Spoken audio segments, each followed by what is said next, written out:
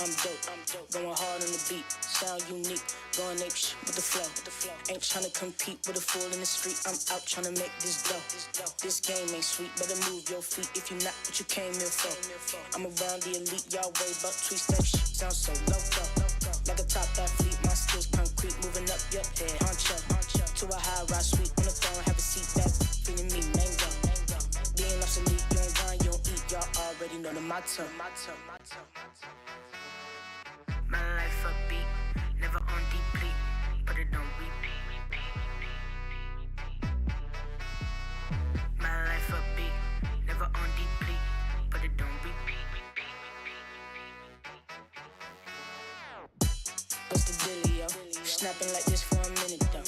Hold it, they know it, no Angelo. Looky, no wiki, I let them know. Gotta get my dough.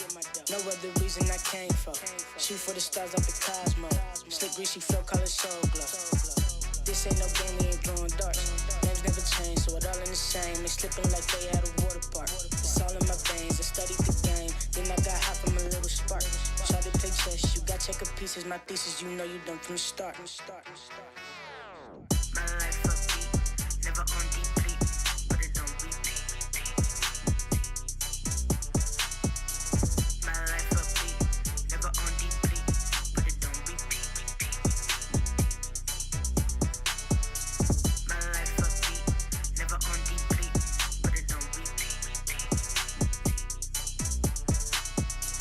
My life upbeat, never on deplete. Put it on repeat.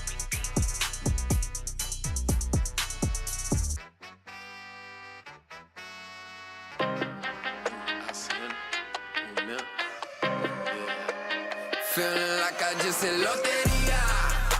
Mami, let's vamos out to Costa Rica. Vive la vida. Oh, you ain't heard words, 6, 7 figures. Feeling like I just hit the lotería. Bust down, shawty wanna bust it down. Shawty moving like you just hit lotería. Living lush now, I just spent a couple dollars. Feeling like I just hit the lotería. My pockets feeling tight from all these bands, you feel me? I pity these. I fill them with dirt and I leave them a rose. I pick up a petal, a leaf in a leaf. Do you love me now? I guess you better go. I got a new pockets, it's lining no door. The hand it goes deep, but it's only for bros. If you walk a line, keep it 10 toes. If it's sending me to cross, then you get let go. Let the beat go bang like a Kurt Cobain. If you know my cara, better know my name. If you rep dream team, put the ink on gang. If you're still out east, do the same bang, dang. Mami, que tú quieres? I know that I'm looking sexy. Cuando lotería, not a young, I stay in flex. Lotería. Mami, let's vamos out to Costa Rica. Vive la vida. Oh, you ain't heard words, 6, 7 figures. Feeling like I just hit the lotería. Bust down, shawty wanna bust it down. Shawty moving like you just hit lotería. Living lush now, I just spent a couple dollars. Feeling like I just hit the lotería.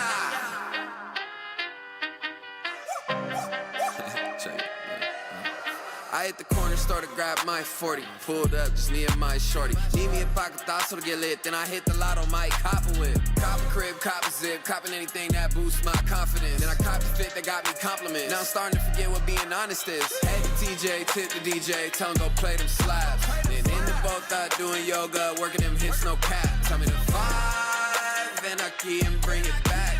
Took another tour around the feeling like I just hit lotería. Mami, let's vamos out to Costa Rica. Vive la vida. Oh, you ain't heard words, 6, 7 figures. Feeling like I just hit the lotería. Bust down, shawty wanna bust it down. Shawty moving like you just hit lotería. Living lush now, I just spent a couple dollars. Feeling like I just hit the lotería.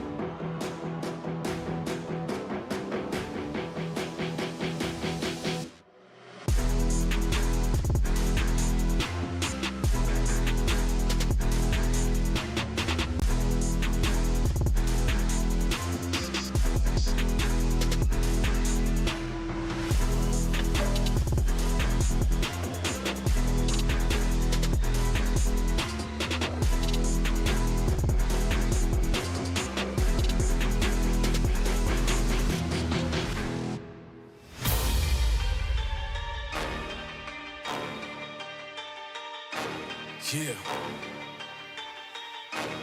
Yeah. Listen. They got me cornered, I'm feeling trapped. Where can I go when I'm feeling like that? To the left or to the right, man? I need some luck like a dice game. 7-Eleven, but 24/7. There's plenty more coming and plenty with weapons. Got my head on the swivel wherever I'm stepping. Stay low and be civil for better protection. Cause there are consequences and repercussions. When you violating and be disruptive, they'll annihilate you and leave you nothing. Now I'm waist deep in these discussions. I'm waist deep, gotta get out. I'm waist deep, gotta get out. What I get myself in now? I'm waist deep, gotta get out. Man, I gotta keep moving. It's up to me, I gotta do it.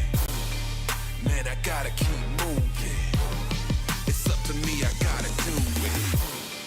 I thought I was making progress. Thought it was all part of the process.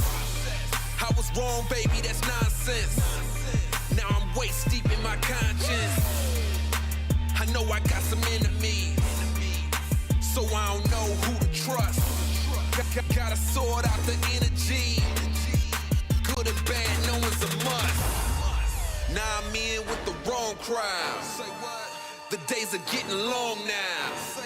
Don't know how much longer I'm holding out. The time is ticking, it's going down. I'm waist deep, gotta get out.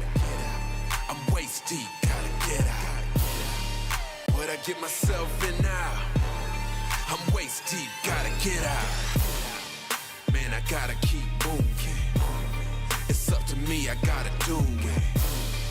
Man, I gotta keep moving. It's up to me, I gotta do it.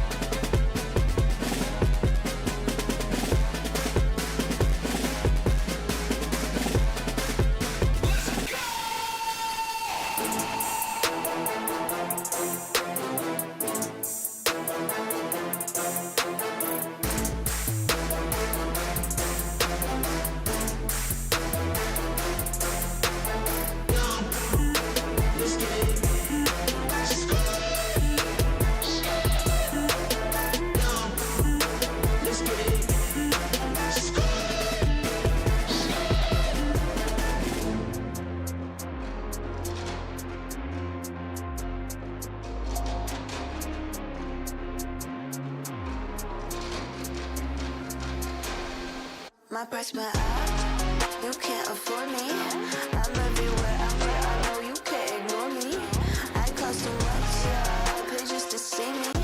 They're taking notes, so yeah, I know they wanna be me. Money makes a girl act different. All couture, yeah, I made it out the kitchen. I don't wanna listen, took to a boy with a severe lack of vision. I'm on a mission.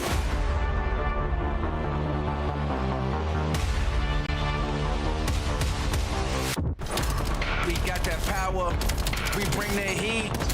It's winning hour, It's no retreat. It's time for beast mode. Our energy is on the leash. We in the red zone. We stand alone. We Ravens looking not great. We're undefeated. We stand alone. We undefeated. We undefeated. We stand alone. We're what a undefeated. We born for the battle. We got no time for peace. Got them living in our shadows. Gotta give it all for the team. It's time for beast mode. Our energy is on the leash. We in the red zone. We stand alone. We undefeated. We undefeated. We stand alone. We're undefeated. We're undefeated. We stand alone. We undefeated. We undefeated. We stand alone. We're undefeated.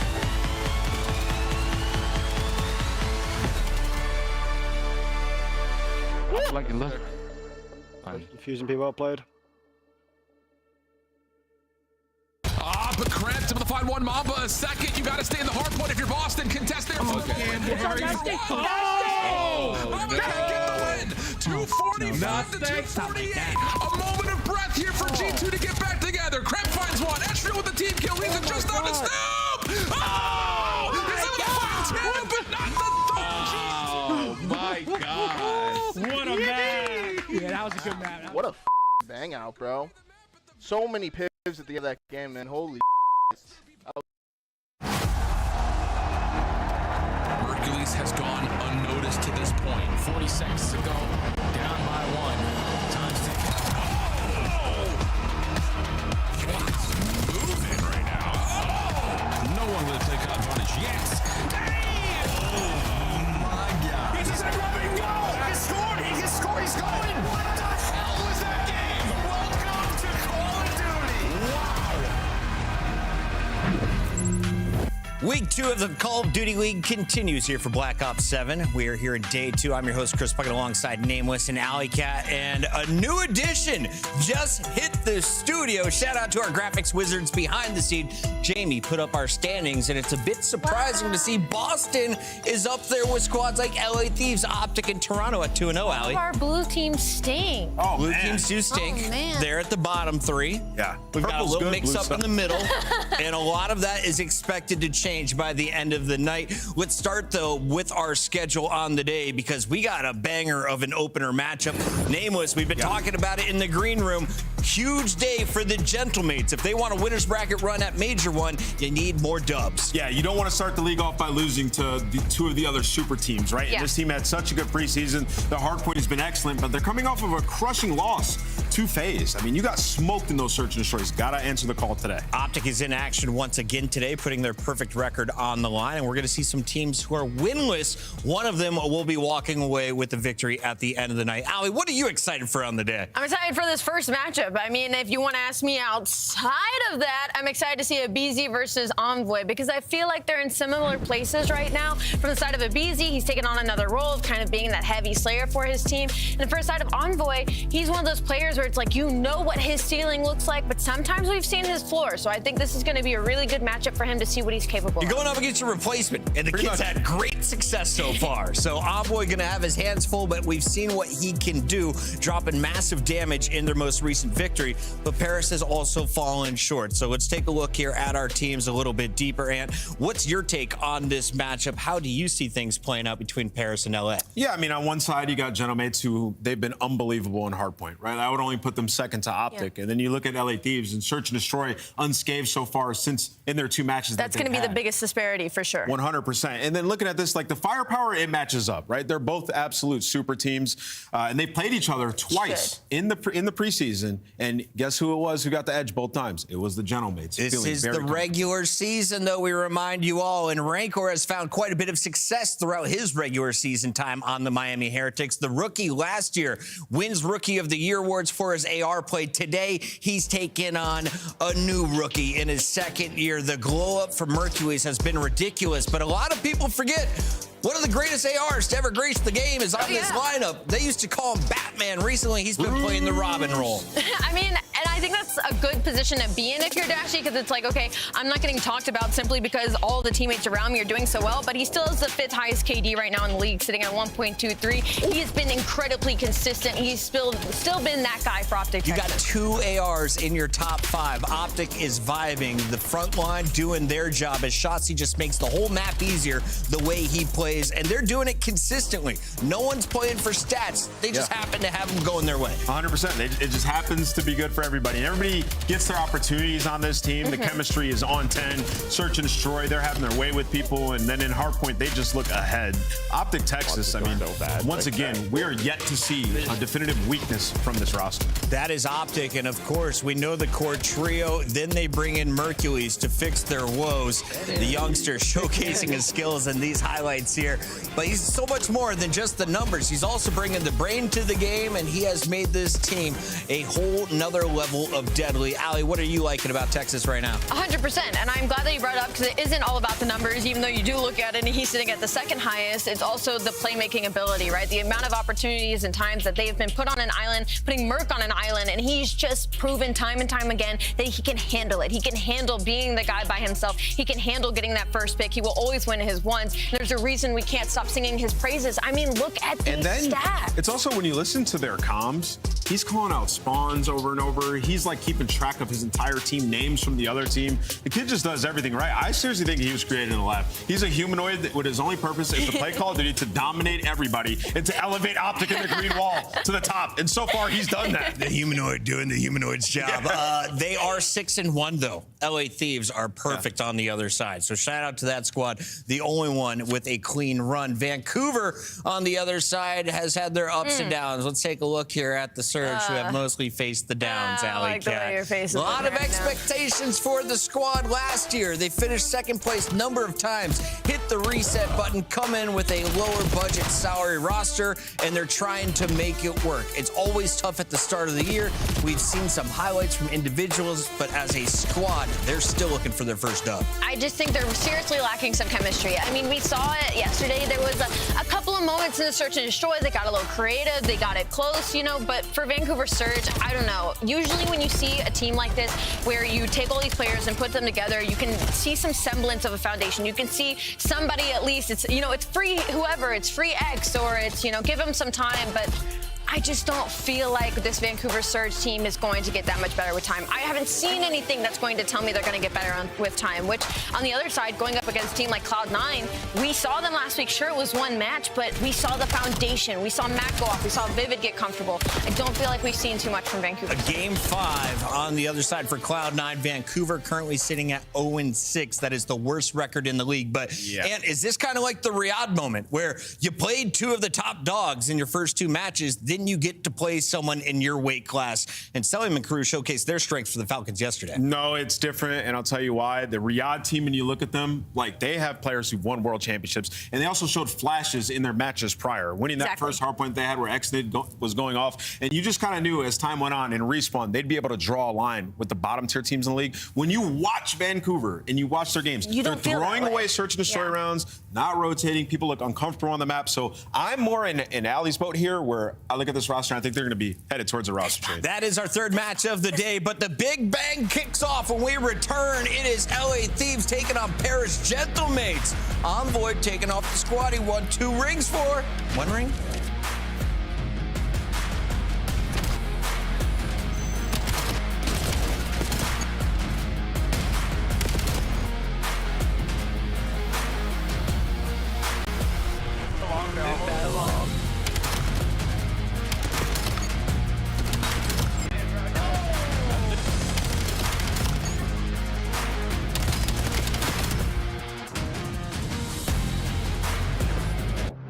Start the season strong with the 2026 Call of Duty League Pack. Grab yourself the CDL operator by scanning the QR code on screen or check it out in the Call of Duty store in-game now.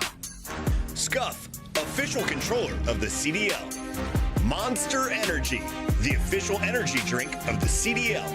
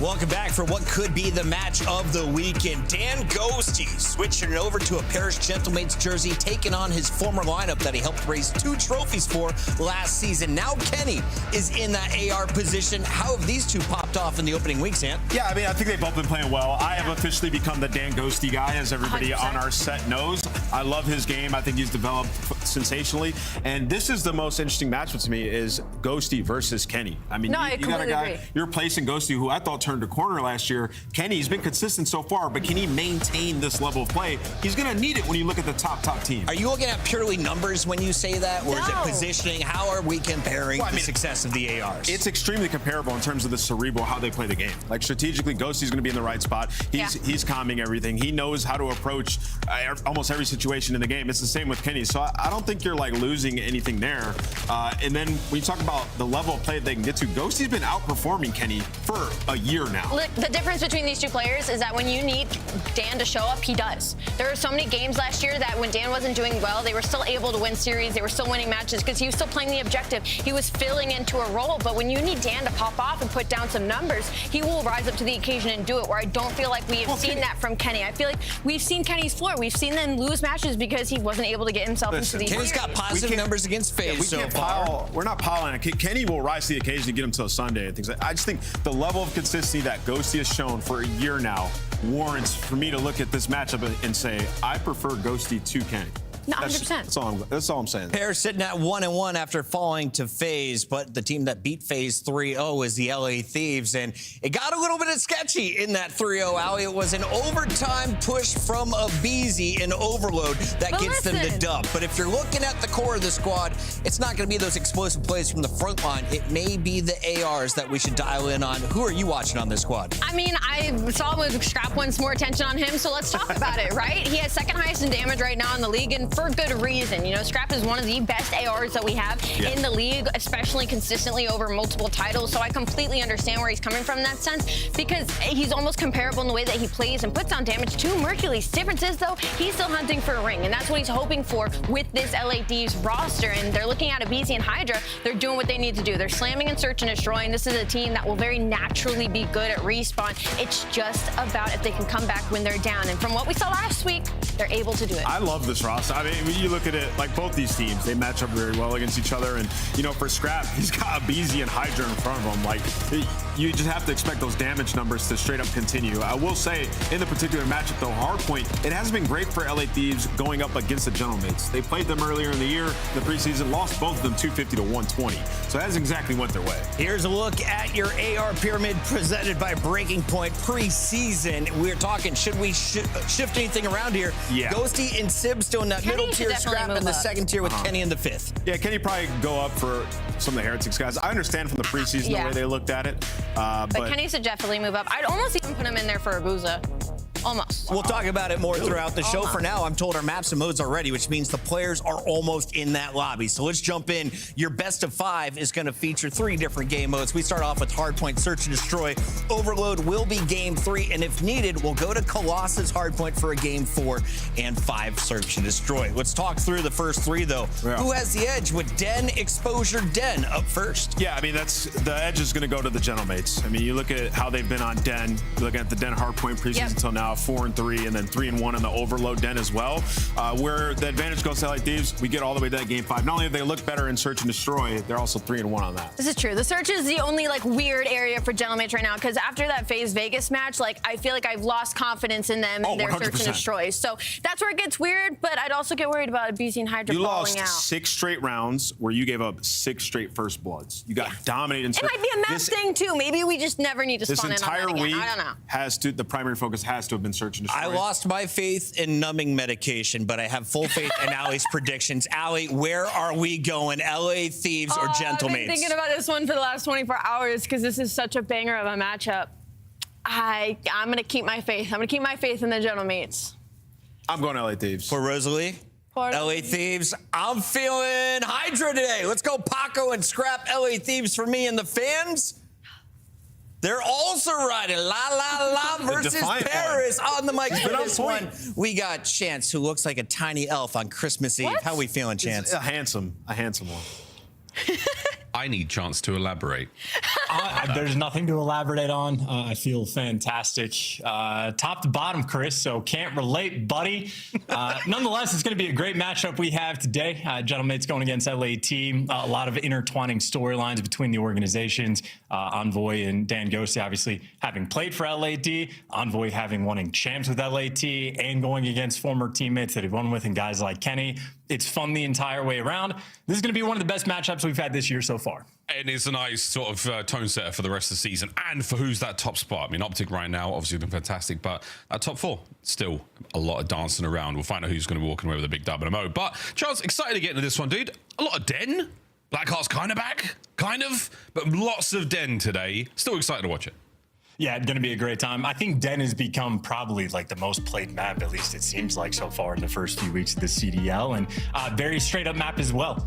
Very well structured. I think for Overload, it's incredibly well balanced as well. So it is a map where you can truly set yourself apart. And I know that Overload especially going to be a focal point in this series. LAT, the death touch on it, the stats they have so far look incredible. 5 goals per map played. They've been dominant in the game mode. And I think Overload, at least initially, seems like where your teamwork really gets shown off the most. So I think Gentlemen's definitely have their work cut out for them.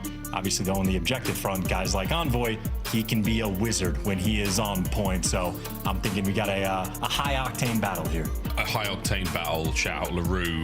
Again, when it comes to a squad like this, you've definitely got a high ceiling with the objective minds. This is something we're not worried about. I mean, the Search and Destroy 6-0 was a real struggle, but as Ali said, could have been a map thing. We'll find out if it's a matchup thing, more data throughout the year accumulated. And of course, a squad like the Mates with that objective mind, they will be putting in the work. They will be figuring out their weaknesses and how to get over them. But for now, it looks like the fist bumps are complete, and that means it is nearly time to dance, boys and girls. Our first hard point really should set the stage for the rest of the series. S&D's a different beast. Overload, a fun mix of both. But for now, straight into the hard point. Kicking things off here on Den. Yeah, and no, Miles, we can definitely touch on it more when the S&D comes up, but a great thing for the Gentlemates, acknowledging those first bloods, their defeat in the S&D against FaZe.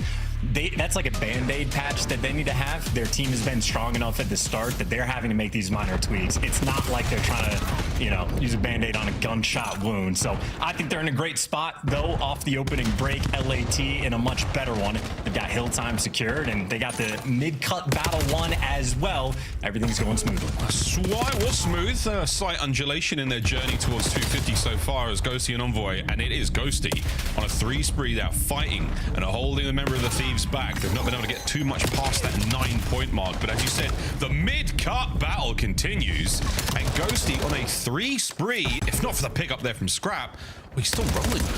Great start. Prime position. Envoy is able to give you 2, but as long as Scrap is in the back line, yeah, the minimap's going to be weird. And LAT already set up on rotation, so you trade away the final 10, but you make sure you're set up over towards new. And this P2 is going to be a highlight reel machine, where even though LAT got there first, Ghosty already chopping a couple people down. It's a battle for the back spawn. Scrap doing his very best. Neptune, though, off the respawns there. And Hydra, well, talk about being inside of a pinch. Instantaneous break there for Paris. Yeah, perfect work. Envoy was the first man in, first to fall on the counter-attack now from the LA Thieves. On the Sid, powerful damage. Second man's not going to go down. In a scrap in a time, he and Kenny get theirs. Ghosty down and out. Last man is fighting tooth and nail. Envoy from spawn, and can he keep it together? No, it's a break for the Thieves. No trophies, though, so the bloodbath is going to continue. Tagged up by the nades, Kenny doing a dance. Sid gets the best of them, and the trades rolling through. Hydra, last man standing for his team, and he gets cleaned up. Now you got another pinch because Kenny spawns in the bag. Gentlemates not going to be able to read this. Good news, though, they have extra bodies, so Kenny gets a freebie. And maybe the trade's going to be quick, or maybe Kenny just gets to slow a few players down. It's an extra kill, baits the kills his direction, cleans house, and LAT at this point, well, the stats look great. The rotation, a little bit mixy. Scrap holding it down. Hey, holding it down. Well, new hot points up. We are there first. Still on board with Scrap, still holding it down toe-to-toe with Sib. It's a main AR battle now, waiting for the next wave. Stands up over the sides. Here comes Hydra on the left flank. Trades in and out. We're going to go right to the point, and Kenny brought down immediately. Neptune and Ghosty get theirs, and another break for the Gentlemates.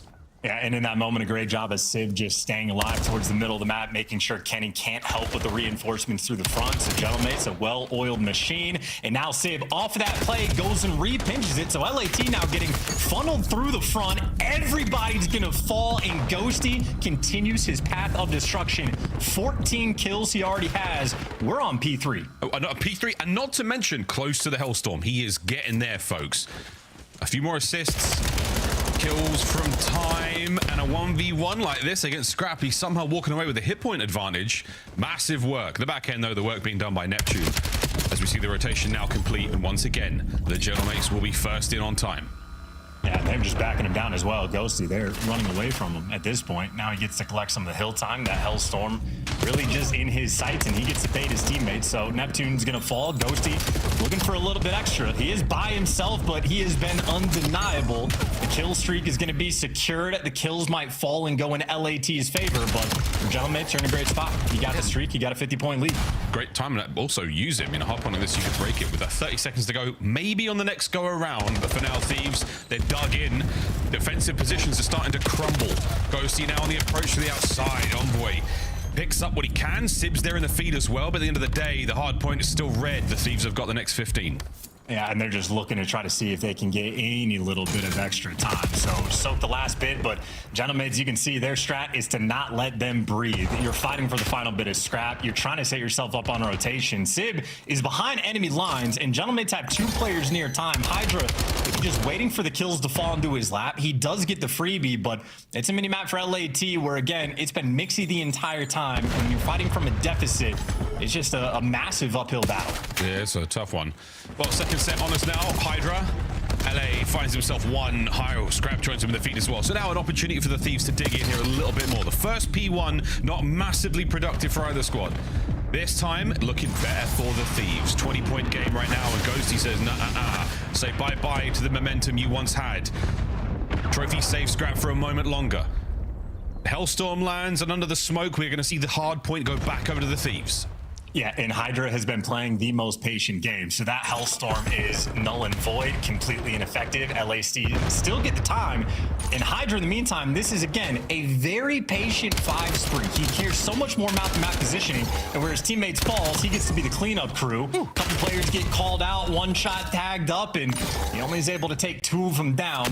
Nonetheless, LAT fought back. He get rid of the streak. It's only a 10-point game, but now we go back to this ever so faithful P2 battle. The bloodbath is going to continue, and right now LAT have no pressure on the pinch. First time it was back-to-back breaks for both of our squads. And this time, it looks like the mates are going to hold. Last man there, Scrap, absolutely dancing, making them sweat for it. A pinch is now on with Kenny once again. Opportunity to get towards the back. Doesn't block the spawns. Reinforcements will be close here from the Gentlemates. Now the front line pushed out by Sib. Lovely work so far. And not a lot of pressure on time. Bears has been on point, man. This P2, they've just been dominant. This is another 5 spree now for Ghosty. This is back-to-back P2s where he has just simply been that guy. Anytime this man pulls out the Dravic, it seems like he's good for a highlight reel play. And funnily enough, the most dominant hills I think we've had this game have been P2, so I'm expecting a bloodbath. Paris might just have it dialed in. That's a ridiculous stat line with a minute 20, 21 and 9. Well, once again, Thieves, we get into position first over to the throne. We're going to check those status on who the king is right now, because Ghosty, 7 in a row, 23 in the bag, and that's the hard point as well. I mean, listen, he's out here trying to prove a point, right? A 50-point lead, another clean, just perfect break. Everybody in position. Paris, this has been a pretty unchaotic hardpoint map as well. Outside of maybe a single hill, I feel like Gentlemates have just been sort of firmly in control. Now you're taking the fights purely through the front. You got the mid control. You don't have to worry about that. It's all guns forward. Envoy gets 1 damage on the second. Ghosty over here looking for the trades. The damage is good. The cleanup is good. And then Ghosty can do no wrong. Another 3-piece, another streak. The man is 26 and 10. He drops the perfect detonate as well to slow down the next guy. I know where to pick that up, but you'll take it. Paris Gentlemates, what a run so far. 178 to 106 as the LA Thieves struggling to find themselves here on Den. Stay on board with Ghosty. He's an animal. Has he got another streak? For the love of God, man. he does. Maybe that's why he called the first one in. Yeah, he's got the crossing. I have not seen this man lose a single gunfight. Now he gets the kill. Well, not the man that replaced him. That was a Beezy that falls second. And the one-shot kills are rolling through. I mean, this is just a perfect Call of Duty gameplay coming in from Dan Ghosty. No notes. No notes. Well, the player cam is getting pretty lit. He is roaring. Here comes another one. Perfect snap. More damage. Hydra can't find the kill. He wants it with the Jaeger. Wanting the jump chal as well. Ghosty still finding time. Flanks are on. And a break now from the LA Thieves. And boy, did you need it. I mean, does it matter? It's a 100-point game. Not that I'm over here trying to doubt LAD, but at this point, I'm just bigging up Dan Ghosty. Yeah. I mean, Neptune, Superstar Slayer, finally give him a little bit of love as he's cleaning up kills towards the middle of the map. But, I mean, Gentlemates are just on top of everything. That is another two-piece, by the way, in the feed there for Dan Ghosty. You got now number 6 set up inside of Broken. Sib gets to play off him. And if you're LAT, I mean, you're just sprinting into an absolute blender. You make it through the front line, and well, you get chopped down as soon as you get there. You're back towards these 50-50 fights, and I'd say LAT maybe have a small edge, but anytime they get towards the middle of the map, they get cleaned up instantly. Come on. I mean, we were giving our certain flowers to the Sibs, the scraps of the AR world, but it is Ghosty today, 36 and 13, soaking away time. Sib in there. As Ghosty now with a coverage, finds himself one. Snap on, and the next man is good enough for his teammates. And now another clean sweep as the Paris Gentlemates rip the LA Thieves into pieces. And, I mean, I don't know how you feel about this, Miles. I feel like a triple positive KD from Dan Ghosty. That's pretty good at 38 and 13, 2 minutes of hill time.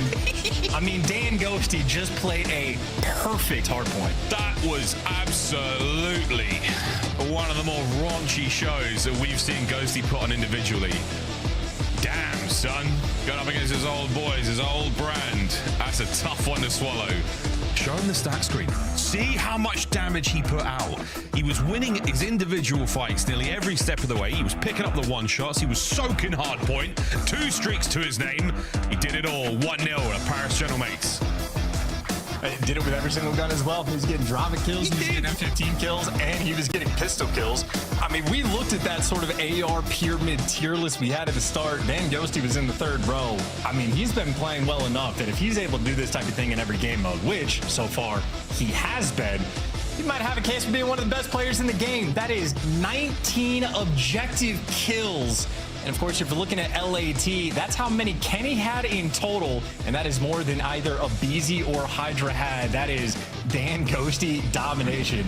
I mean, that's the best hardpoint map that's been played all year. Absolutely. Echo, play the kill by 30 Seconds to Mars. We're about to watch the Ghosty montage. Damn, son, that was a great start. Fantastic map from him. And for the Paris Gentlemates as well. Good target's probably laughing his face off right now. Good start. But we're not out of the woods just yet. That's right, Search and Destroy coming up on the real test now for the Paris Gentlemates makeup. They struggled in the past. FaZe taking them to task. But after this chance, I mean, it starts to feel like, I know it's the start of the series, but that's the kind of confidence boost that can go a long way. I mean, you just get to breathe. And keep in mind, for like the other Gentlemates, it's not like they had to expend any energy at all on that map. Like, I think that was a very casual. Very easy, more or less coasting. I mean, honestly, no flaws, no notes, no hills that were done really poorly, no break attempts that were failed. Nothing to be upset about. And again, to the conversation of the S&D, if you're talking about that sort of Band-Aid solution, they have a bad map like that. It is now easy in practice of what you need to focus on as a team, because their hard point has been perfectly fine. That's huge, man. Huge. Well, again, I didn't hate what I saw at the Thieves either. I mean, good breaks from both sides. I did. You couldn't, you couldn't stop this guy. You couldn't stop him. It was brilliant. And that was a true beatdown in the most honest of... I mean, Ghosty's even surprised. Like, guys, look at this. All right, game flow. This is how it all went down. And it is going to be, again, relatively close. And then Ghosty takes over second set. It seems to be a trend now, Charles. We're seeing that second go around. That's really the difference maker. Some teams have got the legs, others don't. Well, Den in the books, ladies and germs, Ghosty, what a map. And just to acknowledge it even further before getting into the exposure S&D, for a 250 to 116 beatdown, Dan Ghosty, the 38 kills I think he had, if it was a remotely close game, he would have just blown that kill record out of the water. I think Afro right now has the kill record on the year. He dropped 44.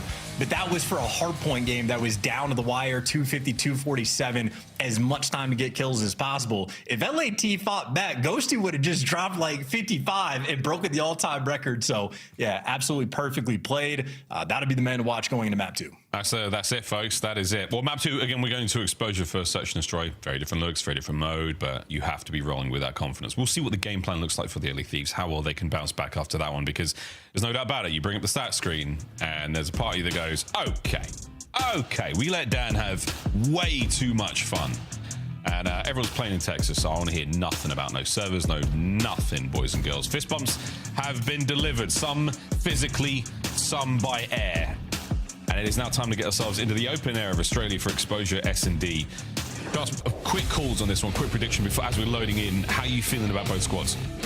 I mean, feeling great. If you're looking at the S&D stats specifically, you would imagine LAT have a clear-cut edge. Envoy in this game mode has not found that initial success you're looking for. I think you had like the 0.5 KD, and on the flip side, in Mbizi, he's got over a 2, like a 2.25, and Hydra's right there with him. So the SMG duo has been slamming in S&D for LAT, so a massively beneficial thing.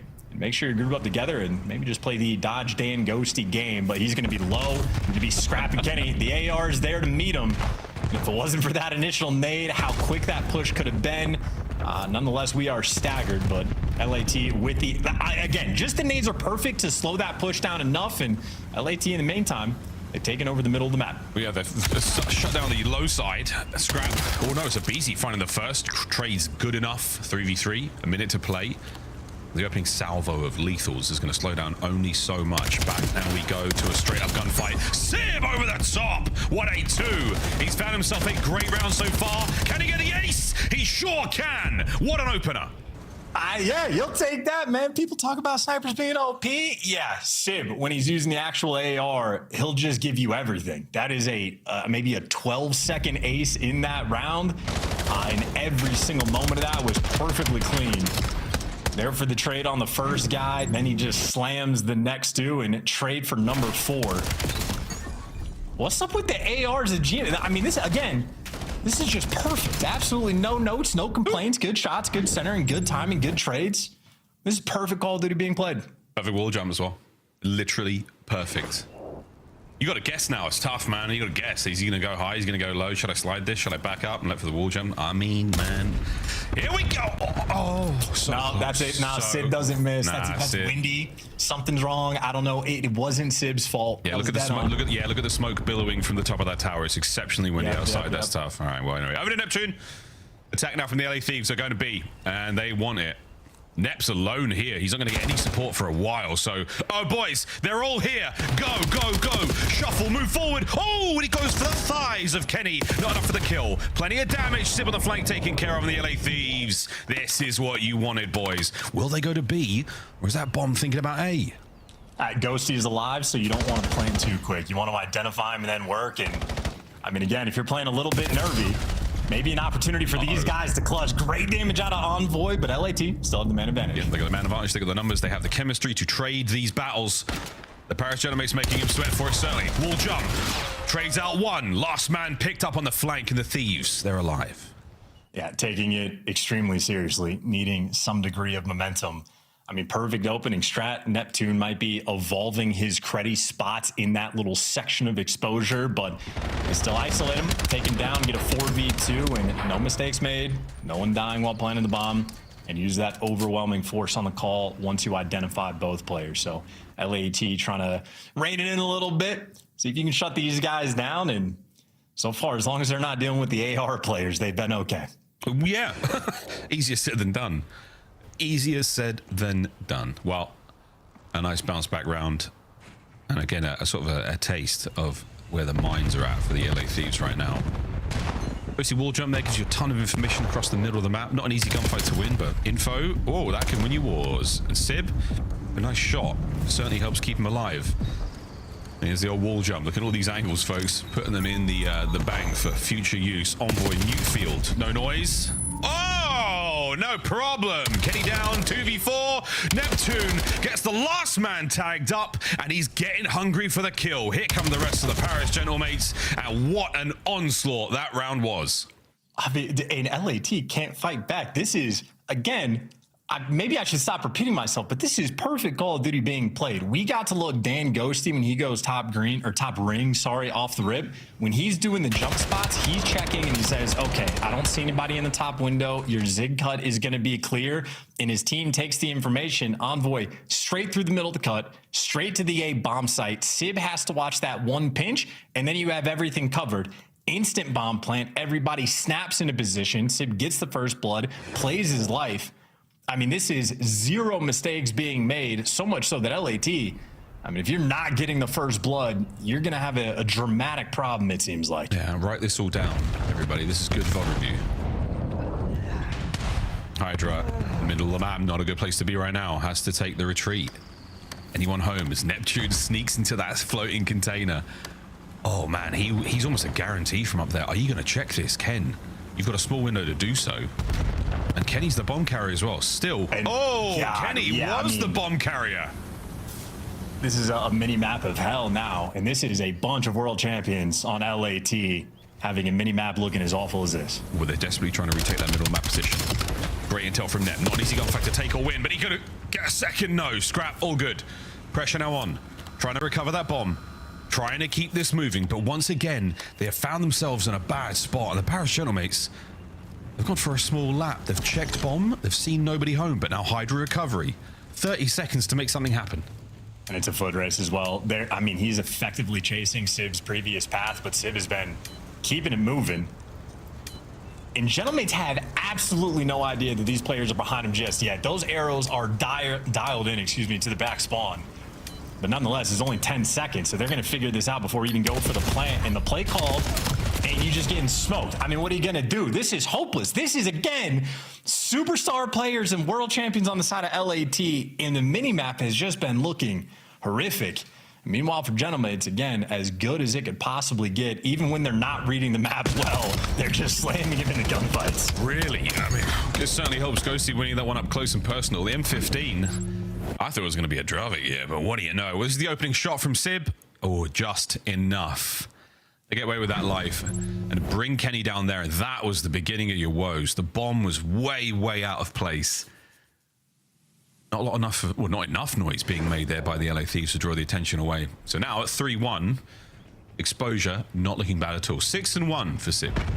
And Ghosty's doing the same thing. Check the middle window, check Zig. This time Hydra and Scrap are going to be there. So Paris Gentlemate's going to have to adjust their structure. And Neptune is already behind you.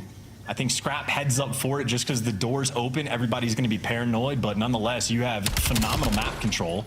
Oh my! And an easy first blood. We're not shooting back. No, not even not shooting, let alone in the direction of. Trade's all good though, but Ghosty playing the deepest of all time deepest. Manages to catch out one. Avoid the bump line now towards the A side of the map. Sid might have found a corner. Doesn't indeed. So Hydra gives his boys a fighting chance. And they need big this tags. round. All big tags as well. Through the smoke. He stays alive. Ghosty now has to retreat in the 2v1. The bomb site wide open. Anyone on the defuse? Not yet.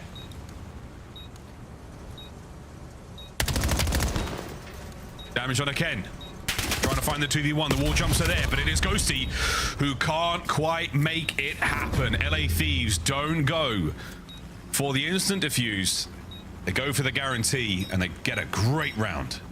Yeah, well, massive there out of Hydra. I think that was in ace form, and if not, he got at least 3 in that round, and maybe a small moment of Envoy having a case of the sprint, getting the call out, trying to hunt down the man in the smoke. But Hydra gets the best of them there, and that is a ever important bailout round from LAT just to stabilize. Again, it was a free first blood for Neptune, but Hydra's there for the trades, and then, yeah, Hydra here just to do everything in this round. And I think, quite frankly, just the most important one being that catch on Envoy. Catch that man slipping. Have a little advantage now, and you're back on the attack, trying to string something together. Yeah, whether it was comms or whether it was just intuition, a wicked kill. Well, we've taken a lot of min-map presence now. Hydra still on that 4 spree. Hellstorm were huge on this map. Kenny, unfortunately, brought down there by Sib. Great gunfight win. That was an unbelievable one. And Hydra, yeah, man, that suppressing fire is going to be more than enough to deter you on the way towards the A-bomb site. You've still got the space. You've run out of manpower, though. You're going to get caught everywhere you go. Yeah, you lose that first blood, and you're just so uncomfortable.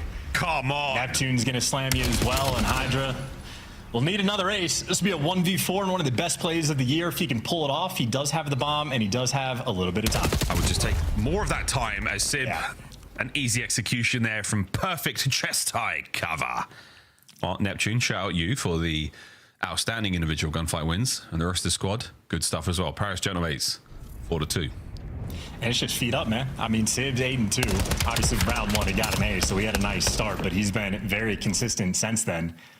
I think Sib, now that I'm thinking about it, he got the first blood on a BZ the round he got an ace. He got a first blood on Ken with the snipe when Ken had the bomb down low. He just got another first blood on Kenny, sort of in that beat or like that mid-cut fight as well.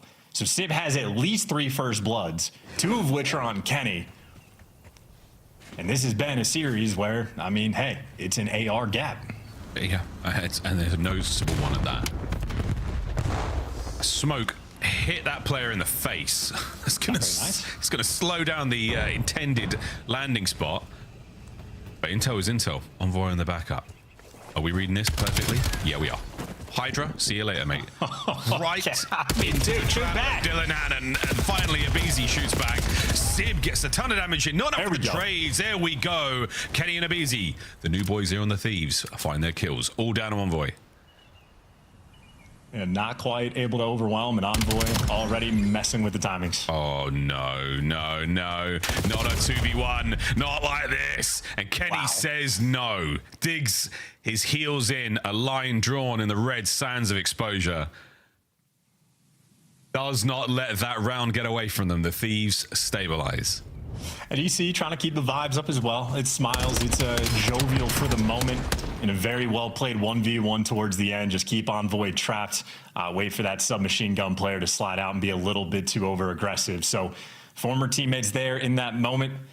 Situation, the 1v1, where you're playing the man, and Kenny does a really good job to keep things stable. Him and Abizi, massive work on that back A site, or B site, excuse me, just to make sure things don't get out of control, because the round certainly started good for Paris. But LAT have had 2 rounds now where they've battled out of hell, and they're going to need a third. If you're going through hell, keep going. It's not over yet. It's not looking great. You're down 2 men. Here we go, Abizi. Oh, no. Oh, no. It's a 1v4. We couldn't even get it. Oh, ah! Not the knife in the smoke. I'd be smiling too, brother. Oh, goodness. Let's get a replay of that. Oh, man, that's terrible. That scared me, man. I jumped out my gaming chair. Oh, no. Nep, where is he? Close left. Got him. Okay. That's horror. Jeez, it was even worse for Mavis POV. Yeah. Well, thank you, Mr. Churchill, and thank you, Mr. Hitchcock, for doing great work over there, Moss. Map point, Paris Gentlemates. What a series this has been so far. Quite literally cinema. All right, where are we going now, you psychos? Over towards A. And this is the round 1 strat. So the only reason this didn't pay off initially is because they just got met with every single frag nade. This time it is open field. Oh, the double. Good nades as well in the top window, but at least one player, if not both, missed.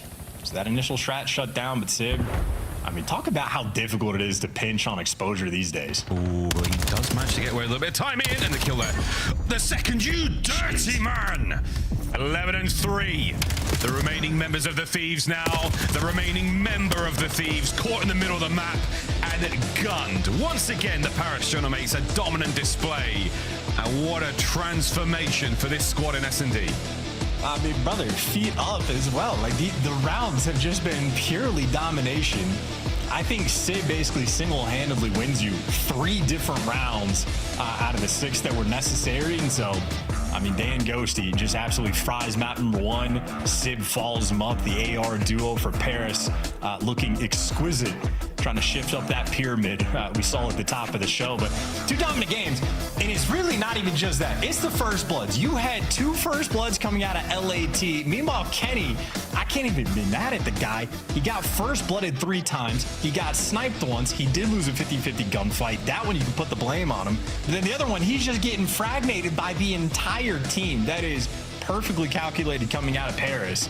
I mean, whatever prep work they did prior to this series, it is as good as it could possibly get, at least for these first 2 maps. I mean, the 6-3, not even really as dominant as at least I experienced that game to be. Paris, this is, I mean, cruise control right now. They are looking fantastic. You're right, though. This next map, Den Overload, could be a very, very different affair. And then we get to the Colossi section of the series. At that point in time, well, so far, so good. Très magnifique if you are a Paris Journalmates fan. And if you're not, it's a tough one. It's back to the desk with what has been a banger of a series.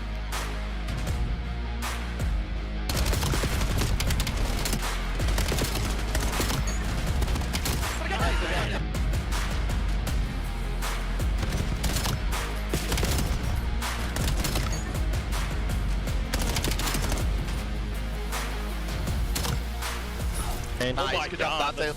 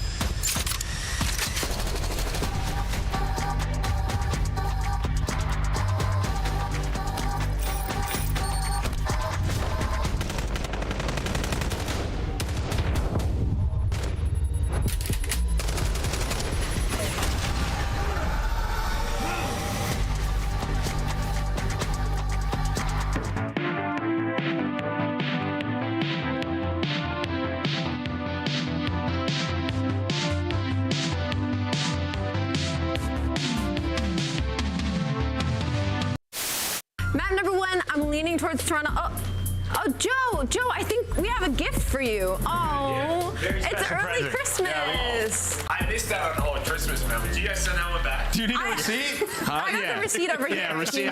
What's the return policy on this thing? I think 24 hours. Do I have to open this? Yeah, you have to open it I first. do? Okay. Hello. This is weird. You look great. It's a brand new Maven. Merry Christmas! Yeah. They really got that on tight, huh? Do you agree with Smokes not being in respawn? I do personally, yeah. You do personally? I do too. I think it would make the viewing experience worse. What did I just see on my screen? Snoopy. Who was that guy? Did you see that? No. Who the fuck was that guy? I don't know. Welcome to the citizens over there on YouTube. There was some random guy, like, see how they have the quad box? Like, there was some random guy just like in the all 4 boxes, and he looked like he was going crazy. Yeah. Yeah. Game pause, folks. Game pause. Someone. We're gonna reset the lobby here. Someone. Whoa! That is horrible. Do it again. What's up, man?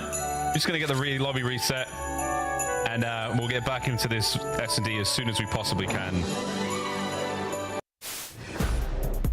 Monster Energy, the official energy drink of the CDL. Scuff, official controller of the CDL. Start the season strong with the 2026 Call of Duty League Pack. Grab yourself the CDL operator by scanning the QR code on screen or check it out in the Call of Duty store in-game now.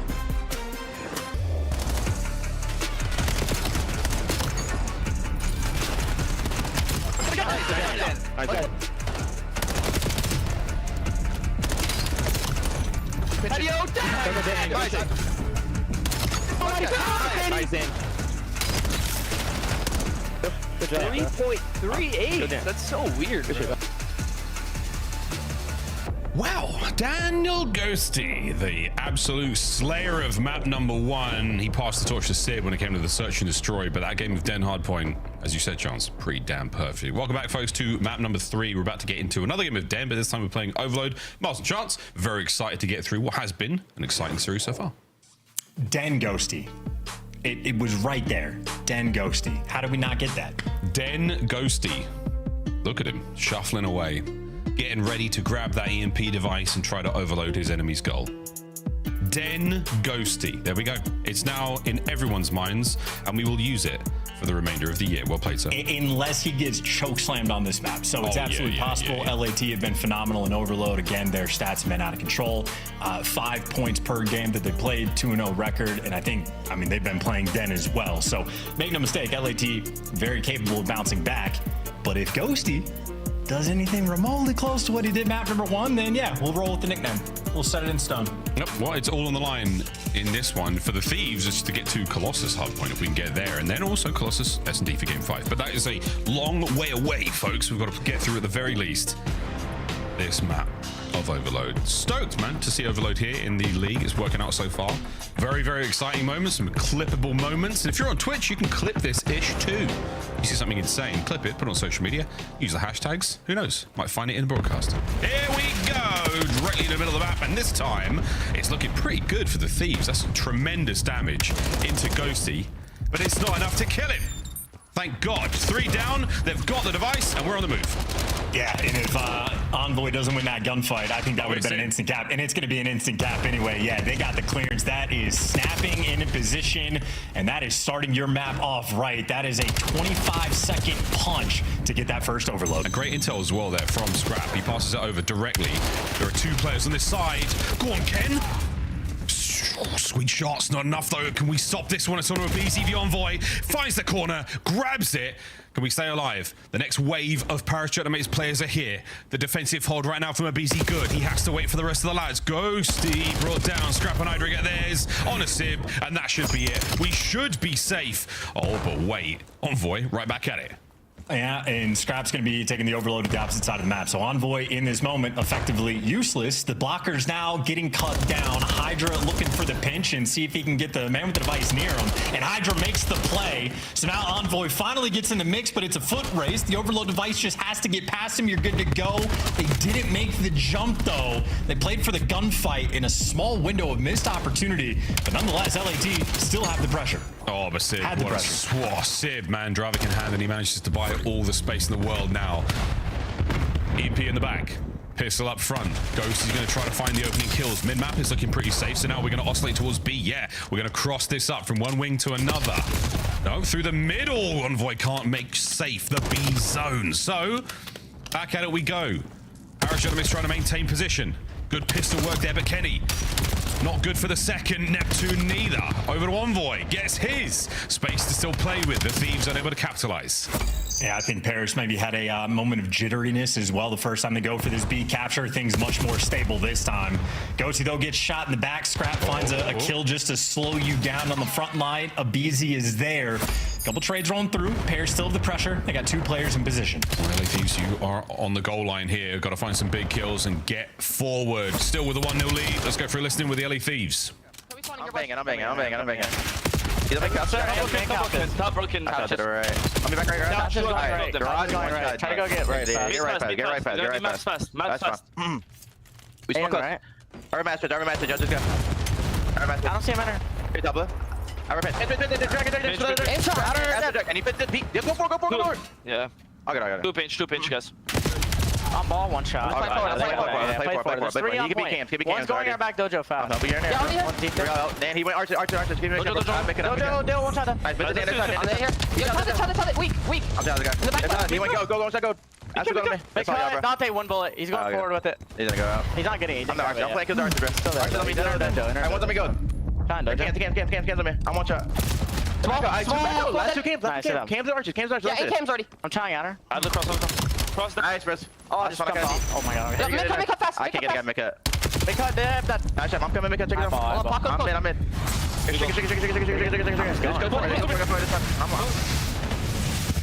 Can we get it through? No! Unfortunate team kill, and that final onto Kenny should make this play done.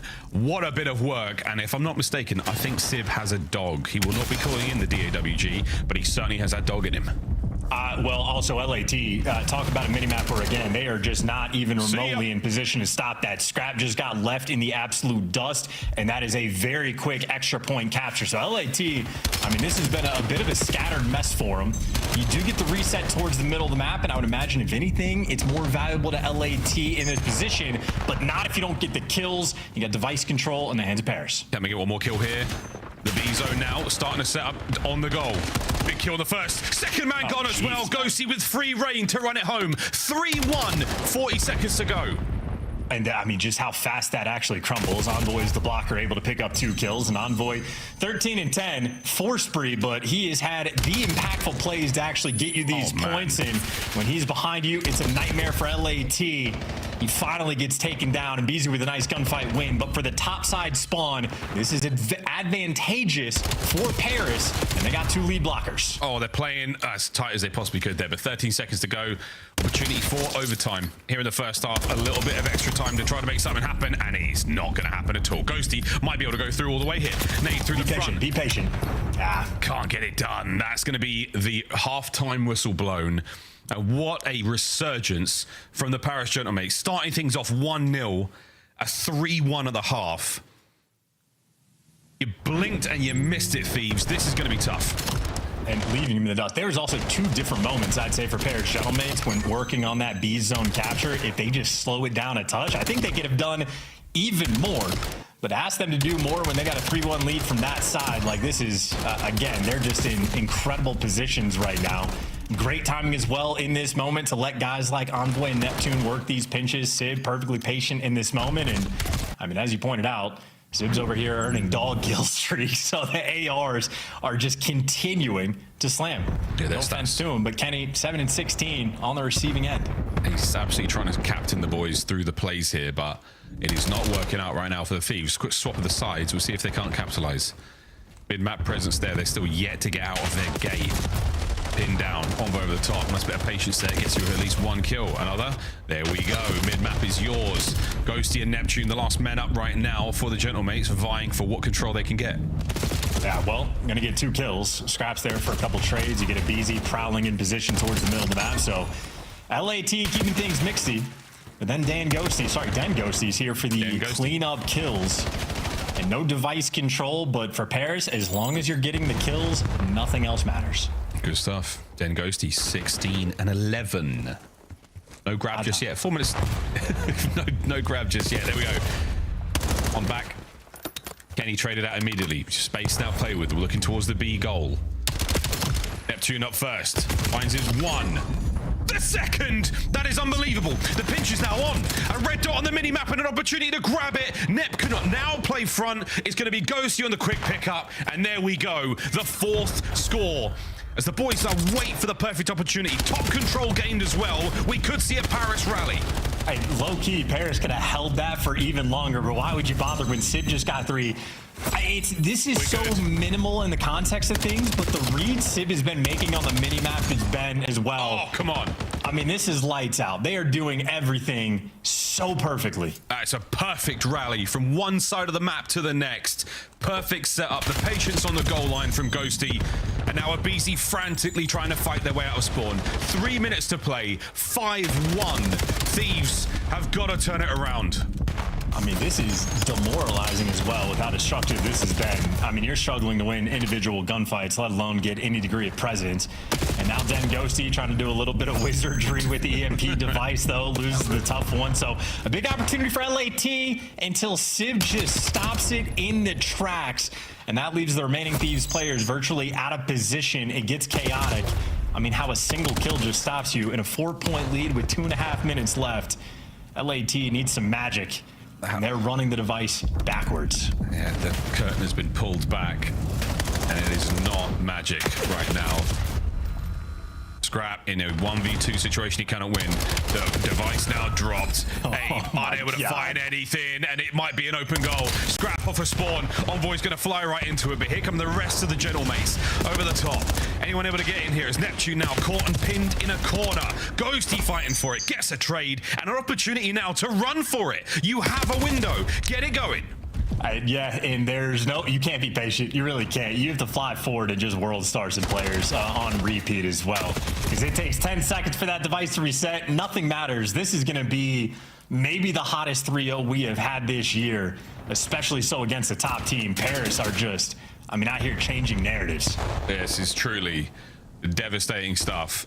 Look at this movement of the device. We're backing up, waiting for reinforcements now. It's a quick cross to the other side of the map. Number 7, Sib, is already in position at the B goal. We are looking to run this one. If somebody can pick up the mid-cut, this is going to be a capture. Kenny's going to react to this. Is he going to be a reacting time? No! Envoy, what a block! Sib looking to catch another one here. A man on the inside of the goal. Ghosty through the window! No! What a save! Envoy finds the kill. The 6th is in. Brother, say good night. What a terrible day at work for LAT. You wake up, you warm up, you get a scrim in, you try to get the guns hot, and then you just play a series that lasted 28 minutes. And you're making Paris look like one of the best teams in the game right now. This has just been dominant, destructive. You're looking to get the 8-point cap just to add salt to the wound.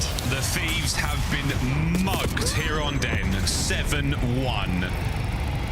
Top spawn now. Envoy can take his sweet time with that Hellstorm. There might be another one in one of his teammates' back pockets as well. Good lord. Den Ghosty grabs the objective. Scrap has put his controller down. There is no more motion, and there is an absolute slaughter. Paris Gentlemates, 7-1. Give them the 8th. End the game now, because it does technically end at 8. 15 seconds to go here. There is no hope. An utter devastating performance. Sit with those. 8th goes in. A complete shutout at 8-1. I don't think I've seen players give up like that since like MW 2019. Since you get like the 30-point, 40-point leads in domination where it's just mathematically impossible, I've never seen. It's just been such a long time. LAT completely smoked out. Not even a snowball's chance in hell of battling back at that one. That was lights out from start to finish. Paris Gentlemates, whatever you had for, whatever their pre-game routine is, they're going to keep that set in stone for the rest of the year. That is one of the best series, if not the best series that has been played all year. We're talking every mode, start to finish, pure gold. Beautiful stuff, Paris Gentlemates. Really, really beautiful stuff. Den Ghosty. There it is, folks. Yeah. Get it printed on a shirt. Sid with an unbelievable performance as well. Envoy at 31, 24, 26, 23. Nifty. There is not a single weakness on that squad right now. Beautiful stuff. What a series score. 250, 116, 3-6, 8-1. That is how you get it done. The Paris Gentlemates, from rags to riches, from Black Ops 6 to 7. You've got to be feeling real good about that one. Well, GG's, Chance. Dude, this is so insignificant in the grand scheme of things, but even a moment on that overload where there was crazy COD timing for an LAT player to slip the net, go on a pinch, and he got through for free. And I'm watching Sib on the minimap just staring at his own pinch for no reason, and the guy just shows up and works out. So even when things were going wrong for Paris, they were going right. Ridiculous Call of Duty just got played, super typical. I think the record now goes to 2-1. The first blood issue that they had as well in S&D, they make up for that as well. The team looking fantastic. Paris has to be happy. One of the best looking series we have seen in a while. Desk, what do you think? 4 teams started perfect at 2-0, and Allie, now it's just 3. How would you describe it without using your voice? Cinema. That's what that is, right? Yeah, absolutely. Listen, bro, these teams are not even in the same stratosphere. Gentlemates just blew them out of the water. The dropping of Dan Ghosty might prove to be one of the worst droppings in CDL history. The kid is absolutely sensational. No, he was balling. Go ahead, Allie. That's really all you have to say. He was sensational, Ant. You open that hard point and he's going like triple positive. And if that wasn't enough, you go into the map number 2 and it's Sib getting you 4 first bloods just back to back to back. We're talking about the LA Thieves that are supposed to have the first blood demon and a BZ, and Hydra and him are supposed to be the duo everybody is terrified of. And Paris Gentlemates was like, all right. And as good as Ghosty is playing, and you guys are calling him Den Ghosty, I assume he can play on all the maps this well. But also, Sib had more damage than him. Envoy had like 2 less kills than him. Paris freaking fried the Thieves tonight. They fried them. Like I said, they're not even in the same tier. Gentleman's completely above and beyond, way better than the LA Thieves at this point in the game. And when you watch this, like, things were getting so out of hand. Thieves were just making mistakes left and right. You think about this overload. Yeah, there's a time where they're pushing rooftops with the EMP, and Thieves are sending 3 guys through mid. Like, they're trying to draw something out of a hat, like figuring out what do we need to do to like slow this game down and regain control. You look at the search and destroy, some of the early looks, Thieves trying to bang out Solar, people just waiting for them. Okay, maybe we'll take dirt now. You get sniped by Sib, completely countered in every facet of the game, not as prepared. Unnecessary production. Unnecessary. That was like as impressive of a performance as you're going to see in 100%. I will say a 3-0 was not in my cards at all when I thought about this series. I was like spending all night like, oh, we got a banger in the morning. We're going to go game 5.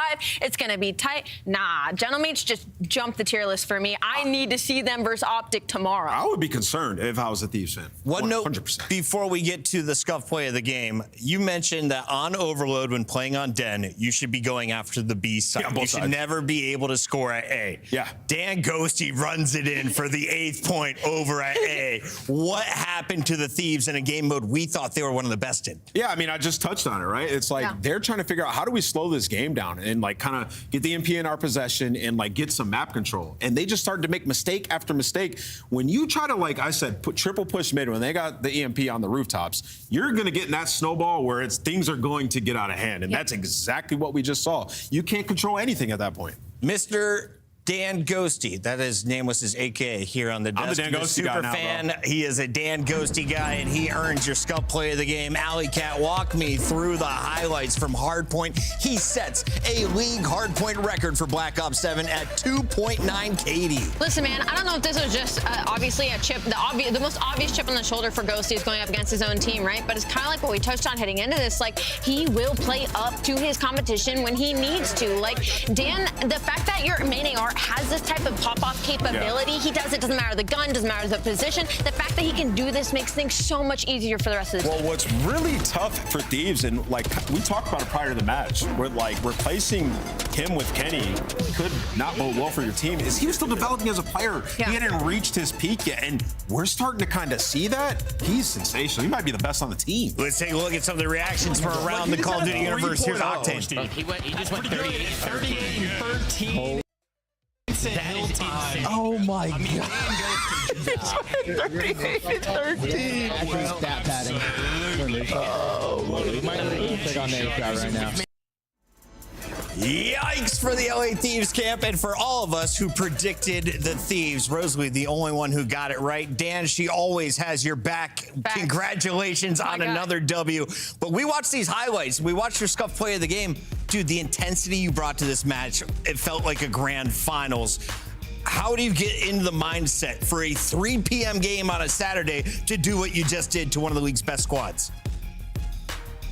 Honestly, it's like the first like official match against Thieves, so there's definitely like that aspect to it. And it's kind of just our last match before the new year, before it's like 2026. So kind of just like leaving it all out on the table, have like obviously a 2-3 week break. You want them to have nightmares about that until we come back. Good to know.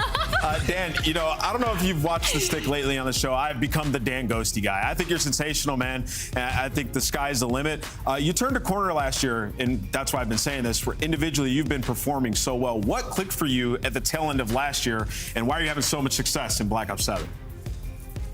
I feel like it's just kind of like growing into like my comfort as a player, how I like to play, just like the micros, if you will, and like kind of like my role on a team and how comfortable I can feel. And just, I feel like it's going to keep getting better as the years go on. What's the difference on this team with this AR duo and Sib versus last year playing with Scrap? I feel like they're kind of similar on paper. And honestly, like as personalities, they're also kind of similar. You know, Brandon, Dante, Ernie, they all like to hang out, Dashy and Scrap. But I feel like there's like a lot of intensity. Dante has like a real big chip on his shoulder from last year, and then obviously the year prior getting second at champs. I feel like he's just got like one of the biggest chips on his shoulder that I've like teamed with as a player, and I have a lot of respect for that. We love that. Dan, I've been kind of tossing this around in my head, just with this new roster and stuff. Do you find that you and Neptune think kind of similarly? Him taking kind of being the SMG version of you, and him kind of and you being Vice the AR versa. version of him, vice versa. That's a premium gas because I think Travis is pretty cracked. So I don't think you guys approach the game very similarly. yeah, I would agree with that. I think we like to play the game fast, like in the most efficient way, and I think Travis has a really good eye for it and a good mind for it whenever it comes like down to the game itself. Awesome. In the moment. Dan, final question for you. Anything you know in French yet? I mean, I do know a couple words, you know, like ça va, you know, bien, and like how to say thank you, and like ask a couple questions. But like, if I'm being honest, not really. I need to learn. Fluid I red need major. to You're before good. You Paris. got time. Keep dropping the thank yous to the watch parties. One final thing. Is there anything you want to say to the Gentlemates fans who have been very vocal on social media, and also to your former fandom in the Thieves who dropped you? Well, the Gentlemate fans have been going crazy all year so far, even though it's really only been a couple weeks into the CDL season with the preseason tournaments, with the announcement. The online support has been crazy. I'm really looking forward to Major 4. Obviously, Major 1, Major 2, 3, but Major 4 in Paris, their home event. It's going to be really cool. And obviously, I know the Thieves fans still supporting me. The same way the Optic fans were still supporting me when I first joined Thieves. And I still, I really appreciate it. The fans make it all worthwhile. Absolutely. One of the best answers right there to a tough question. Guys, we got to go to a break. Why? We've got another match in the lobby already. Heretics ready to take on Optic Texas. Can they pull off another upset and switch up our leaderboard? Or is it Optic tying the top squads or climb to the top of the 3-0, I guess?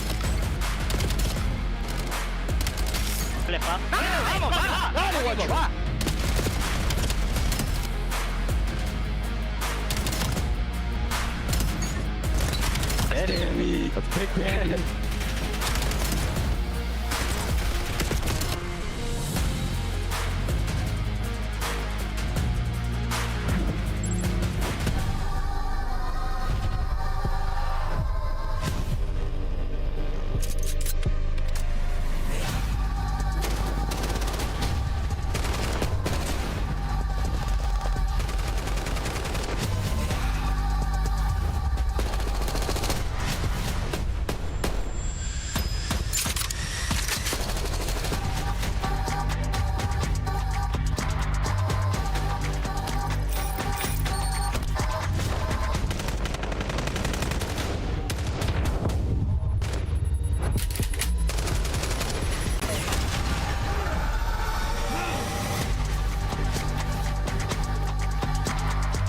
Scuff, official controller of the CDL.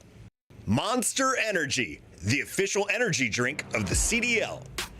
Start the season strong with the 2026 Call of Duty League Pack. Grab yourself the CDL operator by scanning the QR code on screen or check it out in the Call of Duty store in-game now. It's the Emmy-nominated Esports Engine crew.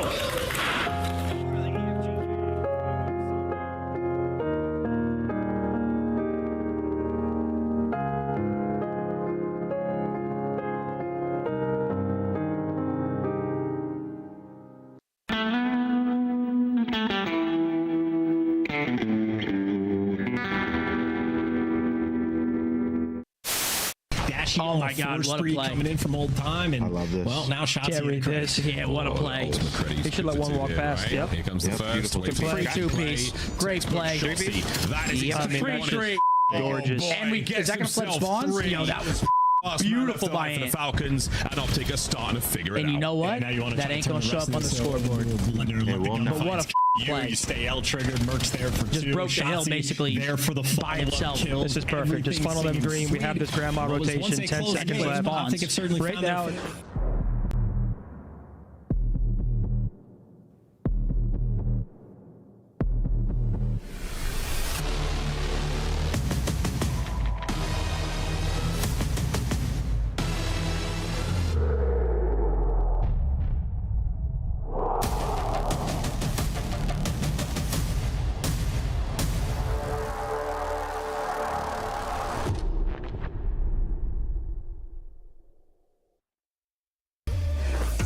We're back in the building, ready for Optic Texas to put their undefeated record on the line against a very tough Miami Heretic squad that is still finding their way with a rookie. We welcome you back in with Rosalie, who is now 12-1 in predictions. Nameless, who still is in double digits, and I'm well behind. Chris. But let's start with the team I think we all think is going to win this. Optic Texas, the clear favorites. Why are they the best? Statistically, their numbers are blowing everyone else out of the water. You got 2 ARs in the top 5 categories.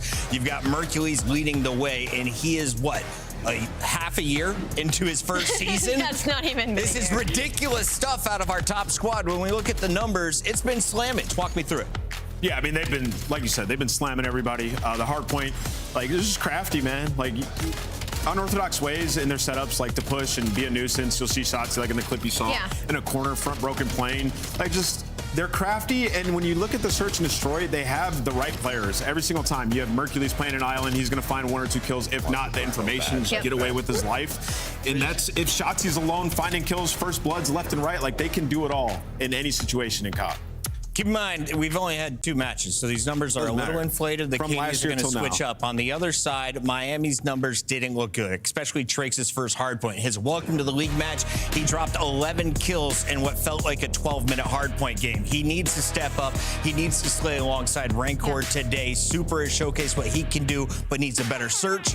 And then I want to see what medals can drop for us. But let's take a look at the highlights. When they played against Koi, this one went the distance when a lot of people thought Toronto would shut him down. Well, so the biggest thing is the slaying power was outside by 39 versus Toronto Koi, and that's, I mean, they're feeling the pain of losing Real, right? Like, we've seen a couple of moments from Metals last year where he was able to have takeover games and put up some big numbers, but that just really wasn't his role in the team. So they are, unfortunately, really heavily leaning on Trakes here to get himself going, to have these hot starts. And like I said, maybe, you know, the Florida curse comes back again and they get a little extra boost versus the Optic Texas, but this is not going to be an easy match for them. Fun storyline for the Spaniards. Trakes, of course, coming from South America, goes to the Stallions. Zuma lets another star go, just like young Mercules. Now they're both playing each other on the main stage. It's time for our Scuff Pick'ems. You saw the maps and modes. I'm going Optic 3-0 today. Dashi dethrones Mercules for the top spot on the leaderboard. It's going to be Batman once again, back to Big Bruce. It's Bruce. I'm going to go with Optic as well. I got them taking this one. I'm definitely going to go with Optic Texas. And the fans, too, will ride with the green wall. It's all green over here. Let's send it to the boys. Merc and Maven, take it away. Thank you. Listen, I don't know what to think about Tier 2 now after that last match, in the sense of what, like, Thieves beat FaZe, FaZe beat Gentlemates, then Gentlemates just piss on Thieves. So I don't know what's going on there, but what I do know, Tier 1, Optic, the boys are frying. No, I mean, yeah, we've seen them in the preseason frying. They are a step ahead. Everybody is just having a blast with this title on this team. So we're going to see if they can keep it going. I mean, Miami was a very good team last year, but what we saw last week is, I mean, listen, they probably shouldn't have gone to a Game 5 versus Koi. I think it was a surprise that they did, just kind of what we saw in Map 1, Map 3. We'll see, though, if a week of practice maybe just helped them out. Yeah, if they can put up more of a fight in some of the respawns, or if they can stretch this series out like they did versus Koi. We'll see if they're capable of it. But yeah, looking to see what improvements you made on one side for Heretics, and for Optic, like what are you trying to take away from this series? Just show you still reign supreme. Yeah, I mean, when you are sort of, I don't know, a step ahead, 2 steps ahead of everyone, right? It's just sort of fine-tuning these small details, what you're working on in practice. I mean, if you've been like watching scrims of them online, depending on who they're playing, honestly, at times they just seem kind of bored. They are just destroying teams, so they have to find that sort of will to put it all together. And we've talked about this, especially, you know, with how that FaZe team was year after year. Like, staying on top and staying ahead is very, very difficult. Optic haven't really been in that position that often over the last stretch of the CDL, like where it's been a long stretch where they are the favorite, they are the best, people are trying to mimic what they do, watch what they do and everything. And it's a different type of difficult. Like, it's difficult to like catch up, sure, and learn, but like, it's hard to stay ahead. It is. It's really hard to stay ahead. Scrims have to be frustrating at times because you feel like you're just teaching, right? Like, you're playing bottom of the barrel teams. Like, what are you getting out of it? How do you find things to get out of it where you feel like you're just, you're teaching? Yeah, that's probably on like JP, right? He's got all the stats, the analytics, right? With sort of whatever system he's built, but it's just sort of like, hey, on this map, on this particular hill, a lot of the time we lose a good chunk of points. So you're just trying to find whatever. I think for matches, it's probably search and destroy is what you are looking at to really button up if you're this team. Absolutely. I mean, that's where I think, that's where the upsets usually come from, is search and destroy. So we'll have eyes on that one. I mean, it's search and destroy is kind of what extended that series. We talk about Miami's versus Koi. We'll see if that'll be the case here as well. But let's get ripping and roaring into this best of 5. Optic, obviously, massively favored. But on the other end for Heretics, are there some improvements, also videos where they were talking about their belief in Trakes and how they really feel he is going to improve? They believe in that guy. Well, it's just he comes in and gets punched in the mouth by Koi. It does not get easier. Yeah, not an easy schedule to start things off for sure. And again, we kind of talked about with like the league, how deep this league has been. Miami is another one of those teams. If they have a couple of really good showings for some of our top teams, like they did last year, yeah, it's going to be very hard to win this year. It certainly is, but a nice break off by Optic as they find everything early on. Get mid-map control now. Going to be Heretics' turn to try and answer back. And Shotzi's like, what? Oh, he just had his knife out. I just got stabbed. All right, so yeah, you're 4 dead into an immediate break here at P1. Optic back in quickly, but flurry of trades around the point to try and get set up and take advantage. We just watched this map in the last series, absolute blowout. Any, I don't know, big thoughts after kind of the change to the P4? I mean, I think it just sort of balances out P3. It's like sort of 2 big money hills. I don't know. The P4 was just in a really odd location without this room. So I don't know. I think it kind of balances out. If you lose P3 and P4 back to back, you're in trouble. We'll keep some focus on that as we get to it. But for now at the P2, winning it on both sides, I thought for a second it was going to be Heretics, but Shotzi able to win that last gunfight. He's going to spawn everybody up close to him, and they'll have a 4-man push. Yeah, say somebody's got to take a route towards mid. You're all trying to group up on one side. It can be so hard. So wrapping out middle be Shotzi. The rest of his team trying to push it in through the front. Super takes on 2, and then there's your player from mid. That's exactly what you try to do. Perfect pinch and collapse. Well done by Optic. I mean, listen, you are getting your ARs, that duo, into the mix if you are Heretics, right? It's solid stuff, but again, it's a slow start from the subs, and we saw this map 1 just last week where they get blown out. That first map, they just cannot get going. That is a chance where you have P2 control, you can change it into a P3 with these spawns, but Optic do a great job. Now a chance to find an early break. Is Dashi going to try to find the first one, and he does. There's still one player back there in metals. They're going to try to hunt him down. Numbers there for Optic, so now it is all about this pinch, and now you're in trouble. Yeah, numbers here massively. Optic should have the break, and they do. But yeah, no, you're not wrong. Like, in that match versus Koi for Heretics, yeah, Trakes came out. We were like, welcome to the league, young guy. Like, he was getting thumped. He did turn up in that series and start to get going, but you just, starts like this are going to hurt you. Yeah, you can't do it versus the top teams. No, you and can't. Again, just looking at sort of taking advantage of your opportunities. You had one right there. If you finish off a strong P2, you put together a strong P3, you're probably in the lead. Instead, it's a wonderful life out of Dashi, who found 3 on the break. Now he has a Hellstorm. It's a 50-point lead here for Optic. Now Dashi, one of the best pistol players we've seen ever, getting it done as he was running out of ammo during that stretch. Busting in late, it'll be Heretics, but it's going to be late. At least they still have Optic spawning in the back, so you're hoping you can move this now over to the P4. The downside is there was like just enough time for Optic to get off spawn and take some routes. This should be picked up, but Shotzi, I mean, he wins a one-on-one, could really disrupt things, and he's able to do just that. Shotzi can be alone for a second, teammates trying to get to him, but the fact is it's not clean for Heretics, and Shotzi still just being a pain in the ass. Yeah, they just wanted to lock down middle, and then you kind of said it. Everybody else was taking long routes. It was Hook and Shotzi working through outer. The good thing for them is Super spawned up safe, so you pretty much had a free pinch. Hellstorm going to be called in early here to try to break this. Dashi's going to find one. Where is the follow-up? Maybe at least block the spawns. That's going to be on Hook towards the back, but you see where Trakes is.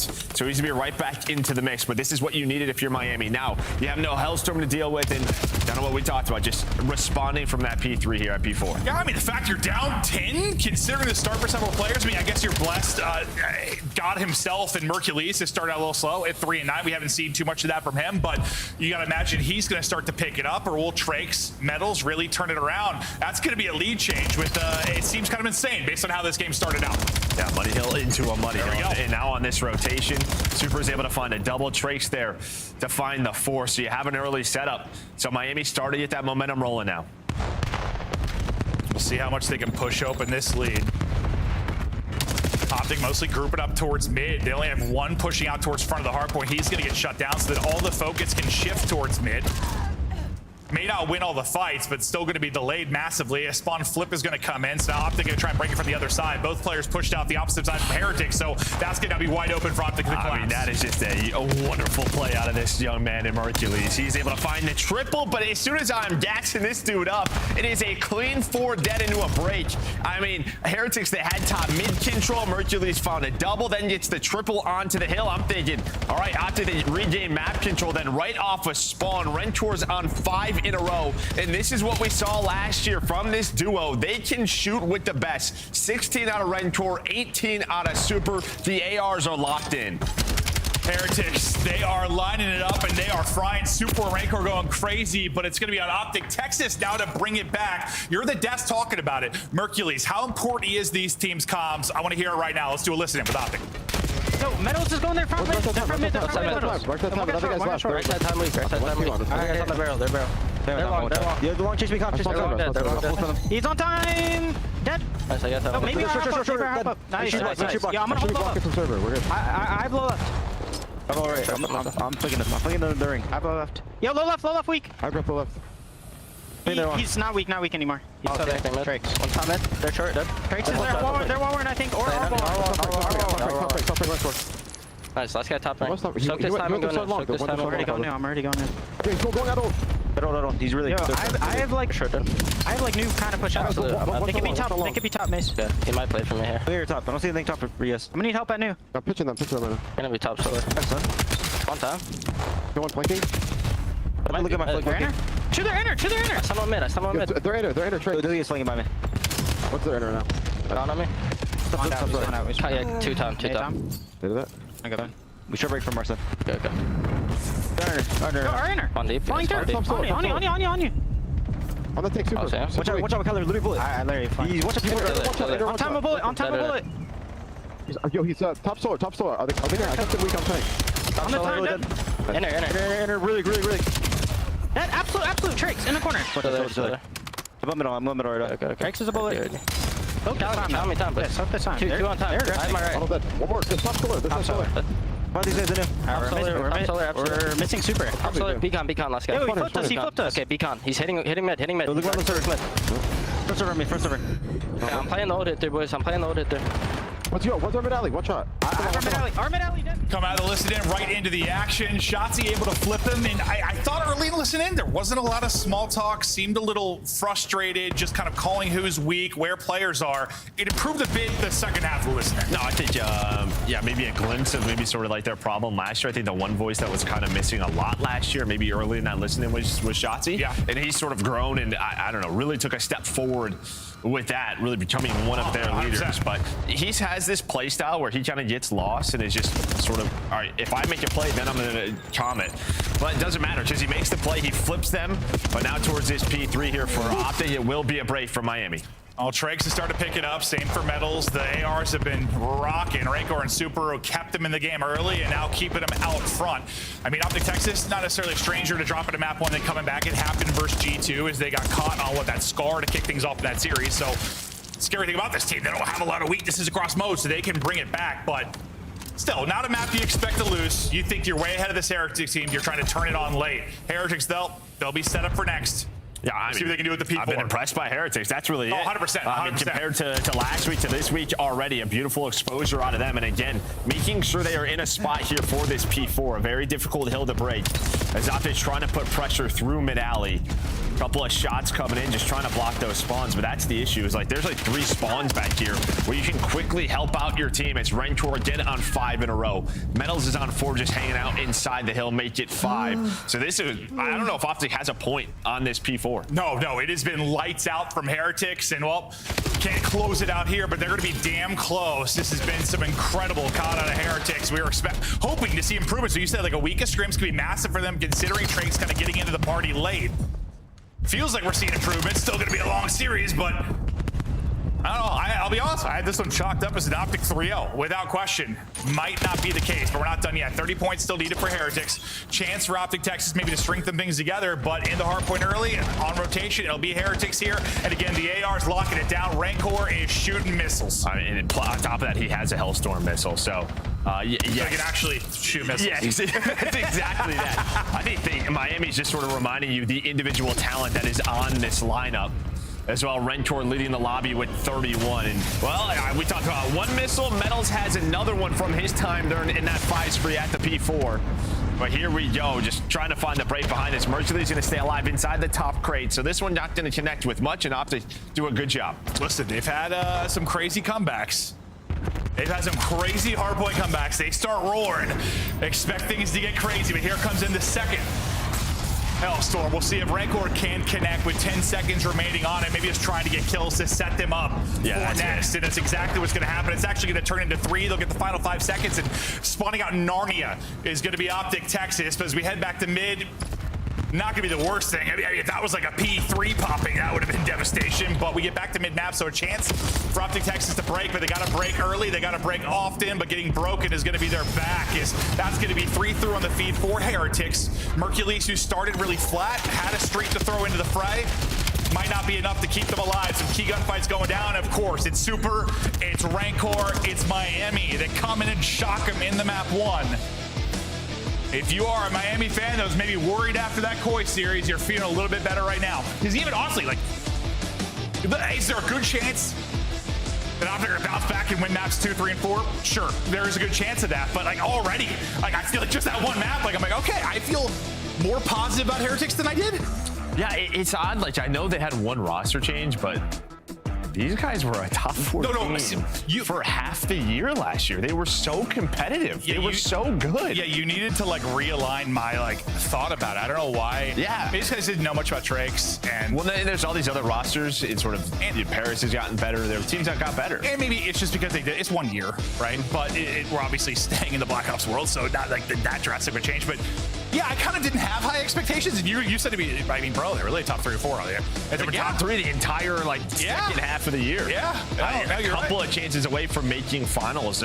Probably should have made a final, just never could get there. But this is what we saw. That AR duo, Rentor, Super, going crazy in map 1.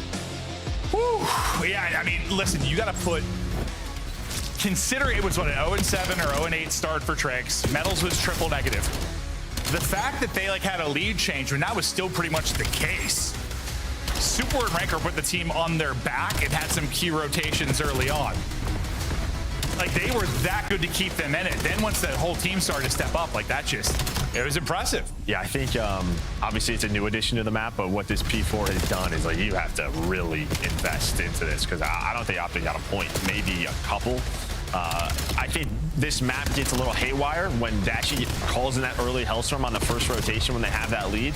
That's what allowed Miami to sort of get going a bit. Because if Optic wins that P4, the game might be, it's already 100 points, might be done. But great job bouncing back when they needed to.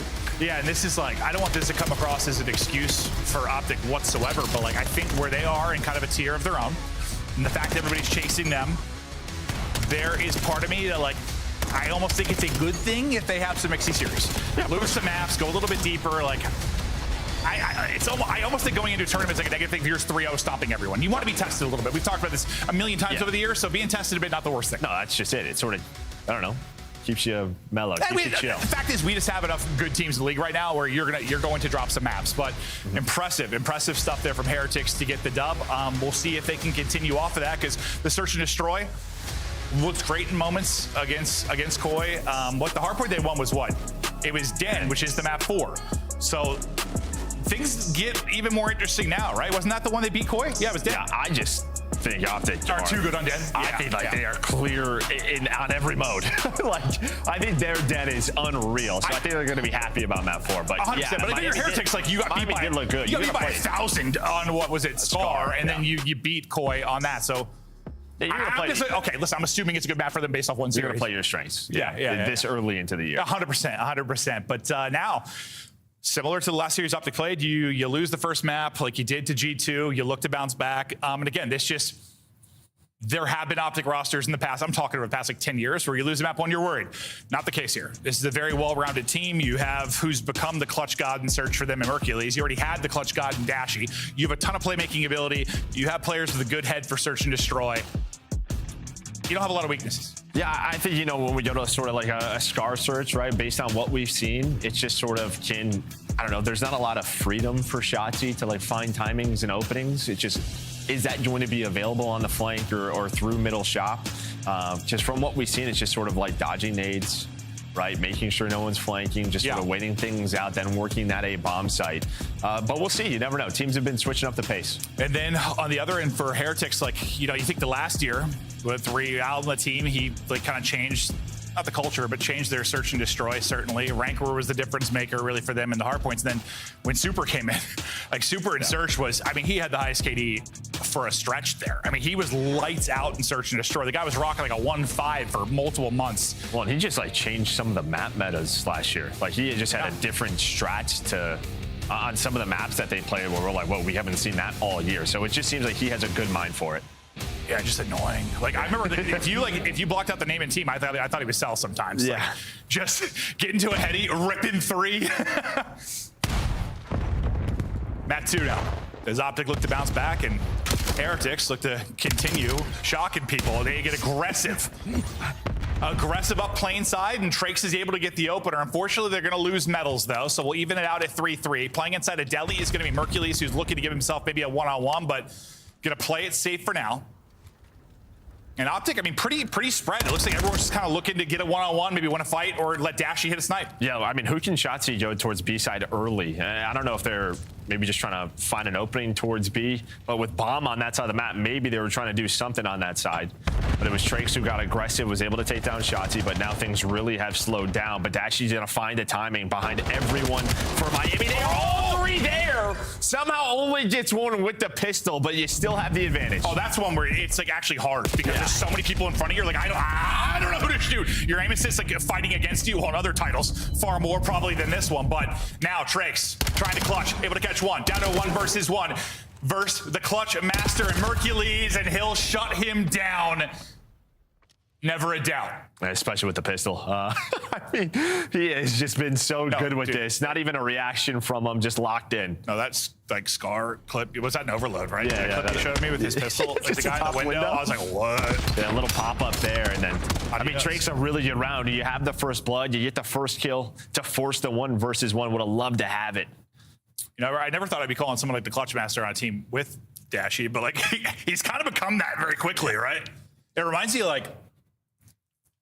Okay, this is like a weird example. Like, I remember when 04 first came in the league, remember he like literally, it was like 1v2, 1v3, like he just like instantly was clutching constantly. Like it's kind of been Mercules. He's coming. I mean, he's been good everywhere, but just the number of 1v somethings he's had.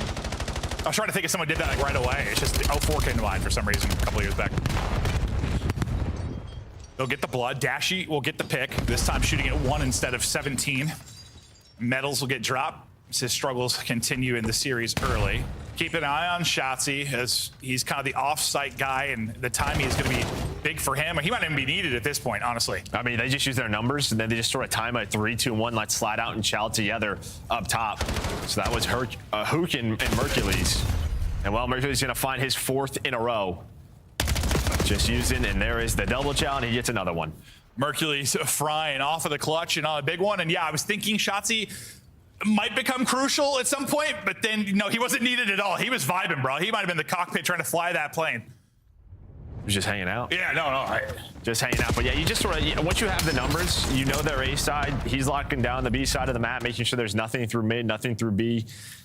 You just kind of saw, let's double chow together. We have the numbers. Just make sure we're trading effectively. They did just that. Is this like almost like jetpack COD search in a way? This map, like you don't get a lot of plants. I feel. Well, I mean, this title in a way, you move so quickly. That's why our teams are sort of resilient to. You'll see some plants on Dan. We saw some on exposure, but I feel like there's a lot of rounds where Bomb's not playing. Well, especially nades. I mean, yeah. The trophy, that's true. That's a big part of the trophy. You're not getting until round 3, 4, whatever it might be. I mean, here we are, round 3. You see, it still wasn't earned on whoever's POV we were on, but the fights get mixy very quickly. Is trying to bully their way onto the point. Tons of damage in from Hoog. Last guy is Super, who is maybe, he might have been down to 20 HP. And well, this is when you can plant the bomb. When you're at 3 versus 1. Super. can be a search and destroy phenom, but well, that's going to be Mercules on the other side of that. And that looked ridiculous. I mean, it looked ridiculous because a lot of the times in that scenario, you're just putting shots in and wasting time, and he just kept shooting. Yeah, he's just like, oh, yeah, I got this. So I feel like Super literally dropped before he saw him on the re-engage. No, he just kept shooting. Literally, he never stopped. Just held the pre-fire. He did, yeah. No, like Super's POV looked insane. But just another great round. Yeah, the Hellstorm, he hits the plan in. But yeah, here it is, another look at it. Yeah, just keep shooting him. But honestly, from his POV, he spotted him like the whole time. But yeah, a lot of times you just you don't want to over-chow. That's usually what we say. Yeah, but Super though, he's kept sliding and trying to pop up on him. He's kept popping up into bullets. Mercules, maybe not the best map one. Well, he started to bounce back after the slow start, but a real great start. Here it's 6-0. Kid is a freak. Super looking for angles. Trakes maybe slowing it down a little bit. So he pulls out an AR, and it's just Hook tucked away on the other side of mid. Playing real deep is Rancor. That's because, well, you kind of left boat side open, and they're hoping someone takes advantage. But similar to a couple rounds ago, like Shotzi's just chilling. He's like, I'll wait until I get called for my team, or I have to make a play. Doesn't need to get over. First time Optics really just not aggressive over towards A. Yeah, they're just sort of giving them freedom. I like that though. Keep them guessing, bro. And that's why. That's why. Yeah, that makes sense. That makes a whole lot of sense. And that's gonna be the cue for Shotzi to go though. He gets the call. He flies forward for a second, and that's basically worst case scenario. You get the info, you lose the player to snipe, but well, Trakes is gonna get caught for free. That's one depth he can't have. And then Rancor gets caught. It looked bad for Optic for a second, but then they capitalized on some misplays and mispositions from Heretics. And now Shotzi's just lurking. He's like, guys, I want to get involved if that's okay. He hasn't really had to so far. No, and on this map, that's kind of what I was talking about. He doesn't have sort of a lot of the freedoms, but it doesn't matter because he finds the timing top A. Well, it just says, hey, guys, I got this locked down. I'm going to play for the guy up top, then snaps onto the second one. He's like, guys, can I shoot my gun? It's like, there's been some rounds where he hasn't been able to do a whole lot. Granted, partially Mercules, all the kills he's gotten, partially his position on defense has been caught that offside guy, but there, showing it.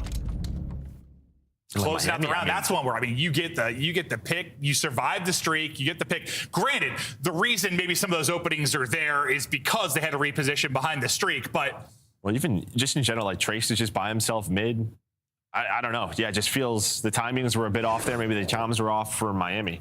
It's probably something about how everyone just came out of hiding from the streak. Yeah, there's only 30 seconds left or something. Yeah, so. I have to watch it back, but it just felt too easy, right? It felt way too easy. It is for Mercules. He has yet to die. 7-0 is a good stat line. It is. It's perfect. Well, it's going to be pressure over to him. All three players. Spidey senses. Yeah, I was going to say, he doesn't really see anything, but somehow he knows they're here. Spidey but timing's, I think, not going to work for Alpha. It's not. No, he's like, guys, I swear, I was checking. Just never actually got eyes on. And finally, something working for Heretics there. The aggressive play up A side. Going to catch him. And if Mercules does spot somebody, that probably plays out a little bit differently. Maybe he tucks away. Well, and it's tough. It's like the first round you really slow down on offense if you're Optics, so they kind of just sort of creep up towards A. And that just means they don't know how many players are A side, right? You're not engaging in any gunfights. You're not seeing the players shouldering. So Mercules has no clue. It could be one. He's not expecting three. So just due to sort of the nature of the round where they played a little bit slower, he ends up getting. Well, it's kind of back to that was the round. That's kind of the round one where they caught Shotzi. They got aggressive there. This time, just Shotzi's not in that position, and they get through for free. But it seems Heretics. We know last year they did some things on maps that were a little unorthodox at times in Surge, but it was fun to watch. Shotzi with the nades and the vehicle going to get the blood there. His super is gone. Trakes will pick up his snipe. And he'll try to get the help in. Eyes on for a second. Dashy sees that. He's like, okay, well, that peak might not be the best. Man, Shotzi really just hangs out on this map, huh? Yeah, no, he does. Literally. He's just in that spot. No, when he got involved, I was like, I'm like, guys, I got to shoot my gun for a second. Please. Well, speaking of that, Rentor's just going to work up towards A bomb, find the player in mid to force a 3-on-3. Trace is going to have this snipe, but he's going to get shut down. But you have made this interesting as well. Now Shotzi going to have to rotate. And yeah, it's either he's rotated and the round is over, or he's rotated and the round is over, just in different fashion. His teammates got all the kills, or his teammates all die. But listen, very winnable. Yeah, and he's reading this well. He kind of knows they're out of A. So it's just depending on this sort of timing that he gets, can he catch them? At least find the information that he needs. Yep, there's some info, but That's an AR. Yeah. Or 2. Yeah, even if he got that kill, I think he's traded right after. So a couple solid rounds here from Heretics. And that was with a very early first blood. Right on the super. Where you're just, again, you're just sort of challenging, but not all 4 players are there. Or Hookah ends up getting caught. Well, it's sort of trying to balance the throws and the clutches, right? Like you kind of threw away maybe a 4v3 in the last round. This time you bring it back at a 3v4. You balance it out.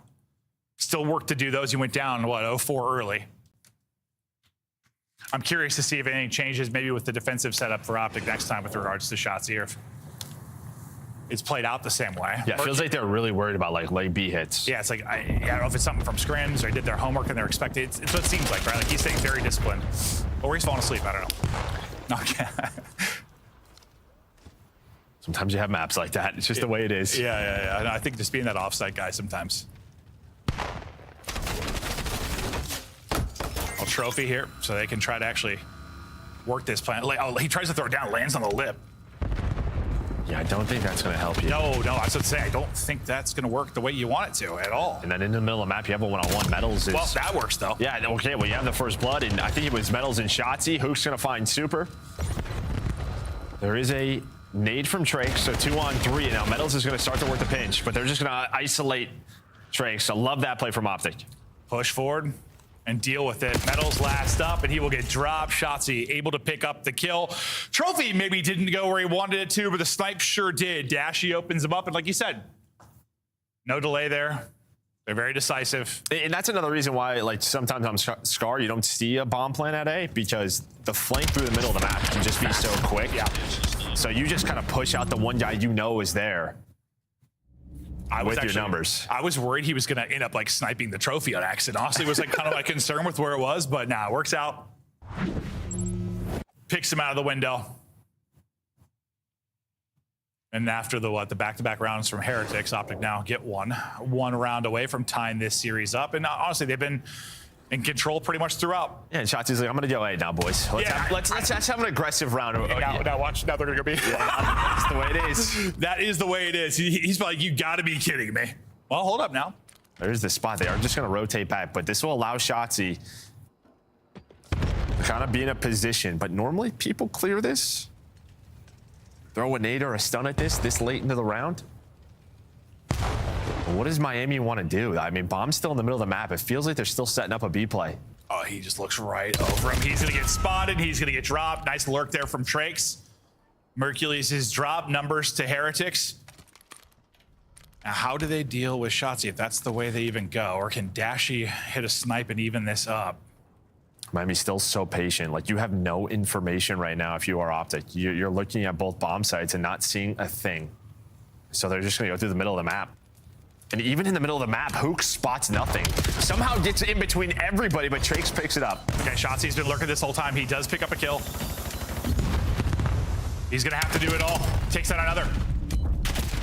Trying to swap, not able to take it. It would be an ace for Shotzzy if he pulled it off. At least, involved in the action. Just unfortunately, as things collapse. Nice lurk for Trakes, but just a much different round than we've seen throughout all this. Yeah, I mean, you're trying to set up Trace over towards the B side, right? You throw shoulders. He got no great position where he was in that corner with that player on the plane, so he's able to find this first one. This is close. It's still not easy getting that player off the heady. Yeah, he's 11 HP. And then able to catch the timing. I love what Miami did after the first blood. They showed nothing on the rotate, and then they just hit the middle of the map. Yeah. Just kind of cut through the Optic defense. Drake, slow start to the map one, but stepping up here with some big plays, gets to even on the 3 streak, but they're gonna need to win 3 more rounds now to take this, and it's a hit. Heavy-handed here from Optic. They're gonna go. Metals tucked away at that box. You know, they can be the playmaker. You expect someone to be there, and the wallbang comes in. Beautifully done from Mercules. There's the blood. No surprises coming from the box play. I don't know if it was a nade, a stun, or just pure intuition, but that is gonna be a first blood. Bomb already going down. Doesn't look like Super has a sniper out, but in the middle of the map goes Shotzzy. Just trying to find his timing and, well, plays it correctly. Able to spot the first one, and, well, it's a 2 versus 2. It just gets awkward with stairwells, bro. Time dwindling. 45 seconds to go. Wow. And Super and Rancor clutch up. That's like, it's like Shotzi probably could have gotten 2. It's just kind of awkward. Like as he looks top step, someone slid back down bottom. Yeah, you have that closed railing, so it's just tough to spot that guy. Yeah. But yeah, a chance to just sort of close out the game there from Shotzi, but great teamwork out of Miami again. Another 3 versus 4 for them. Yeah, that's hard to even fault him. Like, it's just, it can be awkward, but yeah, he wins the round there if he gets 2. Heretics, though, that's what we saw against Koi, just staying alive in some of the search and destroys. So already able to take. Yeah, I mean, they went down early on Scar Search and then brought it all the way back. That's true. Yep. Heretics trying to push this to around 11.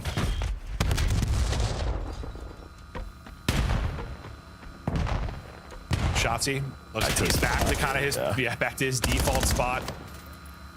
And you'll have a 3-on-3 kind of skirmish over towards A. Clearing space with utility and now starting to work up a little bit here. Yeah, they were trying to catch Dashy. Dashy got very aggressive. Try to get pushed up, try to catch him with the nades, but he was out of dodge so quickly. So just, it felt like every time they've gotten aggressive towards A, that's when Optic were winning a round. So now they're going to go right back to it and just try to chow out. All right, through the Trinks works up, able to win 1. We'll get traded out. Same thing, that same play. Getting aggressive, though. Through mid is Hook. Through B side is Shotzi. Shotzi is going to back it up, maybe peek from mid. Make them planning it. Can he get away with his life, though?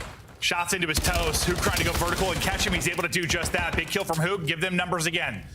All going to be on Rancor and Super now to clutch up. They were massive in the map 1. They brought it back without numbers a couple of times. Can they do it again? Mercury's able to spot and back him up. Super good disengage there. He would have got caught. Clock is your friend. They're going to fly. He's one more bullet on 1. Somehow staying alive. Rancor gets the kill over the top. 2v2. Under 20 seconds to go now.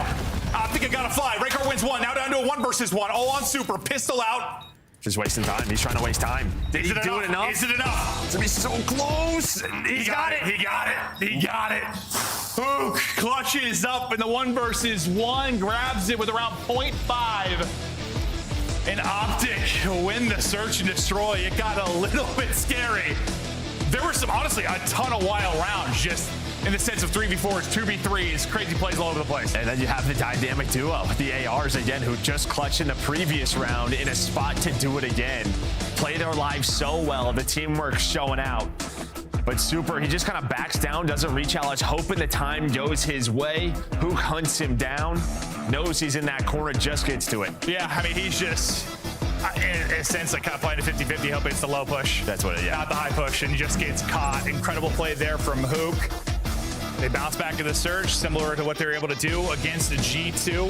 Now tied up 1-1, and you know, you said you think they're the best in team, so you're feeling good about their map 4. We'll see how they end up looking in the overload, but stats now from the 6-4 victory for Optic.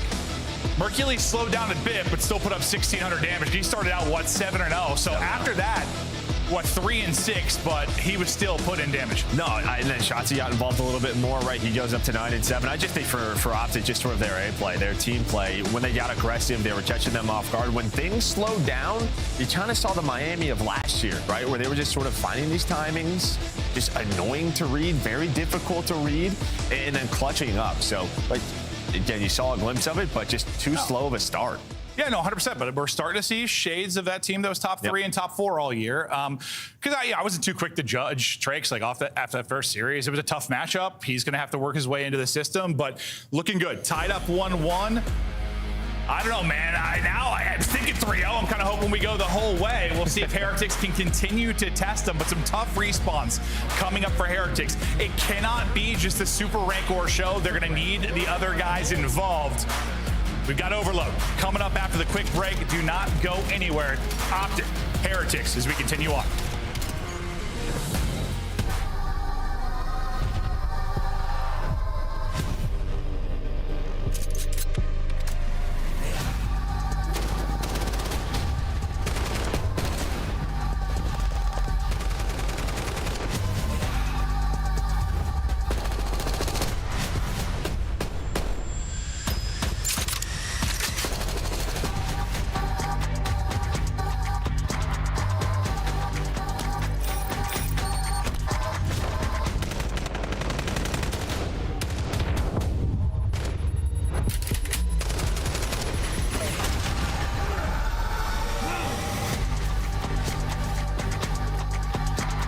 my god. Go, Rhodes.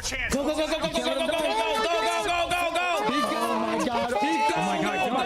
Oh my god. Oh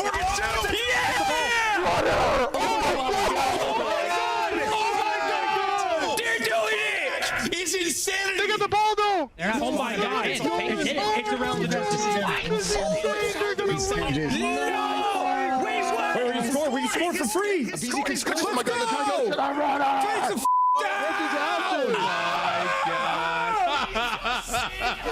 what just happened? Wait, why did BZ just do that?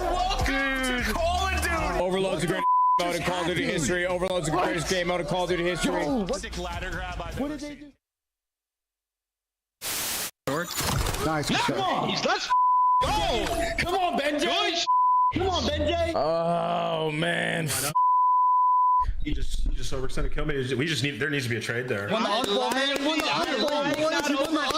that. How are you losing that? Oh my god, no fundamentals out of the full pro squad? GG. Monster Energy, the official energy drink of the CDL. Scuff, official controller of the CDL. Start the season strong with the 2026 Call of Duty League Pack. Grab yourself the CDL operator by scanning the QR code on screen or check it out in the Call of Duty store in-game now. Come on, guys! Let's go! Optic with one of the most insane years I have ever seen. I've been doing this 12 years now. The start they had to the finish they had, an unbelievable win and a cap to the season.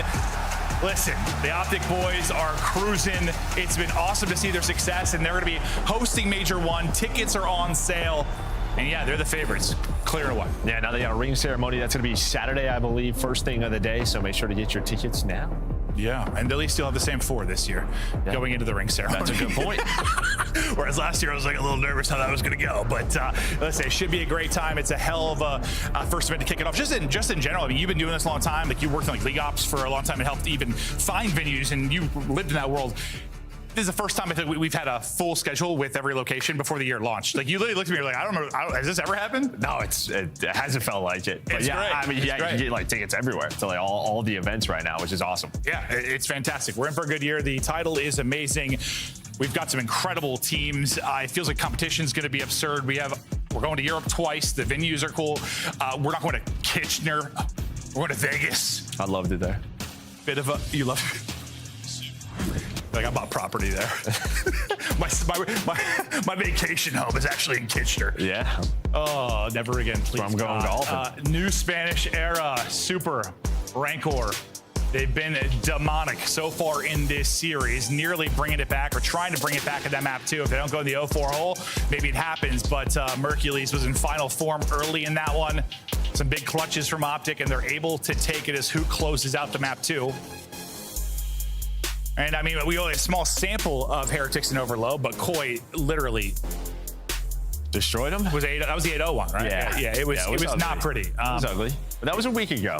Yes. And well, I mean, heck, the map one looked really improved from a week ago, so we'll see if they've improved on Overload as well.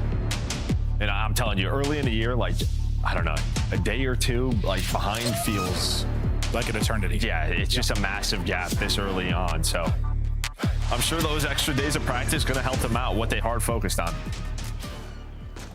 To Scar, Overload, we go. And how's this map as far as like Overload go? Maybe differ from the others. What do you like about it? I mean, it's just slower pace, right? I mean, your scores that are going to be coming in, they mean a heck of a lot more. Possession is important. You might have like a 2-1. Yeah. But it's really all about sort of map control. You know, I think if you're Optic, you're kind of looking over towards the B zone. And it played that way before the change to the pistol, so. Right, yeah. You got to think the scoring, it might get hurt even more. But Optic finding some openings behind Shotsies too, but it's Super. And it goes clutch on the back end, and that's going to be, dude, where those ARs, like your bailouts from the back line, that defensive line that like Rancor and Super could be, they're gonna clutch up sometimes to stop what looks like a score. I was gonna say what like Miami's going to do, but I've never seen the objective letters on the minimap just not show up for one side, so that's a first for me. That's true. That is true. Oh, try to collapse towards mid. Honestly, with both teams kind of finding kills every time they try to play for objective, nothing really opening up, and Shotzi's able to find a time to get behind, and then he'll get lost in green. So what he's going to do constantly in houses on both sides of the map, just try to be a thorn in their side. On the other end, you have Metals kind of in behind enemy lines. They're able to deal with him. They're still trying to find Shotzi. Shotzi has a one-on-one top side. He loses that to Rancor, so they deal with that. Maybe a time now for Heretics to begin to push forward, but at the same time, you lose 2 other gunfights. So yeah, this sort of speaks to what you were talking about. It's a bit slower. It hasn't even been the possession game yet. Barely anyone's been able to get hands on the rock. Yeah, and just one kill just kind of stops your push. Yeah, we just saw it, right? Where Metals is the last player alive. He's able to find the EMP carrier, and then Optic just sort of have to slay again. But Shotzi continues to get into his spot, and that's going to be top green. Just from there, you just have angles all over the map. So annoying to deal with. Mercules goes for it, though. Does end up getting caught. Super. Some great defense throughout this map. Yeah, I think he's just thinking, you can tell that player's taking shots at Shotzi. Maybe he finds a timing to slip through. Nearly gets there, but yeah, the defense holds strong again. Still have ball in a tough spot, but as they find the rest of the kills, that will be a reset. Super leaps right over somebody's head, so Mercules ends up behind. At least they limit him to 1. Metals got really aggressive. He finds one more. They probably just go, but you're just going to take it plain side now if you're Miami. And this is going to really slow things down. Just now, they're just sort of playing around possession. And then if they get a set of kills, that's when they can go. And well, Optic, they're going to peek this. That's going to be 2 dead. You're going to get your spawner. Now, here's your first real attack if you are the Heretics. See if they can trade it out. It seems like both teams have done just enough defensively. It's like on some maps, like you don't require a 3 or 4 down to maybe get a score. Just feels like here you do. You need like a 4 down. Or your entire team to be involved, just sort of hitting nades, stuns, putting pressure on their base. Yeah. But not one where it's going to come down to a couple of key one-on-ones where it's just like on den. But yeah, see if that EMP resets anytime soon. That it will be a 3 dead. And well, Super, he's going to be in a good spot to help out Trakes. Can't win that gunfight, though. Comes out to some key gunfights. A big grenade, though, from Rancor to get a kill, but still can't put it through yet. There we go. Another big one-on-one win, and that'll be the score on through. And that's... So you're talking about possession game, hit some nades, get to position, but like it felt like they literally got there like 3 waves, bro. From side, they like got the plane, and then it's like 3 more steps to score. No, it is. Yeah, on this map, it absolutely is. And it just, you know where they're spawning, you put your stuns, your nades into it, and hope those players chow weak, and they do. That's when you find those multi-kills. That's going to spawn topside again. So Miami, they go right back to that strategy. The problem is Dashy is behind them. There will be a 3 dead. Well, aggression now for Optic. No, I like it. I mean, the diversity kind of an overload in how it plays, because that was always a big thing in Control, right? Like you wanted, I don't know, kind of a 50-50 map, maybe a defensive favorite map, maybe an offensive favorite map. That's kind of a perfect world. Here, you'd like to have a little diversity. And Hook, well, so close. Can't sneak it through. Kind of like Mercules tried to do earlier in the round, is maybe catch a timing and get on through, but they're just trying to survive the half and get to the flip. Maybe one more opportunity for Heretics to put a point on through. Hook, though, finding an opening, sniffing it out, and that'll be shut down. Now with 3 dead, you try to fly forward. Shotzi going to be the point man. It does take down Hook. That's going to be Rancor, so EMP going to be dropped. Then you have Shotzi in the top green, so you're going to have a scoring chance, but maybe that's the key kill. Tracy's able to find one, but you're going to fly. Well, you're going to get it on in, so the timing on point there for Optic. They had a couple opportunities, finally able to capitalize in the closing seconds. We'll see with the reset. If maybe, who knows? Optic can get hands on ball and maybe make a play. You still had, well, I say a little forward position there with Shotzi, but at least he delays to make sure you can get possession. But now you just have 30 seconds to work with. You have Mercules inside of green. There's still potential to put through a score, but a lot's going to rely on 5-min map and Hook and what Mercules can do from green. Hercules able to get one. Dashy pops the pistol, and there's a second score. And in the final, 60 seconds? Optic able to turn it on and take the edge. And I think for Heretics, it's like you blink, you're like, what the hell just happened? It just felt like they could never get green control again, right? As soon as Optic got to that spot, throughout the first 4 minutes, they did a very good job of trading that player out, making sure they had house control, winning that one-on-one. Towards this last minute, there was always another player. Well, here you can see that's what sort of the early rounds where you had Super, played some great defense, then it turned into Miami. Possession and a score, but then it was all Optic to close the half. Yeah, no, I thought Optic were kind of just trying to survive. Like there was so much possession there with that stretch for Heretics. Like let's just get to the half. Like things aren't going too well, but final 60 seconds. A very different map. As you said, got green, never really lost it after shots again, and then Mercules. Beautiful plays there, and Hoop goes clutch from mid. You take advantage now. We'll see how the early moments of this pay off. I mean, not maybe as much on this map, but you know, like winning break and sometimes lead to early score. Some nasty work there from Hoop as he gets to, and they're just gonna fly forward. Well, there you go. You just talked about it. So yeah, an early break and it leads to it because who can fly forward? He gets into blue, able to find the next kill, and the Dashy finds a double. All map control already for Optic after the score. I feel like whether it was CTF, whether it was control, whether it's overload, like a good break leads to sometimes leads to a score, leads to a cap, whatever it may be. Yeah, talk about it. It happens. That always feels good. Dude, Hook is shooting right now. Straight headies. Dashy gets a kill and gets through. Now they're starting to run away with this one and just have Heretics pinned in. Dashy just hanging out on the A cap. They're going to leave him and just go forward.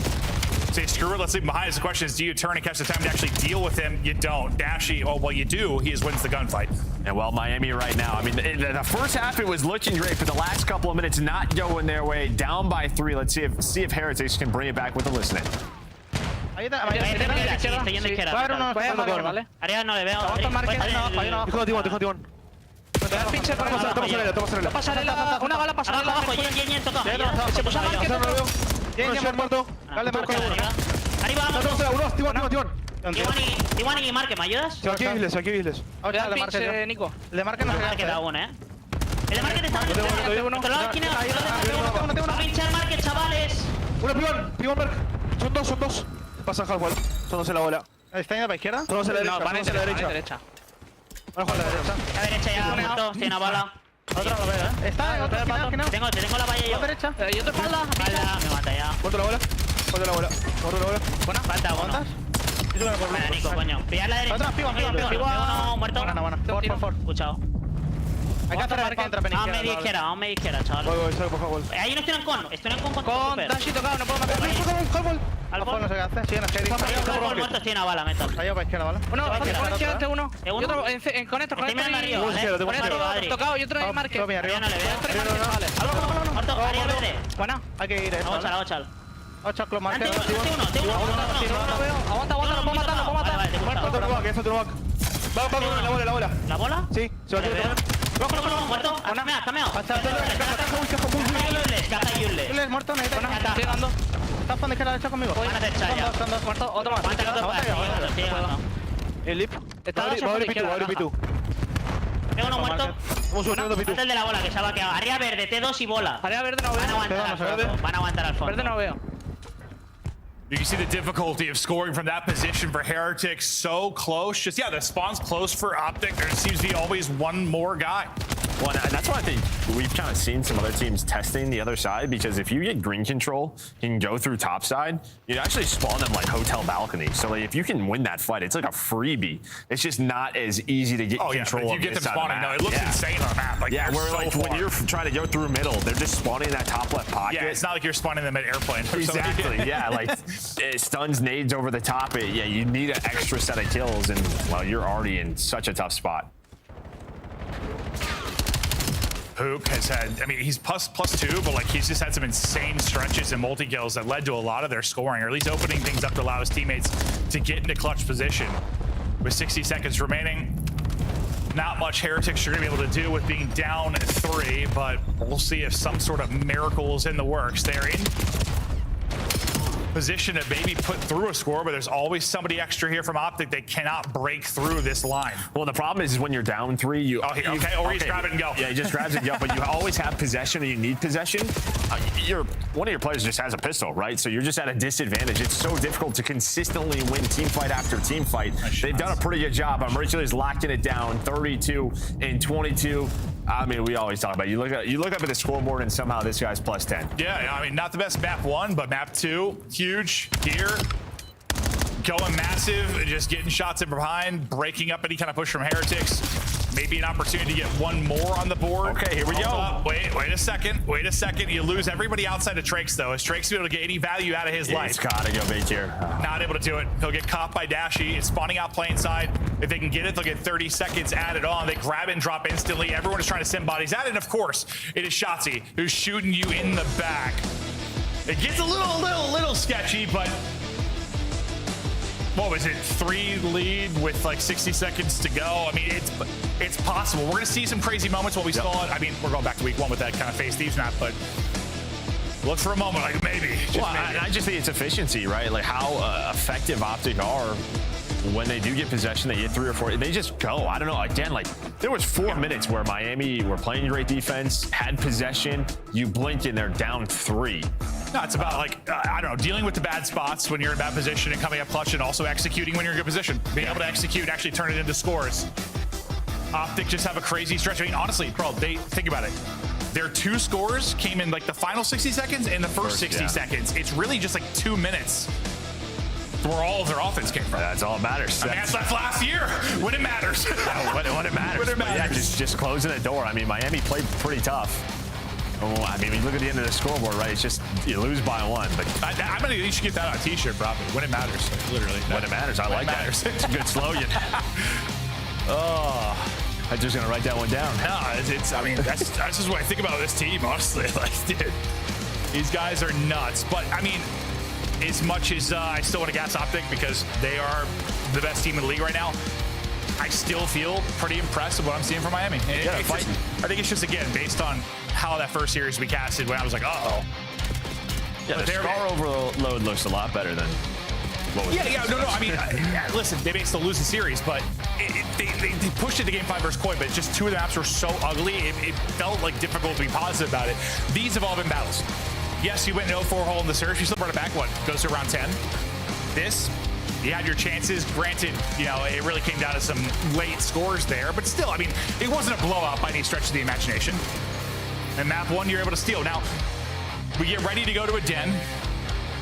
He's probably like, we might have got away with one. Take a breath. Like, maybe start to feel the pressure a little bit there in the final moments. Is an opportunity for craziness from Heretics. But Danny is the hard point where they beat Koi. I'm trying to remember what exactly like stood out about that was so different. They did really well like the P4. Okay. I think they won like multiple P4 like rotations and like had like full 60s there, if I remember. Okay. Well, we're gonna see if they've got it. But you know, as much as it looked good for them, you said like I wouldn't play Optic on Den. Anything? I don't know. Since like the preseason tournaments, it just always felt like, I don't know, their timings, especially just behind the subs. Shotzi finds these openings on this map. He's so difficult to track.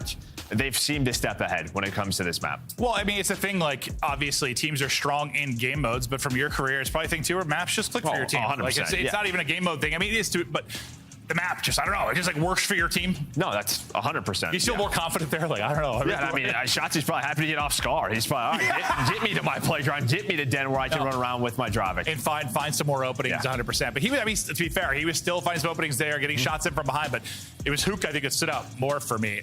Again, but dude, you've talked about it a lot, like Mercules.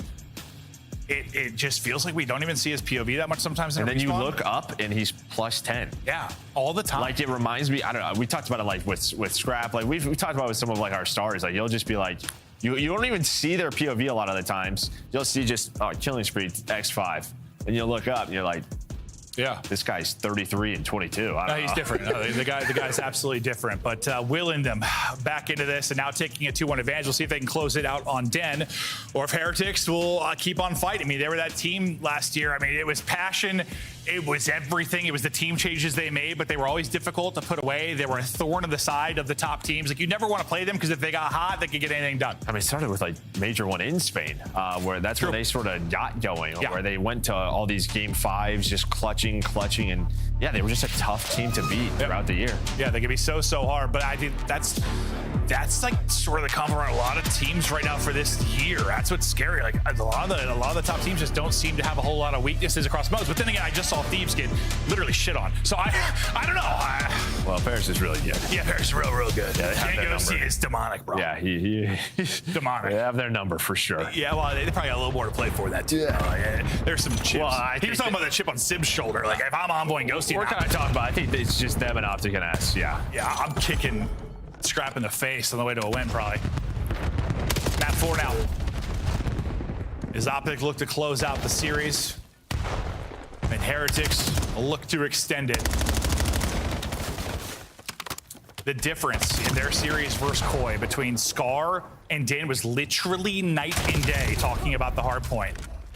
Yeah, but again, Rencore off to a hot start. We saw it in map number 1. He's 5-0. Some great early P1 time, plus you're able to get the spawns for P2. So a nice start here for Miami, but here comes Optic. Shotzi Merchley's already inside of this hill. But it's a nice trade, and well, they re-flipped the map. So with that set of lives, Optic put themselves in a great position. Yeah, I mean, Trakes is spawning out so far. Oh, nearly bad. I didn't even know you could jump down to that roof. Yeah, right. I thought it was just going to be a death. Wow. No, so did I. And then suddenly he was nearly getting back into it. But the team is getting back into it. Trakes spawned out as far as he possibly could from this P2, but he got here and was the closer. And well, now they're going to have to do it again, though. You still have the close spawns. You didn't push out the back. You didn't want to throw your lives away. So you're playing from the objective. Super's making sure nobody's pinching. But yeah, it is all just about the spawns in the back. And well, they're doing it from the objective. Metals is on 5 in a row. Trace is looking for 5. Well, you've at least split this time, which you will take all day when you don't have this spawns. But they're probably going to win it. Well, they're going to hang on to the lead. They'll be up, what, 20-30 after this. But now that... I mean, a lot of teams are going to be doing it, pulling out 3-4 Dravix on that particular hard point. But if you get in and get like a moment to breathe, like a 4 down and you have 4 Dravix in there, yeah, you're relying on, I mean, nades, really. That's how I mean, even with back spawns, it can be so difficult to break. It's a staircase and a door. Really, the team breaking is relying on a couple of nades to connect. Oh, another hard point, another setup here for Heretics. They'll try to deal with the dojo side push. Super's got so many in front of him, gonna need some help. They're in the crossfire. The help is not going to come. It's gonna be all Optic as they break through. They only lose Shotzi to a nade, but a very good break there from Optic. Yeah, I mean, just so clean, and now they're trying to set themselves up. But Metals does find the first, so the pinch will be here. You're gonna have to worry about both sides. So it's going to be Miami trying to just respond to that. But, I mean, Shotzi just spawns up, has a freebie, and that's going to be a 4 dead. And this is where it gets scary because now you have to make your choice. Do you hit ult, you're going to try to rotate. Look at Shotzi's position. He already knows they're going to be pushing through this P2 towards P4. Yeah, the pinch looked perfect on the map until Shotzi spawned. Right next to him. Yeah, that was tough. Lead change, though. Optic now in front. We'll see what Hoop can find. The streak is continuing for Dashy. He already has that Hellstorm. Mercules can't win the fight. The nades hit for Heretics. Dashy now into the action. He's going to get dropped. Perfect sequence there from Heretics. Yeah, plus they flip. I mean, they had to push through as soon as they got 2 dead. And sometimes that's when things can go wrong. But instead, it's a little bit later than that because that's going to be super off the map. And now you're going to get broken. You still have close spawns, so you will reinforce this. But not what you wanted. Yeah, the break was so great. The break was so good. Yeah. The hold, not so much. Chance always talks about it. He's like, for some reason, this map, people are always falling off. Yeah, no. That is true. Or at least they rebroke. So, yeah. Shotzi, rough start, 6 and 13 from him, but hell yeah, you're down 10, not the end of the world. Gonna get ready for our second set as Heretics take these final couple of seconds and what they put up about 30 or so on the P1 to start. So really solid P1 from them the first time through. Well, they're just slaying with them right now. Yeah, Shotzi's having a rough one, but it's the entire team. It feels like Shotzi, maybe the pace is off a little, right? He's 6 and 14. Like that's his deaths compared to everyone else. Like maybe does he need to slow it down a little bit or yeah, maybe just not sort of get into his spots or maybe just give props to Miami for not letting him sort of make his plays. But it doesn't, even when they're only down 6. Yeah, true. It's just, his like scoreline looks odd considering the overall score. But Heretics, they'll get back into the P1. I remember late in the first P1, we had like a couple of flip outs for the P2 spawns. We'll see this time who's able to secure it. Super is able to take 2 with him before he drops. His teammates spawning out topside and trying to race across, maybe influencing, get the flip. It's going to be Rancor trying to do just that. He wins one. On to Shotzi. Next to pick it up will be Dashy and spawning with him. Mercules is trying to deal with it. Hardpoint's about to pop, and you did a pretty good job here if you were Heretics last time. Once you got inside, you had 4 drop picks out, and you were frying.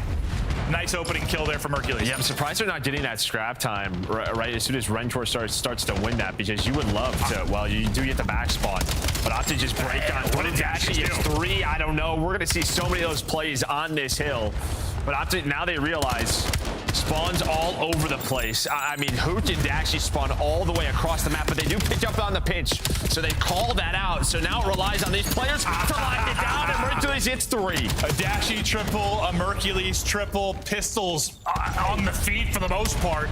Some insane plays there from Optic as they take the lead and try to build on it here a bit better than we saw the first time through at the P2. I mean, that could be the moment too, where like this game just opens up here for Optic. Absolutely could be, but a lot of gameplay still to go. Mercules leading the way for the squad again.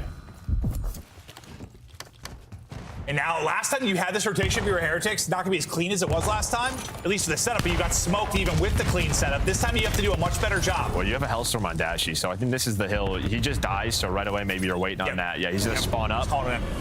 They call it in right away. So able to earn it at that P2 with that play. It looks like Super is hunting for him. Super was looking for him. He's able to get the kill onto Dashy. His teammates survive around the point. They're locking it down towards Docho. Getting back into the hard point and battling back down 20. Rancor going nuclear. This is what we talked about. Just tough to put away this team in Heretics. But Dashy was still alive. But yeah, Rancor locks it down with 3 in a row. Or right back down to the hill. It feels like even with sort of the kills going anywhere, there's always one more player, and then they're getting them off the objective is Optic. Now, this is the sort of play we talk about with Shotzi on this map. He finds the opening on the P4 rotation. There is the double. This is why this guy loves Den. Yeah, maybe a rough stat line for him, but plays like that, a chance to put his team in position to open up a lead, but it's like there's a little too much time left on hold, so the play doesn't actually end up leading to a whole lot, at least for a moment. But as Dashy, I take it back, because Dashy and Mercules find kills, it's just Super left alone to hold, and second, I feel like a team's in a good spot. It's just the pace of this game. Like, it just Well, I mean, I thought they were going to play from the hill. They opt to just continue to move on forward. Yeah, I thought they were going to force Optic to chow. They do not. But yeah, P4 has not been clean really for either team, and it may not stay that way. Because it's an Optic break, it's a Miami break. We're just going back and forth. Yeah, I feel like P4 is feeling like P2. Yeah, no. It's just chaotic. Trying to cut off the reinforcements is Hook, trusting his teammates to win around the point. The trust is lost, so he's like, I'll turn around and get the kill there as well. Subs lighting it up now for Optic, approaching the 200-point mark, approaching a 3-1 series victory. Heretics have got to have some crazy plays down the stretch as we get ready for our third set and get back to mid-map. Can they do a great job from this left side? They found a nice sequence of kills in a great spot to turn this into time.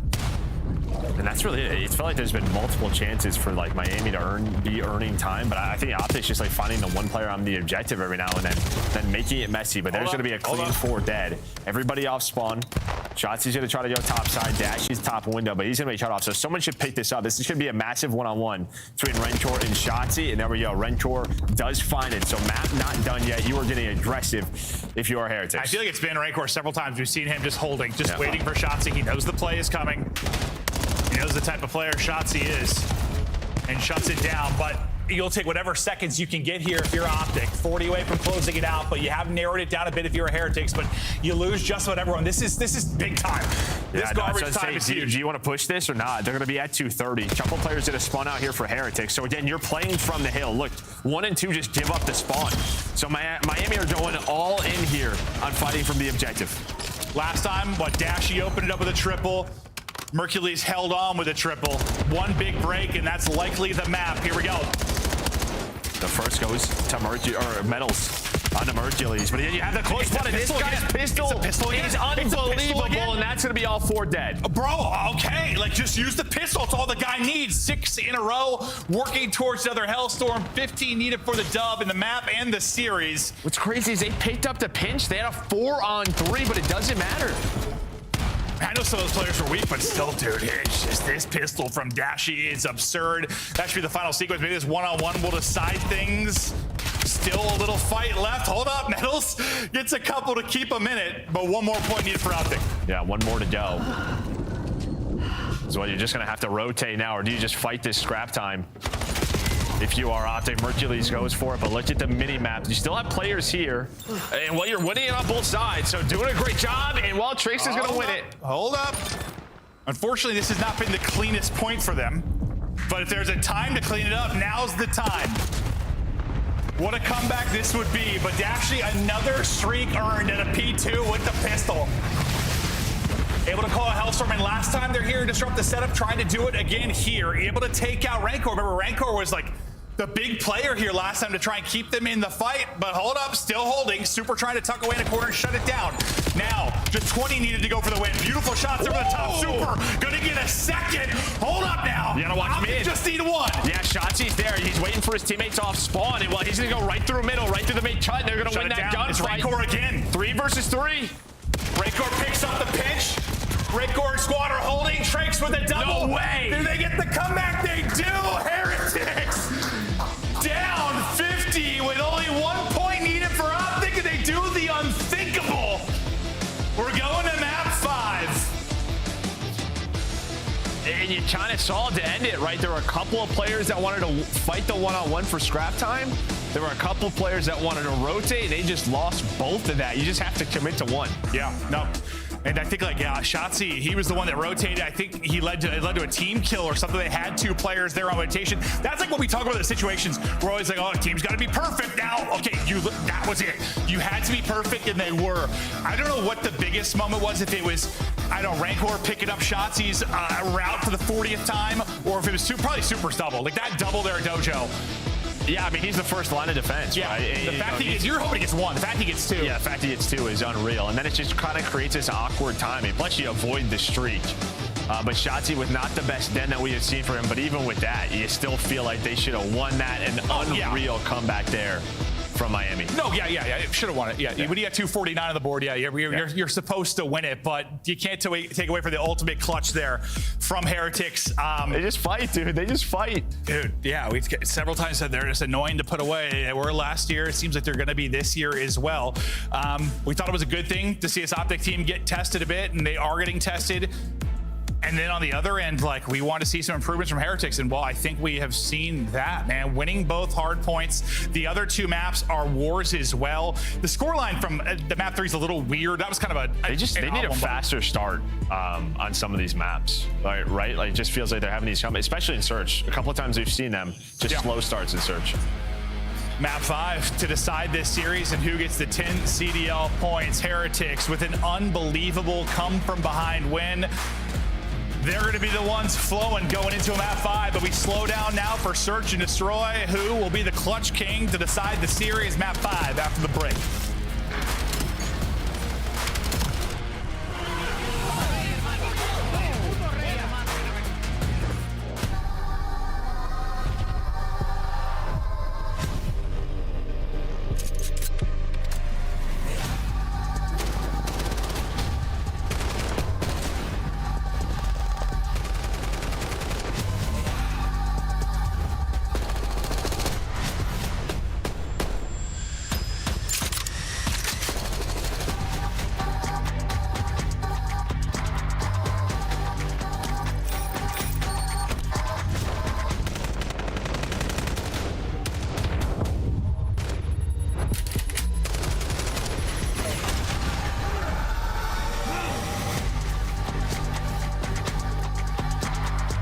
Scuff, official controller of the CDL. Monster Energy, the official energy drink of the CDL. Start the season strong with the 2026 Call of Duty League Pack. Grab yourself the CDL operator by scanning the QR code on screen or check it out in the Call of Duty store in-game now.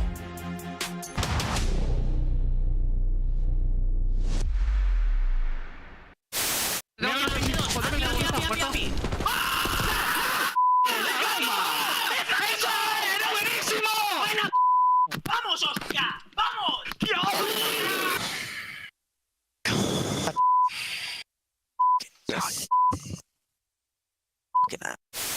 Long dead. I'm holding back. I'm pushing now. I have the door push. Okay, stay left. I have the door. You just 2 front door. Look at one. Let's get front door. Let's get front door. Watch your front. Nice job. Stay left. Stay left. Stay left. Oh my God. Man, let's go. Baby, we're sweeping them. I promise you. God. Oh my God. Combine one. Top one now. Frosty dead. I'm in their spawn. There's gonna be another one on me. I'm pressuring. What's Rooks or Jay? One's on me. That's two. Right, nice. Just find the shit. Yo, come B. Or you. Yeah, you go. You go. Yeah, we have it. You guys are good. They're gonna spawn dead. My God, Caesar. Okay, Frank, I'm just trying to throw them everything. Just get all 4. Oh my God. That was dirty. Like, good Caesar. Just know, I was working picks, bro. I was working picks. Reset. Yo, I'm in. And we can. Front of me dead. And we can heady. One more me. I'm mid. Dashie, one shot dead. I'm in. One shot. Dead. Wait. Muerto. Push it. Muerto. Pink cross. Go one more me. Dashie Oh my God, what a play. coming in from old time, and I love this. well, now shots. Can't read this. Yeah, what a play. He should let one walk past. Right? Yep. Here comes the first. Good play. Free 2-piece. Great play. That is Free straight.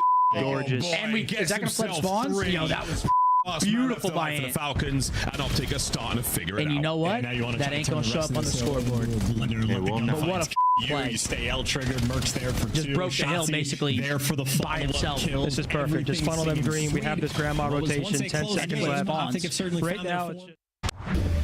Taking a look at the scuff play of the game, and of course it's going to be the final seconds of this riveting banger. Map 4. We knew Heretics would bring it on Den. We saw them do it against Koi, and they're going to do it here. Incredible stuff down the stretch. I mean, yeah, again, just you win a couple of these gunfights here. You can see the Optic players. You have one player rotating, he's going to die. You have somebody challenge at old. That was Mercules, and then another one in Dashie. It felt like they were playing for that, but yeah, you just, again, fighting both ways. But then you still have to hold for 30 or so seconds, Which neither team had done much of on this map, honestly. No, not at all. Especially not on this V3. And then you had a Hellstorm come on in. Optic were just trying to find any opening that they could. It was just unreal stuff from Miami. And again, it was just his first play from Super. He finds that double. You see all the white arrows starting to push this way, right into his hands. And Super, as clutch as this is, his medals on a 5 spree that kind of gets them there to his plays at all. But yes, that double there, just beautiful from Super. And now you start to panic a bit if you're Optic Texas. But one time to cut it through mid, it is Shotzi. He's going to get caught by Rancor. I feel like, I mean, it's a different scenario that we saw. You just kind of have to fly at that point. But how many times have we hopped the Rancor and just pre-aimed on that route and he just picked up Shotzi? Like, yeah, I mean, so many times you saw it. You know, sometimes some teams just sort of strategize around that. I mean, we've heard that in the past. Just like make sure we are calling out that name in Shotzi. Just do not let him make plays. And I feel like the one time like his route really worked out. What, like towards the P4, there was just enough time remaining at old that it didn't even lead to like early time. So good stuff there from Heretics, but it's map 5 time now. We go to raid. Super with the snipe. Well, just a little bit of flinch, not able to rip off Dashie's arm. Metals will, though. He gets traded out instantly into a 3v3 we go as Heretics try to ramp up the offense.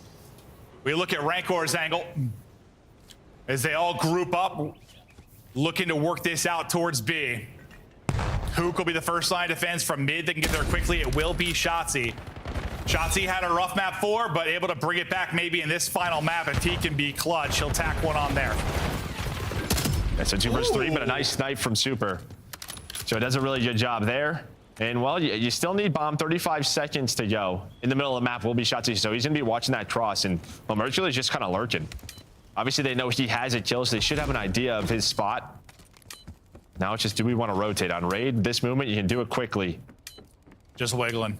Setup, holding. Got some info there on Super. When does he opt the pounce? Plant is going to be in. Mercules going to go. He's going to catch one. Knows where the second is and puts him down. Mercules making it look easy. 3 in the round 1. And it's just perfectly played. Yeah, I mean, he's just... Yeah, just patience. Patience pays off there for Mercules. I mean, just pretty much says, if they plant the bomb, I'm going to be in a great spot. You're not going to check this corner, so good stuff from him. We'll see it one more time. Just, it's like, it doesn't even look like that flashy. It's just clean. There's no extra movement. Doesn't get antsy. Straight headies on the second player. He's very good. Yeah, and he's smart. I mean, that's just really it. We just, it's not that often we have this like perfect combination of skill, in-game smarts, and like awareness, and yeah, he's one of those few. The guy is different. Dashy, this time, I think he was on the receiving end of the blood to start the first round. This time, he'll open things up. Trakes is gone. And Optic, they'll take space mid. And mid, for you think with like the wall bounces, the single biggest kind of change in how this plays versus the old days, right? No, yeah, I mean, that's sort of the thing. That's what we're not seeing really often, right? For a lot of defense, it was all about taking mid control, just tough to do with that sort of zig jump up. So Optic's going to take that away. Mercury's going to be in that spot. It was a 2 versus 4, but you're able to get the bomb down in a very good position. His options to go up 2-0. Mercury's 4-0. Make it 5-0. What do you know? Tucked away in a corner and finding kills. What did he start 7-0 on map 2? He's about to do it again. Yeah, I'm pretty sure that's what it was. Slowed down after that. Nice shots from Rancor, dude. He is shooting, but last line and not going to be able to get it done. So far, so good. Optic went out to a 4-0 lead behind the Mercury's 7-0 start. And then, Heretics started to turn on, but like you were saying. Yeah, just these slow starts and surge. Yeah, they said headed to break. They need to avoid them. Yeah, you have these mid-game adjustments that are great. It's all looking good. But yeah, you're already in such a big hole where it's just a couple of, just 1 or 2 rounds. It's like on one hand, I'm like, listen, the big game adjustments, that's like the stuff you can't teach. Like, it's impressive to do that. It's good, but you need to come out with some of your basic strats to kick it off and find some round wins, right? Yeah, they're just not doing that right now. Yeah, we even saw versus Koi. We'll see if Mercury's the Invincible drops in this round. And there's a good eye of it, kind of why offense have such an advantage through mid. Just a little wall jump peek. Nobody's there, and they take space. So gonna play some retakes defensively, not throw away lives early. I mean, basically what you're seeing Optic do, just group up and play this retake. Shotzzy going to be probably one of the big players. He'll be the one that's going to be peeking over towards mid. Dash, he'll be the one trying to hit snipes. Pretty much everyone backed that up towards apartment. Well, what's Metals find? Super gets backed up through the bullet to his forehead. Metals does find a kill, as you call it, trying to stay alive. 6 HP, and he's going to eventually fall. Dashy's gotten 2 in this one. Trakes is dropped. They're getting picked apart. It's Rancor by himself again. Yeah, we've been retaking this bomb site for a long time over towards B. And yeah, if everybody's going to back up, that's fine. But you just got to know they're going to have the utility. They're going to have every tool that they need. Plus, you have the sniper on Dashy. And the fact that you kind of lose someone before Metals can make the play, as soon as there's a trade, that is just a huge win there for Optic. No, it was a good job on, I think it was Trakes and on Metals, just getting another bullet in to make sure they couldn't get back to full. Just keeping the pressure on. There's the snipe, just too easy there. For set up by the nade, right? Yeah, he's got to move away from that grenade. Does super. That just puts him out into the open. Beautiful. Beautiful stuff. And he has flak, so I think, he must just be worried it's 2 nades? Maybe. Or he's trying to catch somebody. But either way, yeah, he would have been fine. See, it's close line, yeah. Yep. Hercules. Another Hellstorm and a search and destroy. And that's going to mean B is wide the hell open. Plus, you have all the info that they're on the flank. So 2 players inside of money, inside of kitchen, bomb being planted. Well, we just have to see how well Optic did at this retake. Okay. Can Heretics give them a taste of their own medicine? They find the blood, similar to what Optic was able to do. Smoke out, maybe start to make Optic panic a little bit, but they're able to take out Super. Once again, it's Dashy.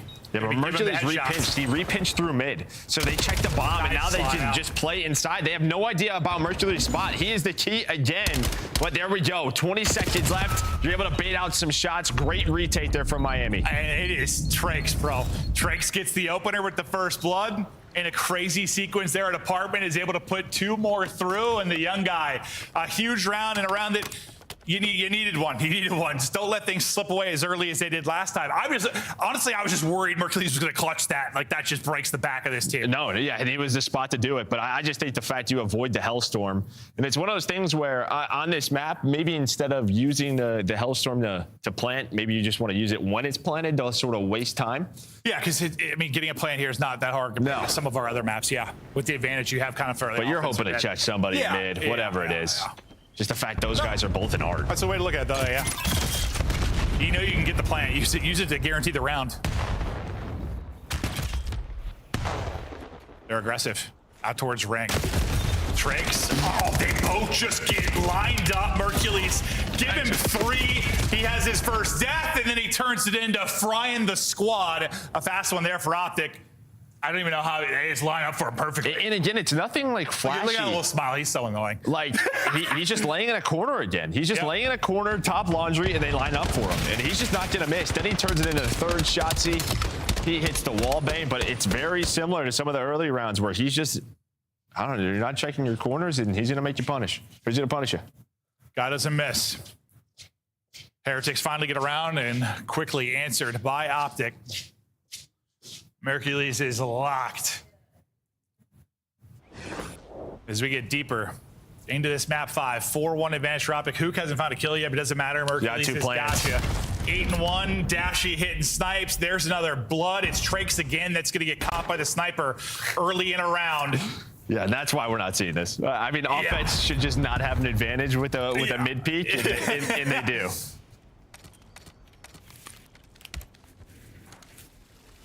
Can Heretics clutch up with a crazy one? Okay, no, hold up now. Metals will get 2, will get traded out. Super though, the snipe can't like chow quickly though onto Hook. What? He got second play. And then Dashy answers. What is this round? 1 versus 1. Rancor. Dashy.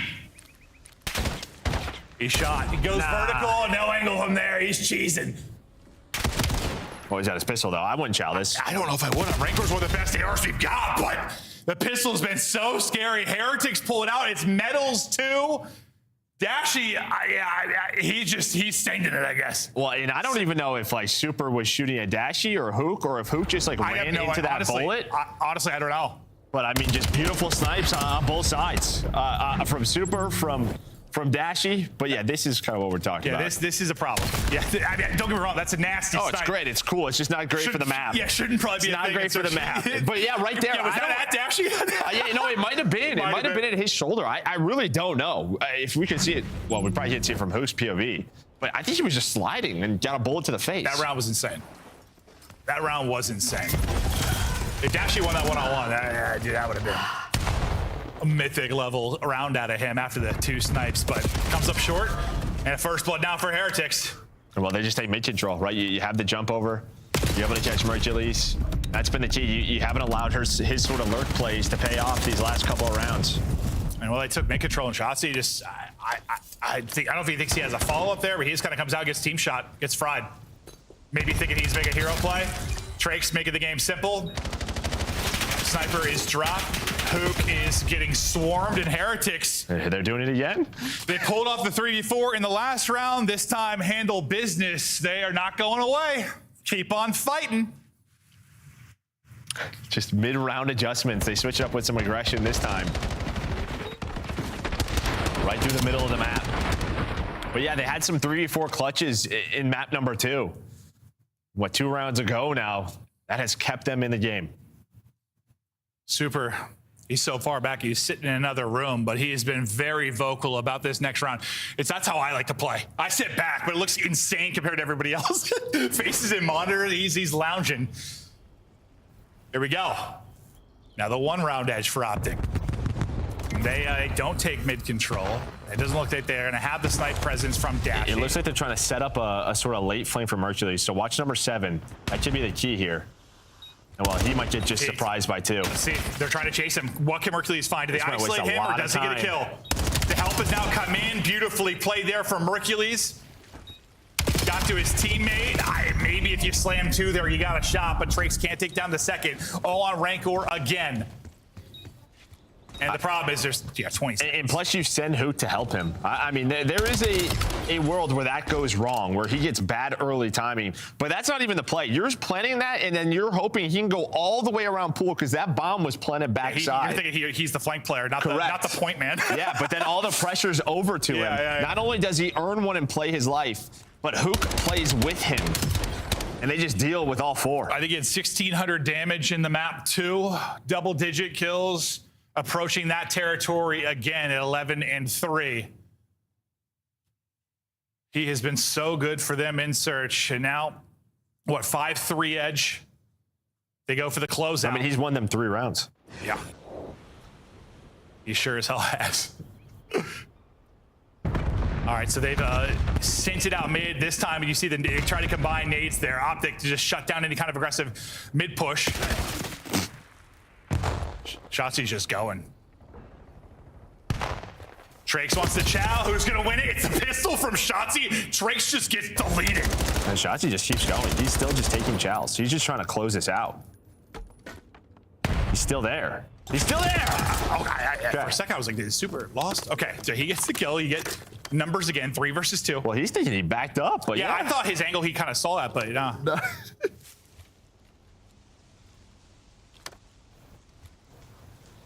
All right, so the plan will now come in. I mean, yeah, Mercules and Dashy alive still, so we're not done this yet. This Rencor off angle, though. Yeah, you're not going to check that. Nice little spot there from Rencor. Yeah, here's a taste of your own medicine, basically, with how this has gone. Well, and that's what he's been doing this entire series, right? Just like finding the player on the pinch. Rencor is so good. Dashy last up. He gets ripped. Rencor still here, and they'll shut it down. Still fighting. Still fighting. Can they get it to around 11? Last time, this is where it ended. Ended in round 10. They couldn't push it the distance. Listen, win or lose, though, this Heretics team, you can see they have been improving, but you still want those 10 CDL points. Want to come from behind and get this dub. Show that the Kings and Optic are beatable. Dude, that is just and I mean, this is just such an individual play, too, right? Where, like, you saw the minimap. He's by himself. Collateral of Tom Cruise, just the 2 to the chest, 1 to the head. That's what reminded me of. Pop, pop, pop, gone. That's a great movie, Steve. Yeah, it's fantastic. I have, yeah. That's with Jamie Foxx, right? Yeah. So good. Round 10 now. Heavy. Handed out towards B. You have the call here. You have multiple members here. Back Tiki. Oh, yeah, Rancor almost gets caught, though. Do you know Metals is there? That is the question. Mercury's playing dodgeball. Well, okay, the nade would have hit, but Metals is also playing dodgeball. So great job by Metals to avoid nades. You're going to force Optic to rotate. You can see Trace, he's just worried about someone pushing through ring. This might turn into another retake situation. Looking that way. Or can Miami catch them before they get there? You see them starting to work up B-ball, trying to get back laundry control. Here we go. Plant in. Heretics have to retake this 4 versus 4 to get to the round 11. Well, this time Mercules is making that play. Look at number 7. Yep. He's going to go all the way through. So what we saw last attack, he's actually in cut middle of the map. I think Dashy's weak. Somebody's watching that. Rentor's watching it, though. Metals is going. Right on him. That should be the blood. They're able to take out Dashy. Time is dwindling, though. Only 20 seconds to go. They gotta find kills or get the defuse. And you're just playing hide and seek right now. Optic Texas have literally just picked spots to get out of the action. Now 15 seconds to go. Oh, right. Shotzi's timing is insane. 2 are going to drop. Shotzi shuts it down. Trakes hits a kill, but no time to get the defuse. And Heretics there to search, like, where the hell are these boys? Optic Texas come up with the sauce again in the round 10. It is a hard-fought battle, but Optic doing just enough to get the dub. Well, I mean, yeah, and again, just the starts for them in Search and Destroy versus Miami, up 3-0 both times. Yeah. Miami fighting back some big clutches, but really, I think the story is just about Mercules. I mean, 3 rounds that I can point out that he had multi-kills that won them it. No, he's sensational, and yeah, a big part of why they're going to get the dub here. And this is an Optic Texas team where there's been variations of the roster where they lost both hardpoints. They're not winning a damn series, but here able to do it through the 2-3-5. Mercules, I mean, map 2 and map 5 are nearly identical, like right in that 12 and 5 range. You think he had 1,600 damage in the map 2. Like that is a takeover search and destroy, just series out of him. Unbelievable as we take a look at the recap of how this whole thing went if you missed it. Yeah, it was a battle just back and forth, and an unreal game number 4 from Miami. We kind of talked about it throughout this series. It's great to see them fighting. 100%. Reminding everybody, in case you forgot, we can be a top 3-4 team. But the way they were a top 3 team last year, top 4 team last year was through Search. So they're going to have to try to lock that down. They are. But to be fair, they're not playing any slouches in Search and Destroy. 100%. They're playing Mercules, who might be the best player in the mode right now, and Optic, who are quite well-rounded. Yeah. Impressive win. They were tested. They showed they could deal with it. But exhilarating series. I'm curious to see what the Dex thinks. Confirmed. Mercules is the best player in Search and Destroy right now. Takeover game. Sorry, Bruce, you are Robin for now, and I think you're okay with that because Mercules, insane performance. But I want to start here with giving flowers to the Miami Heretics. They are the best 0-2 roster in the CDL right now. You look at their road. They go up against Koi. They go to a Game 5. Here, you're playing the best team in the game, and you're going to a round 10. Not just a Game 5, a close Game 5, Allie. I think what I've noticed is with a lot of our top teams, it really has come down to the AR duos, at least in this first half. You know, maybe things will change with updates and stuff whenever we come back, but I felt like in this series we were treated to the Rencorn Super we were hoping to see, and I feel like that really eased up some of the pressure from the SMG duo, and we got to see kind of more of what Traix is capable of. I do like this roster moving forward. I do like that they were able to take Optic Texas to a Game 5 because there's a foundation to work with. What I really liked, and speaking for the Miami Heretics side of things, is just like their adjustments, and like they didn't look like the moment was too big for them going up against, you know, Optic, best team in the game. Obviously Traix in his rookie year, a lot of people expect him to come out and get cooked. I mean, even when you go to the Search and Destroy in this Game 5, it's like, okay, let's slow it down a little bit. Optic's trying to play pretty aggressive, find some kills here and there, and it was working out. I mean, Rencore, guy was playing super patient, and you know, in that final round they did that. Except Optic, you know, this team's been around for a bit now. Yeah, they were able to make it a little chaotic. Into now they're like, no, we're just gonna sit back, we're gonna play our lives, and we know you guys are waiting for us, and that's how Optic closed out that final round. So I thought that was just a great battle versus two very good teams. As good as that Game 5 finish from Optic was, the highlight of the series, without a doubt, was the hard point. Game number 4, are we going to see a comeback better than this before Major 1?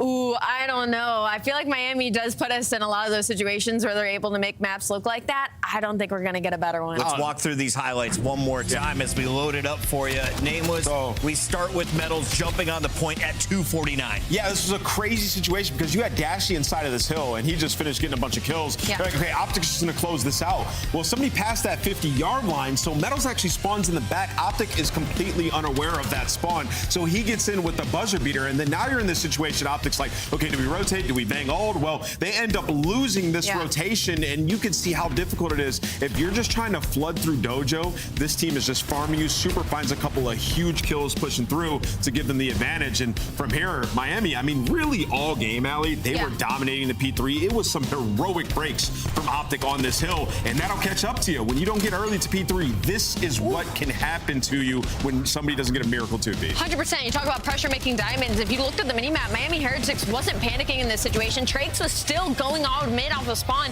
trusting Super and Hill by himself to get those kills and make that pinch happen so that nobody could come and spoil it from mid. Optic Texas, a rare sight, but I think we saw some panic. When they look back at that, they're going to be infuriated at the spawn.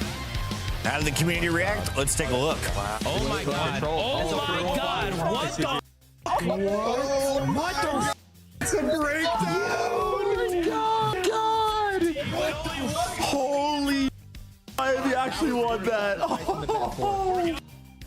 Monster Energy matchup delivers here on the day, but we are not done yet. We still have one more match to go, and before the end of the night, one of these teams is going to have a win, Allie, who we liking in the Battle of the Blue Squads. I'm liking Cloud9, I can't lie. New York up next when we return.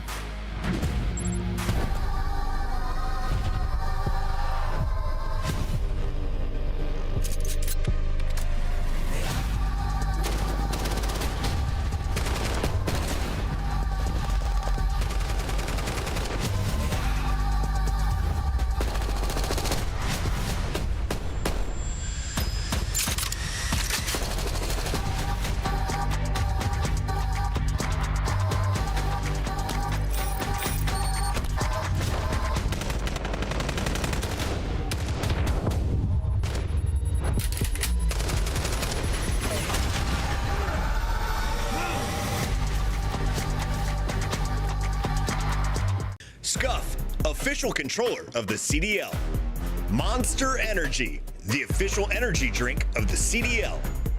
Start the season strong with the 2026 Call of Duty League Pack. Grab yourself the CDL operator by scanning the QR code on screen or check it out in the Call of Duty store in-game now.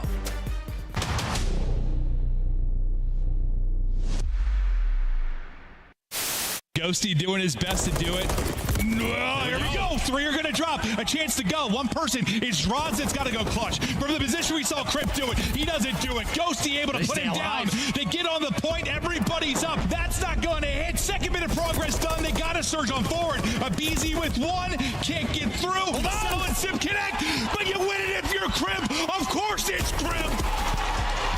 Time and time again, he wins his one-on-one. What do you think of my shirt today?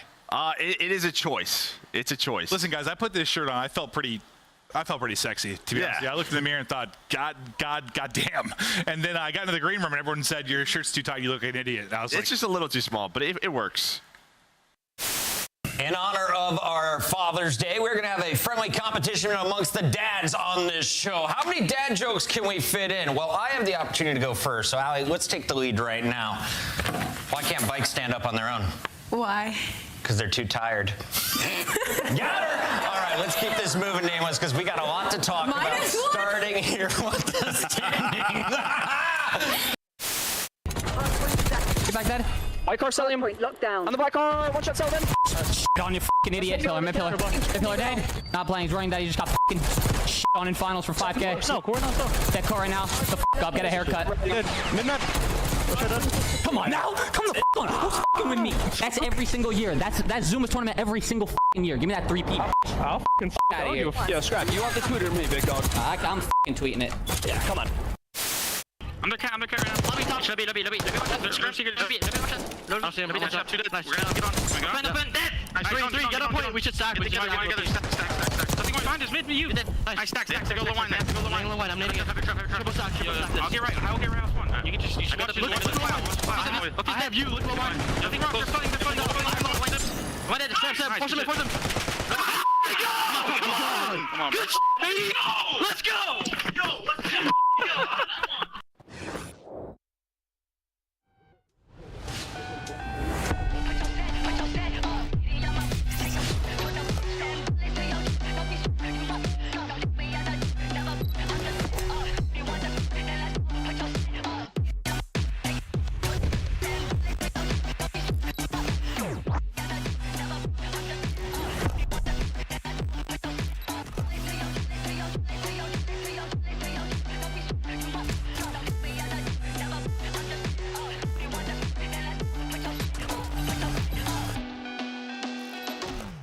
The third and final fight of the night. It's a battle of the blues once again. Vancouver Surge taking on New York Cloud9. Now, Cloud9 looking a little bit stronger than their opponent. Vancouver, you can't start worse than 0-6 in map count. Let's start with our squad representing the West Coast. Nameless, what have you seen from the Surge?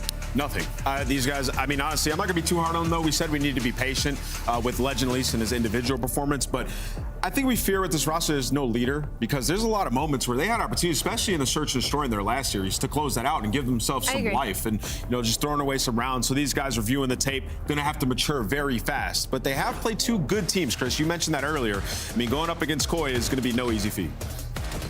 On the flip side, it's kind of just like for Vancouver Surge, I just want to see somebody get comfortable. I feel like maybe we saw a little bit from Gwen. We had some moments from Lunars yesterday, but again, I mean, pressure is mounting. Lunars has a .77 in 2 series, and Overload just clearly isn't going to be their game mode. This is a fresh team. We've got some rookies on this team. I don't expect them to be good at Overload. I think their biggest focus right now is either they need to try and lock up that Search and Destroy that got close the other day, or they need to put some focus into that hard point to give themselves some room in the beginning of these series. I mean, one thing I'd like to see is like a different map. They've only played Colossus Hardpoint in both series and Den Overload in both and it series. Hasn't gone well. Yeah, so let's switch it up. Mix it up a little bit, maybe today, or maybe practice has made perfect and they're ready to go at it once again. One thing I want to highlight before we move forward is Gwyn looked like a rock star on the opening weekend. He dropped the most damage in his lobby despite an 0-3 loss.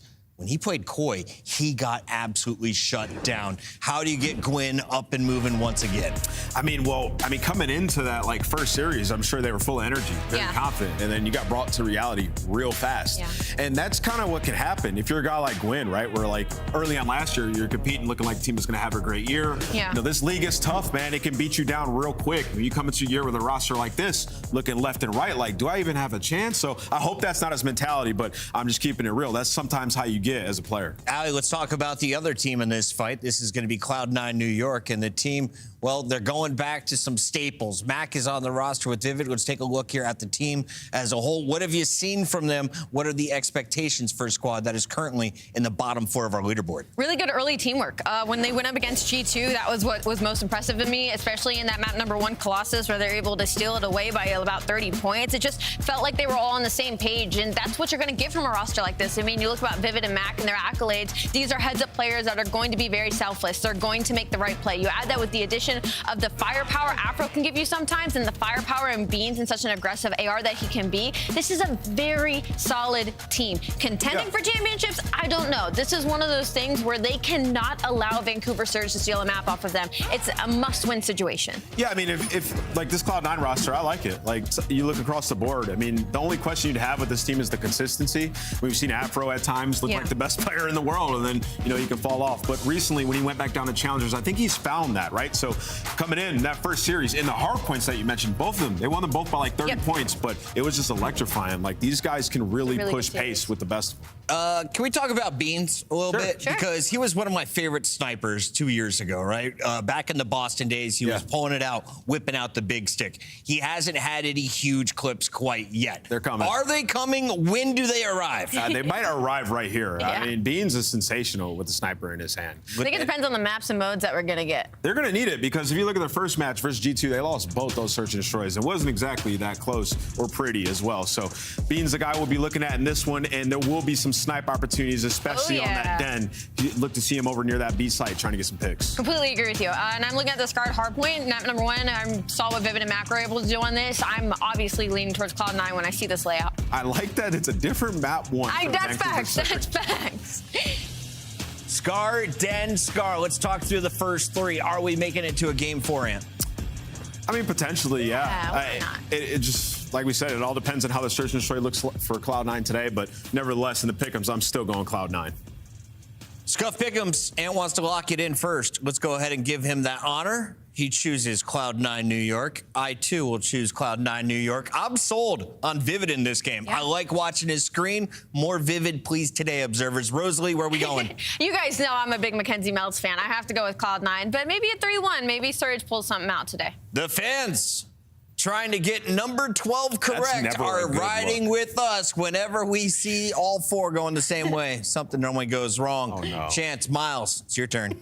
And here goes these two. Here goes he. Damn, it might go wrong. It's the last match of the night. You know how it goes. But we're going to find out what really happens. Exciting times for C9. They're licking their lips right now, Chance. They think they're getting a free lick in this series. Vancouver Surge, what are they going to bring? Well, hopefully their best, right? Because as the Des touched on, they played just 2 sort of nightmare matchups to enter their season. So they're on their quest for the first map win. C9 does not want to be the team that gives it to them. And well, speaking of giving it to him, I'm very excited to watch Afro play today, right? It's been years for us, Miles, since I think we've casted over him. And Nameless mentioned it. When he's on point, he looks like an absolute superstar. In the CDL, he's had a few different stints.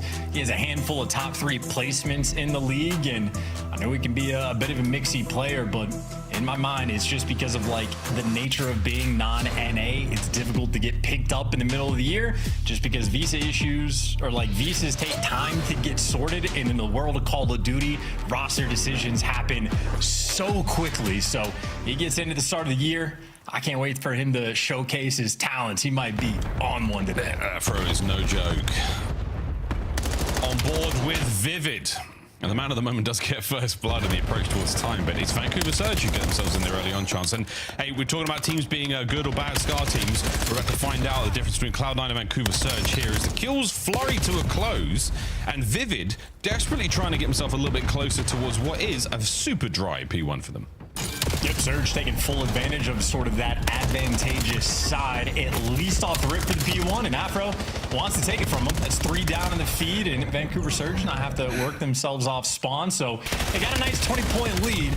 Already it's looking like it's starting to falter just a touch, and I mean, ultimately, it seems like C9, very stable. The arrows moving very slow. They're keeping things nice and under control. Yeah, slow and steady towards the motel we now go. Beans and Vivid on the approach. You can see Cloud9 New York get themselves in there first and foremost. Attempted break now from... Oh, wait a minute. Wait a minute. He's on time, looking for the contest as well. Fellas, you found nothing. Get in there as Abe will be finally able to respawn once again. As Beans gets himself a little closer, and what a drop of time that was. Literally perfect out of McMillan. Well, you haven't quite got the hard point out of the hands of Cloud9 New York, but Vancouver, you have the lead for now. Yeah, that's a sort of a welcome to the league moment. Abe on the receiving end, and he turns that into 3. Fun little sequence, and still a fairly close game. It's been a P2 that has just been an absolute standoff battle.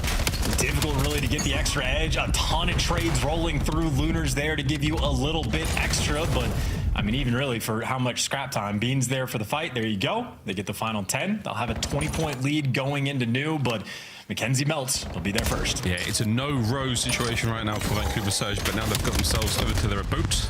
In we go. Gwyn trying to find some entries.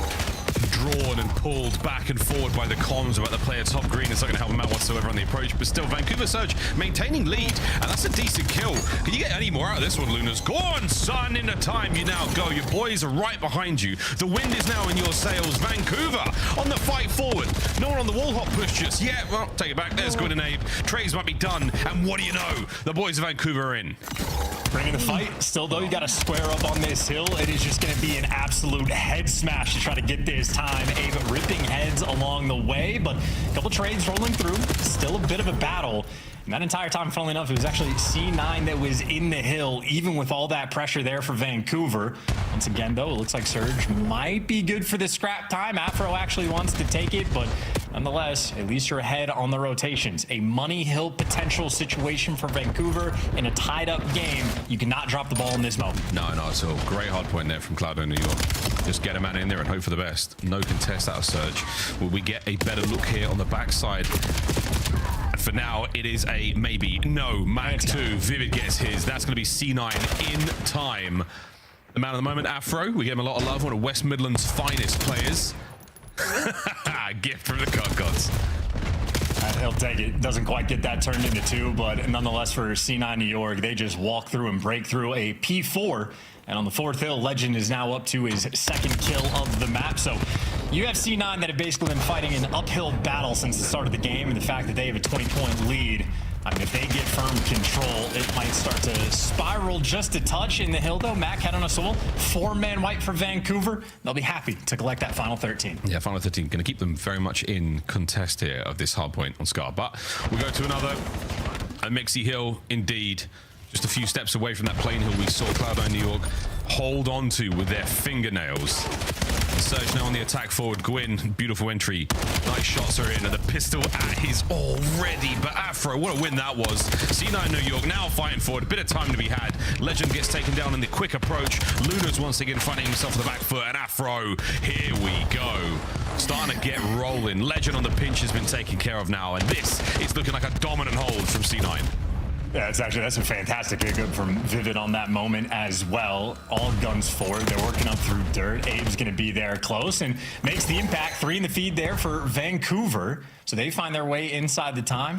And I see a trophy over towards Deep Helicopter, but on the hill, they got nothing. So Afro looking over top, maybe waiting for the moment to strike. C9 jump on the time, but they get nothing. Surge clean house, and they're keeping the game close, a 20-point difference. And I think Vancouver Surge, they've honestly been the scrap time masters so far this game. Wow, they've gotten it on nearly every single hill. Every hill, and it's keeping them in it very much so. Well, here we go back over to P1, our second set of hard points upon us. It's not a bad game at all.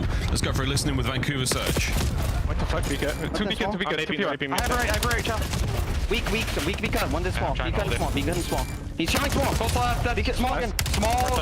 Under green. Watch on time. I'm letting go. Sure, we go together here. Letting go wall. Yeah, wait. Nading time. Nading wall. Alright, shove. Hard challenge. He's hard challenging out. Right in the mid. Stop. Just heal for a sec. Play your kills. It's okay. It's white. I'm nading this side. One shot time. One shot time. Yep, naded the wall. Mid-mac. One shot. In small now.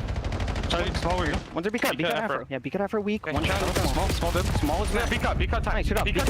Small again. I hear you. One shot time on me. Okay, you're by yourself right now. I'm not very up yet. I kill time, be cut. Or small, I'm taking it for bro. I'm taking it. You went small, no, I'm taking it for top green. He's hard turn on Top you. green Reese, watch out. Hard turn on you. Okay. I can't kill be like close in already. Or top, or top. I can't kill green maybe. Okay, now come might be top green on me. Yeah, I can't kill that guy. Give me time, waiting for you. Small me elbow. Nice. We laying down elbow. Elbow weak. Elbow dead. I'm watching the Time behind you guys. Yeah, they do. Yeah, I have time. Stay. I'm sorry, bug. I'm sorry, bug. Could be on you, Sabri. Could be. Top blue dead. Okay, I'm just staying in the close corner. They could be top. They could be top. I hear you. I'm swinging the close swing. Could be our top. I hear you. Top. One low. Done. Aaron, tell me one. I'm picking up mid. Watch out. Absolute. You're very solid. Give me a second. Get on. No. And time. And sat. Time and sat. He's behind me, pitch. He's all red. Yeah, I put behind him. Red dead. Give me a sec. I put behind him. One time, Right steps in. I'm trying to Reese. Spawning on me, I think. Right in the sun. Time. Oh, chance. We're still looking for that scrap time from Vancouver Surge. Not a bad listening whatsoever. Now to the other side of the stage. C9, New York. On my wing already, Legend. Legend on him. We're just missing one. I want tools. Tools. You want Lunars. Really weak. You want Lunars going gate. I need the guy wing. I'm trying to help you. One TV go. Honestly, tools. Tools is dead. Boat, Legend, or Lunars. Low wing. Try to get time. I'm coming close. Yeah, behind. Low wing, absolute on my wing. I haven't make cut over you. Standing in feet. Just gonna hold my cut. He's still wing. They wing. Could be a broken. Two on the wing, one's full time. There's over in mid somewhere. Wing got hurt. Yeah, still make cut. I cut dead. Two wing, one time. All of them, okay? I'm coming mid, hold on. I'm playing on mid for a second. I'll spawn out, by the way. Behind you. I'm pitching for Ready, get dead. Go back. Better be green. Weak, Lunars. First up D. Green, dead. And time. Wing and time, last two. Wing weak. Wing in the corner. Just two on me, one's boat. Go across. I'm just laying on time. I was training myself. Close wing still. Wing super hurt. Yes, so yeah, man. I'll try and tell you. Wait, time. No, time. What time again? Let's go. Close gate twice. I sent him. Go through. He's inside our tools. That's him, yeah? Doesn't do shit. He might have took a little bit of time. There's got me on. Shoot me. Lunars wing. Chance, it is still a close game, but at the end of the day, it's tracking towards a C9 win. Well, yeah, 30-point gap, and Lunars and Goyen trying to do everything they can just to keep the slaying close for the moment. A nice little three-man sequence, though. Afro, last man standing, and they hunt him down. So you take care of all the funny business, you secure the back spawns, and you get a guy in time, right? You get a guy in time. So much you get in time. There we go. You got a guy in time. Everything looking good right now for Vancouver. Yay! We're in. Gwyn's on a spree. And we are locking down front. Just keep soaking, boys. Gwyn is sweating bullets right now, rocking his way through these players. We're still holding on. And Vancouver Surge, there's a guy upstairs. No, don't worry, Luna's got him. Gwyn is turned right now. 15 to go. A lovely hard point from them. Keeping pace as well. I mean, Gwyn's certainly a known slayer in the league. Afro there to drop him, but the best hill Vancouver Surge have had all map, and for the first time since, what, P2 we had earlier on, Surge have the lead. Back over towards that P5, though. C9 will be there first. They're going to take the lead right back instantaneously.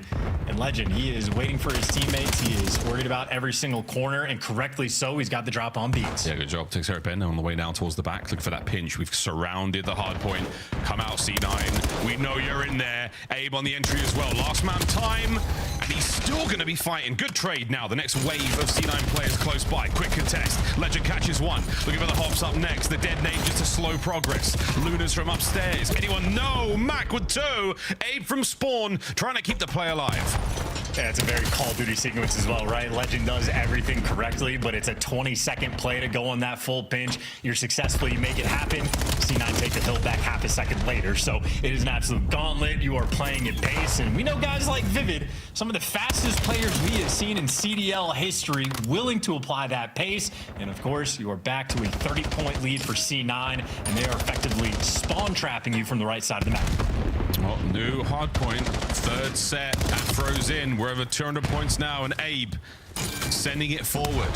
On board with Gwyn on the quick contest. Anyone here to really cover him? Trying to get in his own trade. There's Abe once again. We're still fighting over this P1, but C9, they are so good at catching time. Big flank from Legend. Two-piece, looking for the third. His teammates are there, and an open hard point for now. They got the comms as well, and wow, okay, you just get zapped away.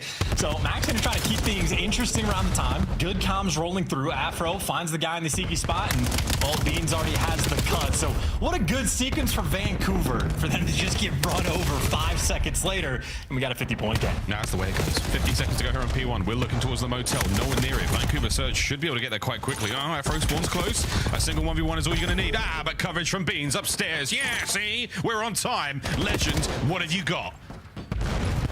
Coverage over top. He's got the man in the corner. Abe is looking above. You get the damage, you get the pressure, you get the initial. Here we go. First in wins the one. The next man in is still going to be there for C9. Holding on. Max up next. Gets dropped. Vivid will be next to hit the plate, and it's Abe who knocks him clean out. From upstairs, once again, we find Afro and Lunas. The old recon by force doesn't find anything. Vancouver Surge have held. Holding on. Yeah, number 2 working a pinch. Afro's getting that initial kill. He's got top control. Beans laying down, covering fire. 2-2 split on the flip side. And Afro, well, the pinch is eventually in, and it gives you a little bit extra. C9 maybe doing just enough to get this done. It's just checking everything. Here comes the next wave. Oh no, Afro gets another. Gwyn trying to get it all done by himself, and he can. Finds 2. A good break. But boy, you need to hit the row, and that's where C9 are. No one on Vancouver Surge is going to have a Hellstorm for this moment. I take it Except for the guy with the Hellstorm. Except for the guy with the Hellstorm. An opportunity now to get the break. But we've scattered, C9. We have scattered. Are we able to get in there through this coverage? And the answer is no. It's only going to be Abe. He has got to go huge. Oh, we're running away from time as well. I mean, we're taking space. People are able to just cross towards the hill. You're dying along the way. Gwyn trying to give you something extra, and they got a clean 4 down. Vancouver Surge, this is their quest for their first map win. They can get it done on this hill. We're trying to find that big flank. Mac is going on the worldwide tour. We'll see him in a few moments. But for now, Lunas, hold the line, hold the front. Tags into the player upstairs. The jump not good enough for the kill. Legend, he's trying to farm his way through, but the final 5 as the break from C9 New York is glorious. Map number 1. A decent fought battle, and hopefully a good sign of things to come this series. And maybe stocks on C9 declining just a touch. That's crazy, man. They had control of the hill. They got the 4 down. You get the guys on the helicopter, a guy on time, and then they just let 3 players on C9 run up to the hill uncontested. And he didn't start the fights until they made it to the 50-yard line. So a punishing few moments. Vancouver Surge, certainly when they go back and rewatch this one in the VOD, maybe a few different moments they could break down. Nonetheless, closely contested battle. They brought a good fight. And unfortunately for Gwyn, that is a 42 kills there for the loss. So slaying in that map, at least for Vancouver Surge, was not the issue. We have 18 from the hard point as well. On the other side, Afro, they've got 29. Big 4Ks for several players in the lobby. Crazy stuff, mate. And a fun one indeed. A 10-point difference is all it took. I mean, I'm thinking back now to first go around the plane and get a guy in there to contest. You buy a little bit more space. Lunas was going on a spree. Abe had some nice wins from that same position as well. Shout out Lunas for, again, the Hellstorm. I did not see that. So that was a real saving grace for them. But kudos to C9 New York.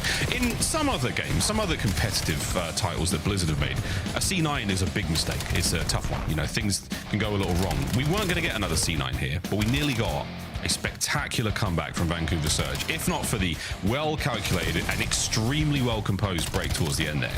That could have been Vancouver Surge's first map win chance, as you called it so rightly.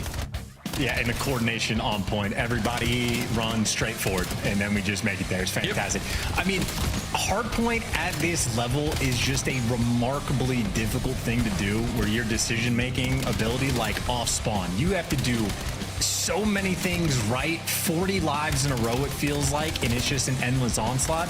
And if you're even do like a little thing wrong, it'll cost you 15 seconds here, 20 seconds there. If you leave time wide in these moments, or when the contest time's rolling through, like if you're having difficulty on a decision-making front, by the time you get to 250, it just piles up. Like a handful of bad decisions can be the difference of, 40, 50 points in a game. So, I mean, Vancouver Surge, again, the slaying was there. Overall, the architecture of like their game plan on point, but even certain plays where they're going on pinches, doing all the right things, but it just takes them 20 seconds when the top teams will get it done in 7 or 8. I mean, hey, for a 10-point game, it's the little things that will absolutely get you. So close, but no cigar. Admirable comeback. Certainly strong work from that last P1 from Vancouver Surge. Hey, but at the end of the day, the amount of criticism this team has received, you know, and warranted, absolutely. What a great turnaround that was. Now another look at Den S&D. We're going to see a Scar Overload as well. That's going to be a lot of fun. And a Old Faithful Colossus right there for Vancouver if they can get towards it. But for now, Chance Den, Search and Destroy. We've seen a few of these in the last 2 weeks, I suppose. How are you feeling about these squads going up against each other? I think this is actually very good odds for Surge to get their first map win, as is the storyline we're pushing. They played Toronto Koi on it, took them to a round 11, maybe faltered in that final round, but nonetheless brought a very good fight. In our first series, we had the opportunity to talk about with Gentlemates of like, there's a clearly identifiable problem they needed to fix. It was the First Bloods in S&D. They went and balled out today. So you're going to have a similar situation for Vancouver Surge where we know, guaranteed, after the series they played against Toronto, you're talking over Den S&D, you're figuring out what went wrong. So we should see very verifiable improvements from this squad going into this map. So I have high expectations for them. They're getting the ball ready to go. And on the flip side, maybe the desk wants to see some of those highlight reel plays from Benjamin Beans with the sniper. Yes, please. They'll be cooking up something good as well. I'm expecting a good, fun map here. Fun is the name of the game here in the Call of Duty League. Interesting to note the name was brought up, and I totally agree that on paper it seems like the biggest issue that Vancouver Surge got is they don't have a sort of clear-cut leader. At the moment, I am starting to see it in the player counts. It is Gwyn. He's the man talking the most. Rightfully so. I mean, he is the most sort of storied player on the squad. Still very young in his COD years, but technically the vet. And at this point in time, most likely calling the play. Luna's Island Man right now through the middle of the map. The rest of the boys over by the A bomb site. And fellas, it's all yours. Slowly. No time wasted. Yeah. Bomb plant as well. Number 7 there to watch the pinch. This is the dream setup for an A plant. Well, we're going to watch the retake attempt now. And Mr. Beans first in. Great damage. Nades and everything being chucked in there. Legend managed to get away with his life, and the detonate again to slow the approach. 2 through the side door, 2 through the back door. Here we go, boys, over the top. Legend down. Gwyn goes with him. 24 seconds on the clock. That's crazy God timing. I thought Gwyn was going to be in the prime spot, but he gets ripped. Now Abe's going to have to try and clutch. Lunars is spotted out. Abe gets traded, and the defuse is already there, and Lunars is not in position to kill the guy off bomb. A very well-executed retake, and I mean, in my mind, the A site, very close quarters, very tight spots that have to be played, and there's no trophies in the first round. I was thinking C9 may be able to get the win that way, but it was straight gunning for him. Oh yeah, they just ran straight on through. A couple of nice kills. The timing. I think what Lunas was going for there is, you know, when paintball you get hit, you have to run back to your spawn. You have to run back to your spawn before you can get your next one up. But this is how it went down on the retake. Everybody wins their ones. Vivid moves in for the defuse shortly after this one. But fantastic work there from C9 New York. Yeah, a bit of a tough one. If you're the island player, you have to be pretty on point about when you're going to be making moves to help your team. So ended up taking those fights a man down. Now Gwyn on the defensive end is going to be spotting out 3 players. You see on the minimap, he's forced to run for the hills. You get the smokes out. And Mac is known. I mean, one of the best objective players we have in the league. Never fears going for a bomb plant, but respecting that they don't have mid-map control, so no plants just yet. In the meantime, Vancouver Surge, a ton of pressure on the pinch, but Legend on the full flank and even Abe in the middle of the map. It's a good mini-map for Surge. Yep. I was going to say, a very faithful recreation of a Japanese castle. The walls are thin. Some of the doors are made of paper. Bang that thing out. 2v3 right now. Vancouver Surge with an advantage. Beans, though, does still have bomb. And we're pushing it. We're going for the kills here. Over the top. Wait. The boys have nearly walked away with it, but what a 2v1 in a dire situation. Hey, shout out Lunars. That's a big 2 to seal the deal on that round. Never fun if you're going for a wall jump and you end up getting the ever so slow mantle, but Lunars takes that small window of opportunity and closes the door in your face. It's a lovely, lovely recovery. Yeah, I'm thinking about how to not let that happen for me as a player, because I want to hit a quick wall jump. And this is Beans on the wall. Oh, sorry, Afro on the wall bang. That is a insane amount of damage. I mean, Gwyn is just sitting there like, I'm tagged. Yeah, he's on bomb site. No, wait, I'm dead. That's annoying. Yeah, great way to start the round. And Legend doing a nice job on the flank as well, picking up sort of that floating player for C9. So even up the odds, 2 defensive rounds. Creddy spots being used as well, but no information being gained. Not yet. Oh, well, this is information. There's no one here. Deep. Yeah, true. Yeah. On the defense. We've got 2 players on A there for C9, the other 2 by B. No one's showing any face just yet. But fellas, there's a minute to go. You got to make something happen. Hello. Aha! Surprise! On the jump, plenty of coverage through mid. Hasn't pulled too many players there out of the B-bomb site either. So C9, their nerves remain. That was a good try. Afro got out a moment before those nades came rolling through. And with his life staying up, well, now he's keeping Abe at bay. Little dance battle we have towards the middle of the map. In the meantime, over on the B site, yep, Mac found a sneaky spot. That's the bomb guy. Trade's rolling through, but that's bomb down mid-cut. Beans is getting active, but on the flip side, so is Abe. You got players everywhere on the map. I mean, this is the special we do on Den. It's the flank. Meow. Great work, Abe. A little bit of luck, a little bit of magic there on the hip fire, but you'll take it. Luna's going to stay alive. Now wait for his teammates to back him up. Perfect intel here on the 2v1 situation. Oh, wait a minute. Mac is not going down without a fight. Massive work there on the damage, but it all comes down to Beans. Final few seconds. Someone's got to get this bomb down. Could Beans play spoiler here? The answer is no. Legend wins a big one. Gone to bed. Yeah, huge kill out of Legends. Good plant spot as well to dodge from mid. Maybe Beans took a bit of a different round. The round could have fallen a different way, but that's a nail biter situation that Surge come out on top of. So they keep their cool when things get a little bit nervy, and all's well that ends well. It is in effect, solid B site execution. Yeah, a couple of perfect rounds in a map. We haven't seen one just yet from neither of our teams. Attacking right now for C9. Seen love towards both bomb sites so far, so quite wide open here on Den. Defensively, though, we're going through mid, and we're going to worry about Beans. Here we go, Legend. He's a naughty man with a long rifle. Let's see what we can find. Well, I mean, for C9, they saw 0 people over towards B, but instead of making moves, they're wrapping all the way out. So maybe not playing the best off their information, and you're a little bit turtled up over towards P2. Legend continues to dance. And he's shimmying and shouldering, and he's not giving anything up, and he's still remaining stalwart in his defense of the A-bomb site. Mid-map still, Vancouver Surge, with their fingerprints all over it. The B-bomb, though, wide open. It is still Gwyn. He is the man on watch right now. He's about to see those 2 players cross, and that's it. He's fired his warning shots. Legend still dancing. Bean still wants to get in there, but the lads have gone. He's about to call out a free bomb site with the B-bomb being planted. Well, no, I mean, he just needs to be active on the pinch, right? Because now he knows that the floater's going back over towards B. So for Beans, it's all about the timing on this pinch. He's waiting for contact to be made. As soon as there's some noise, he shows up, misses the shot, but he already got the first blood. Yeah, plenty of noise being made. Mid-map, though, oh, Mac has now got Gwyn dead to rights. Flank set, secure. Nearly a perfect round from C9 New York. Wonderful patience, great execution. Beans able to pick up at least 1 there on the flank. Absolutely tremendous. Right. And remember, like the first round we had where Vancouver Surge get the bomb down, but by the end of the round, Lunars is just out of position and not even in the mix to try to like defend that bomb site. If you're that floater player, you need to be more aggressive, and it's all about the timing. And that's why Beans, even with the snipe, pushing up, getting in the mix, once he knows there's noise over towards the B site, it's when he hits the go button.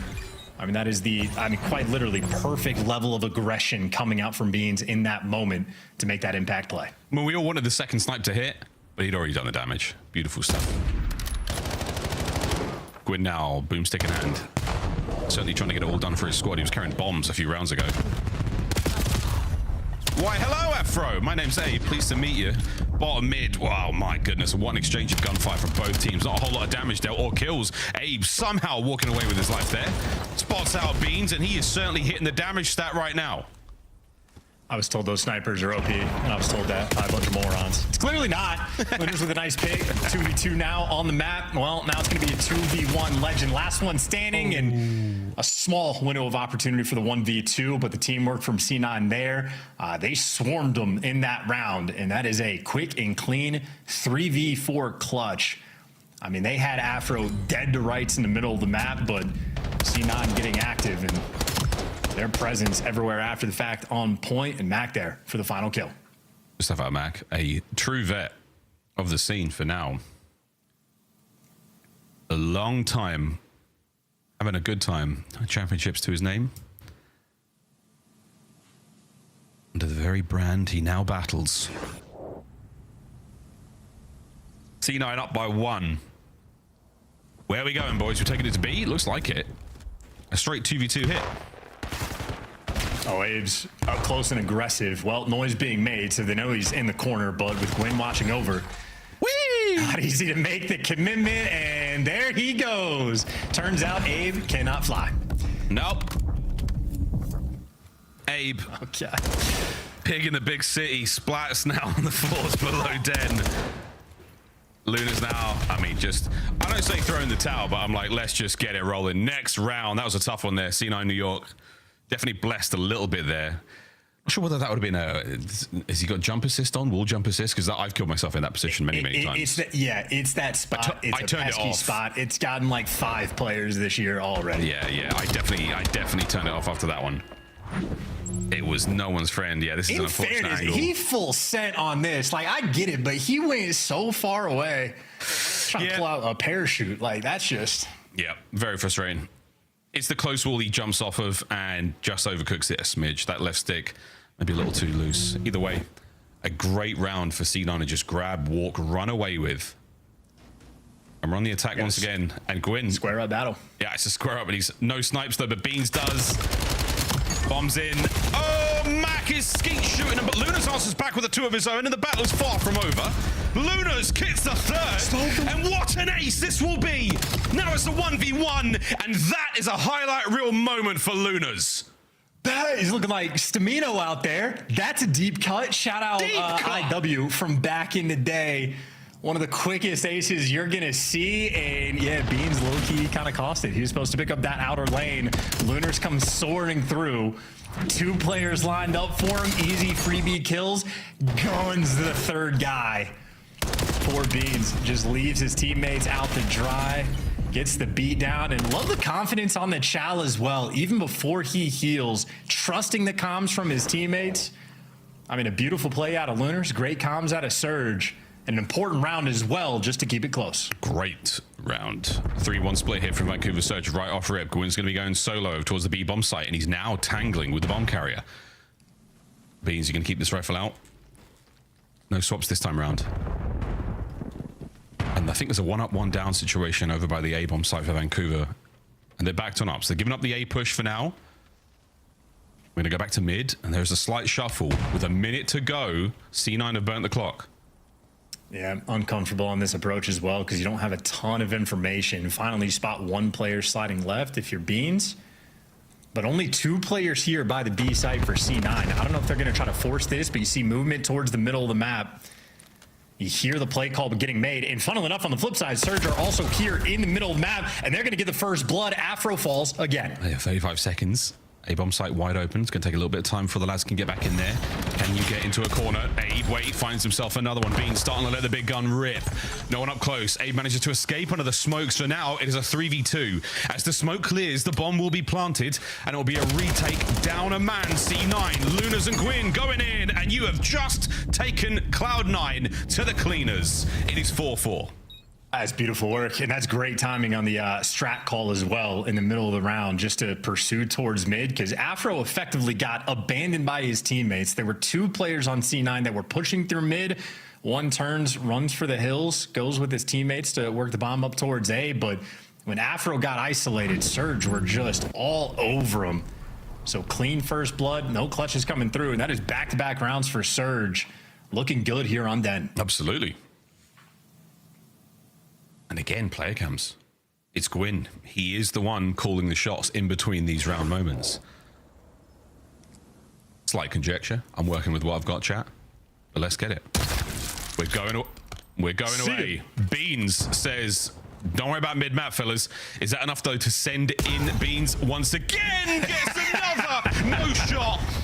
Abe wants it. Is he going to get it? A stun. Oh, and plenty of damage. Not enough for the kill, though. Legend now joins the fray. Last man left alive for his squad, and he's going to go out swinging.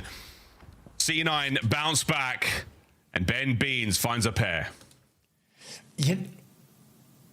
Actually, never mind. I suppose we'll just move on. There's some discourse around the snipe in Beans' hands as well, because if you remember, it was like maybe 3 rounds ago or 2 rounds ago where he has the snipe out for the initial like outer lane, but then swaps it away. Yep.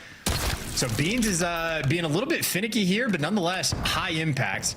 Great drop on Lunars for the first blood, and yeah, just easy covering the lane. He aims down low as well, prepared for the slide. We trust his ability on the reaction. Yeah, that's the difference though. It's the lower pre-aim. Nice work out of Beans. Beautiful stuff. 9 and 4. Ooh. Here we're going out with our lives barely. Vivid starts things off. This is map point. A great way to get it done. And what a sneaky Mac. Oh goodness, that might be it, folks. 4v2. Can Vancouver Surge survive this? Patient Mac. Timing not there. The gunny absolutely. Last man Lunars. A silver bullet found, and it was Beans with the big gun again. The GGs go next. 6-4 the final score. There on Den. Swarming an eventuality. Puckett asked for it, and Beans delivers. Respectable stuff, I'd say, on Den as well. Vancouver Surge certainly able to string together a few nice rounds here and there. I know Afro got blooded a few times in this game. Nonetheless, the sort of higher impact plays more consistently rolling through for Cloud9. So 2-0 lead in the series before we get to the overload, but on the game, double digits for Mac, double digit for Beans as well. And that is 8 first bloods out of 10. That would be the difference maker on that map. Yeah, certainly helps. 4 of them coming from Beans, most likely. What, 2 we saw with the sniper rifle. So you'll take that. 6-4. Shy of 9 minutes. Well, Den and Scar, they're done. And they were pretty close. Now we got a Scar overload chance, a mode that Vancouver Surge haven't been terribly successful in both of their matches. They have managed to score a single goal per game. So we'll see if they can't turn that all around. Not going to be an easy one, though. Scar is quite a punishing map for overload. It definitely seems to be the map where you have to have the best teamwork and things sort of go your way the most. It's maybe a little bit less straightforward than Den. So excited to see what the teams can bring. Well, we'll find out what they bring after this very, very quick break. Don't go too far, ladies and gentlemen. Cloud9, New York, sitting at 2-0 over Vancouver Surge. Is this game of overload the turnaround point for them? Vancouver still battling for their first win here in the 2026 season of the Call of Duty League.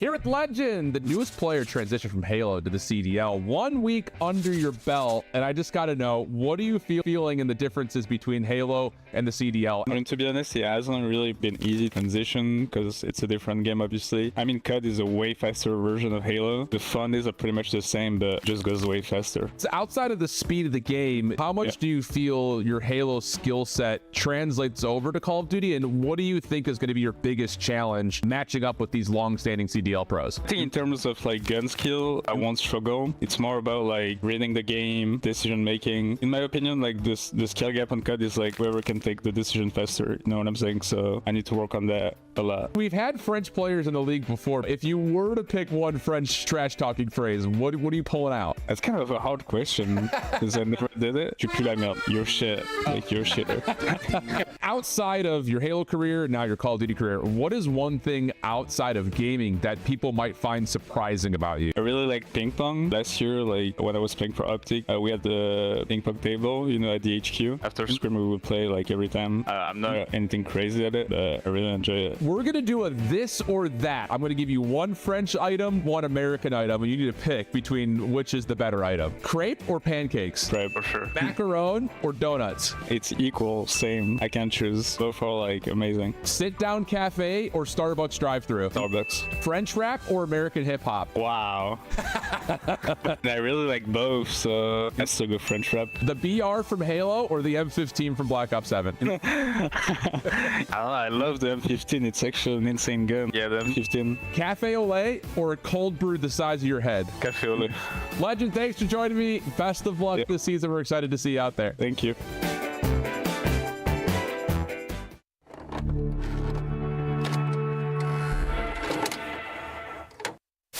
That's the problem. You gave them all the time in the world, and now Ultra have set themselves up perfectly for the barbershop hardpoint.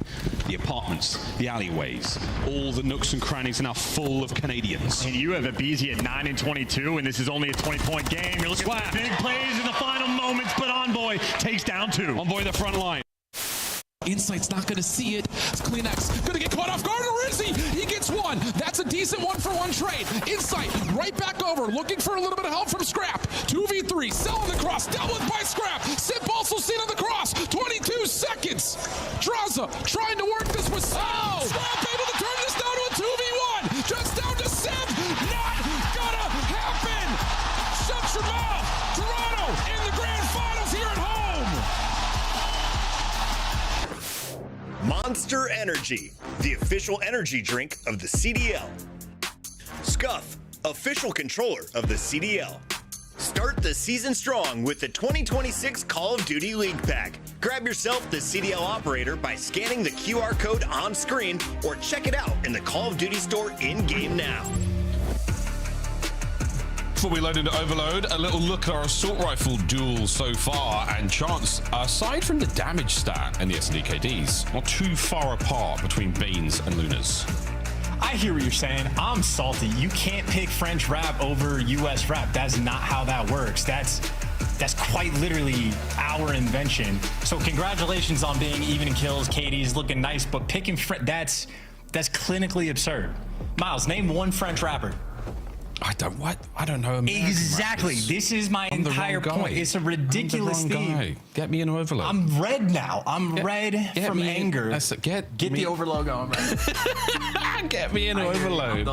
He's just disconnected from the call. That's crazy. He didn't even pick cafe. Like, how are you not picking cafe for coffee if you're French? He said cafe au lait over cold brew. He did. Oh my God. He's right though. Gunny on point. Superb gun skill, no doubt. Well, we get to watch it in a moment on this game of Scar. French rap. I'll take it all back. Not just yet, something's happened. But I'll rant some more. Nate. Okay. No, I'm kidding. I was ready to wind you up and let you go. I was so there, man. I was like cranking that thing on your back. Just get you rocking. Back to Scar Overload we go. Chance, you said it's a tough map. It's one that punishes teams if you're not exceptionally good at it. It is going to be a tough matchup. Now for Vancouver Sochu, let's face it, you were 10 seconds away from the dub there on the first Scar hard point. A couple of rounds go your way and you're looking at a win as well. But now this is the last life you have in the series. Colossus is where they want to go. It's been their go-to map in their series we've seen so far. Are they going to get through this Scar Overload, sorry. It'd be interesting to see him work for it, right? Just because, like, Den is probably the easiest overload map to identify, like the quote right and wrong ways to play or what your stock and standard moments are going to be. But specifically on Scar, it seems like you can have situations that look identical, and in one situation you might have to kill 2 or 3 waves of players to actually go and get a score. And then sometimes, depending on the timing of the kills, you can just run that bad boy straight in. So it's a little bit more fluid. I think it, at least in my opinion, going to be much more difficult to identify what the correct plays are going to be in any given moment. So this is a very high skill test of your communications, almost like the collective amoeba or like neural capacity of the team. Like, you really have to be working as a full unit and be on the same page, and that would be your natural chemistry. And obviously for a team like Vancouver Surge, the most evergreen team we've ever had in the CDL. So a very difficult task ahead of them. But if they get a good flow, it'll be a very fun map to watch. It will be a fun map to watch. Now it looks like we are looking at each other. Ring ceremony coming up at Jan Major 1. We're going to be in Dallas. It is going to be one hell of a time, boys and girls. That's right. We are once again crowning our champions. Optic Texas are back to back, unless you're living under a rock or if you've only just joined the Call of Duty Elite universe. Welcome. It's a warm and crazy place. And Optic, they've managed to do the unthinkable and go back to back. And as far as we're concerned, Chance, right now, it's looking like a good year. I mean, it's early in the year, but it's looking pretty good for them once again. You will see them looking pretty good getting their 2025 championship rings at Major 1. But what's that? What's ringing right now? It's a game of Scar Overload, Chance.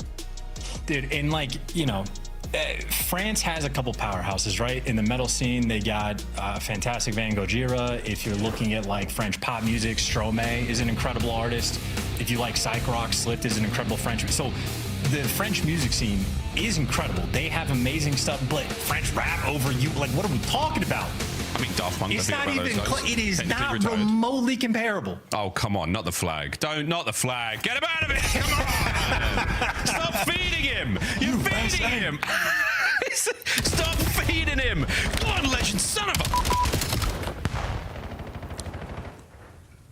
I'm trying to fight for my European brothers over here, Chance. I'm trying to fight for them. And right now, the fight is very much in mid-map, and it's very much C9 in New York. Another musical thing there. Right, we're on a roll now, brother. So RC9, Max got himself the device, and we're trying to find our way towards B. Close defense right now from Vancouver. They're not giving up without a fight, and a fight they've got. Go on, let's run it. You got all the kills. Yeah, all four. Take care of the EMP device. Now you're trying to vie for a little bit of that map positioning, and Beans, I would assume, would fall in short order. Had him tagged up, they let him live, but now the top side of the map is going to be open. Gwyn, last man in line, should be collecting the device, and the timing on that's terrible. The moment he touches it, he's now running it towards his own zone. So now C9 have a really big opportunity to score. Yeah, they do, but you have to take the opportunity. And they are so far struggling somewhat with it. Off spawn into a very awkward situation. And they're walking away with so far majority of the lives. Vivid doing what he can. And once again, back to the middle we go. So, a rather uneventful, plenty of kills, but uneventful in the scoreline department, first half so far. And again, just an example of like the battle. You get the map positioning, but sometimes you need the extra wave. Got to be very careful about the timing, but big moment. 3 down. Okay. Number 3, Afro lead backward in the all 4. A should have been open, but now they're cutting it over, trying to go D, so we're getting a little bit mixy with it. Mackin just wants to full send. Why wait for the teammates' support if you think you got it like that? Unfortunately, he didn't, so now device control in the hands of Lunars. I think an attitude that many ranked teammates will have in Season 2, because I've got it like that. Sure, I can run this thing home. Whole squad's up. Well, a perfect line drawn down the middle of the map right now for Vancouver Surge. 3 minutes to play in our first half. And we are looking for a couple of wins here. The A zone starting to look a bit more tasty. Vivid on the defense. Lunars with the pistol. He has got it like that, and he is squaring up with one of the most accurate shooters in Call of Duty history. And he gets that accurate shooter just got dropped. Yeah, no, nice work there out of Lunars. Afro might pick up too, but now we'll find if Lunars has got it like that. Here we go. 1-0 Vancouver Surge. He does have it like that. That was sick. Here we go. Right, well, top side of the map spawn. You've still got a lot of presence there right now. Legend playing it a little tight. He's let those players make their way through mid, and that tag is going to push him back even further. You're running out of space. On this side of the map, Vancouver Surge. Beans got it like that too. How many more got it likes that do we have in this matchup? Chance, quite a few. Fingers crossed. Well, no more for me on that. Okay. Oh, it's too close. 2 down in the feed, though. C9, 3 players grouped up towards mid. They're trying to go for the wide swing. Bean's not quite in position yet, but basically everybody here on this push for C9. Oh, this is it. Looking towards the B goal, and it looks good. Wait, Gwyn gets himself in the position for the guarantees. Lovely damage. Vivid been pushed back. All the device has been dropped, and they've survived another wave. 1:40 to go. Yeah, just an endless amount of difficulties. Even like the angles, once you get that device in that position, there's nowhere to hide. And if you don't have the pressure, it's just going to evaporate. Wait. And got Abe, sort of the front man up, catches Vivid completely off guard. You taking care of the pinch as well. So you got Vancouver Surge taking the time, getting all the kills. Abe, front man, gets brought down, and they've managed to not continue the play over by A. We're still maintaining control, possession of the EMP right now, Surge. And Vivid, oh, what a peach that would have been. Over the top, not enough for the kill though. Mac managed to walk away with his. Oh dear, it's an absolute peach over the top from Afro. We've still managed to maintain position here for a moment longer. Afro to the rescue. The cavalry from C9 has arrived. We get Gwyn. Getting all the kills as well. Mate, he's a demon. Yeah, outslaying him, doing everything right, but just actually getting control and pushing this device through, absolutely no success. I mean, Legend is 2-12, and they're winning. Oh yeah, winning. I mean, they've also got 2 really nice goal line saves. just shy of that. It could be 2-1, but 35 seconds to go. Here we go. C9. Ooh, another attempt at this. Gwyn over the top. Gets himself one. Next man is going to be the carrier. And we are just holding the line right now. Beautiful work there from Afro with the device. 20 seconds to go. Can Lunas find the up and overkill? We're looking for the Chow. And once again, it is the Jaeger 45 of Afro that keeps it going. It has been dropped. And an opportunity now to swing it for Vancouver. And Legend maybe wants to push past this, keep the gun out. Got a trophy getting a kill. Well, number one on the pinch. I think Vivid just going to shut this one down. Device not collected, and Legend not quite there to be able to pick it up. Nonetheless, I mean, you got the 1-0 lead right now in favor of Vancouver Surge. So strong first half and really showing off the mixiness of Scar. I feel like Afro had so many two pieces in this half as well, but as you stated, maybe 2 or 3 different sort of goal line saves rolling through for Vancouver. And even on the best play, you see just a bullet off from stopping that cap. I mean, that's it. We only had 3 really good attempts on goal in game, and 2 of them were at the hands of C9. So close, but if you can't get over the line, it ain't good enough. That B goal over by the 18-wheelers, there's some tight corners to play from there. There are some absolute guaranteed kills you can get. That's the one on the low left-hand side of the map, top right-hand side of your screen right now. Here we go, back over to the middle of the map. C9, we're playing towards the motel side. Can they find success on this side of Scar? Well, they're going to be able to catch Abe. Oh, no, Abe wins the gunfight, so nice pickup there, and it'll be a little bit tougher with the device now. Mac, though, able to give you 2, so Beans is here. He's got a couple players behind him, trying to break some ankles. He's showing right. And do you want to re-juke and commit left or force this through? He's got Mac over there for the help, tries to go down low. Can't quite win the gunfight, but certainly a good attempt. Well, the attempt, and you've still got the device in their half. Vancouver, I think they're going to opt for the reset here, and that's what Afro's playing for as well. So we're not going to touch it. We're going to let it go back to spawn. Afro in position to pick this one up as well. We're maintaining position right now, and it's a couple of good kills, but the end of the trade is Surge on top. Slammed. Oh my boy, let's get it. We are sending it forward. Vancouver, 1 by 1, baby. They find all their kills. Abe with the dagger in the back, and we are on for a play here. Yeah, he might be able to get a Hellstorm as well. He has been prowling since the opening break of this half. He's got a free kill right behind him and jumps out the window. That should be number 8. There you go. Firmly collected. And you can get out and get in the mix. Your teammates are there with the device.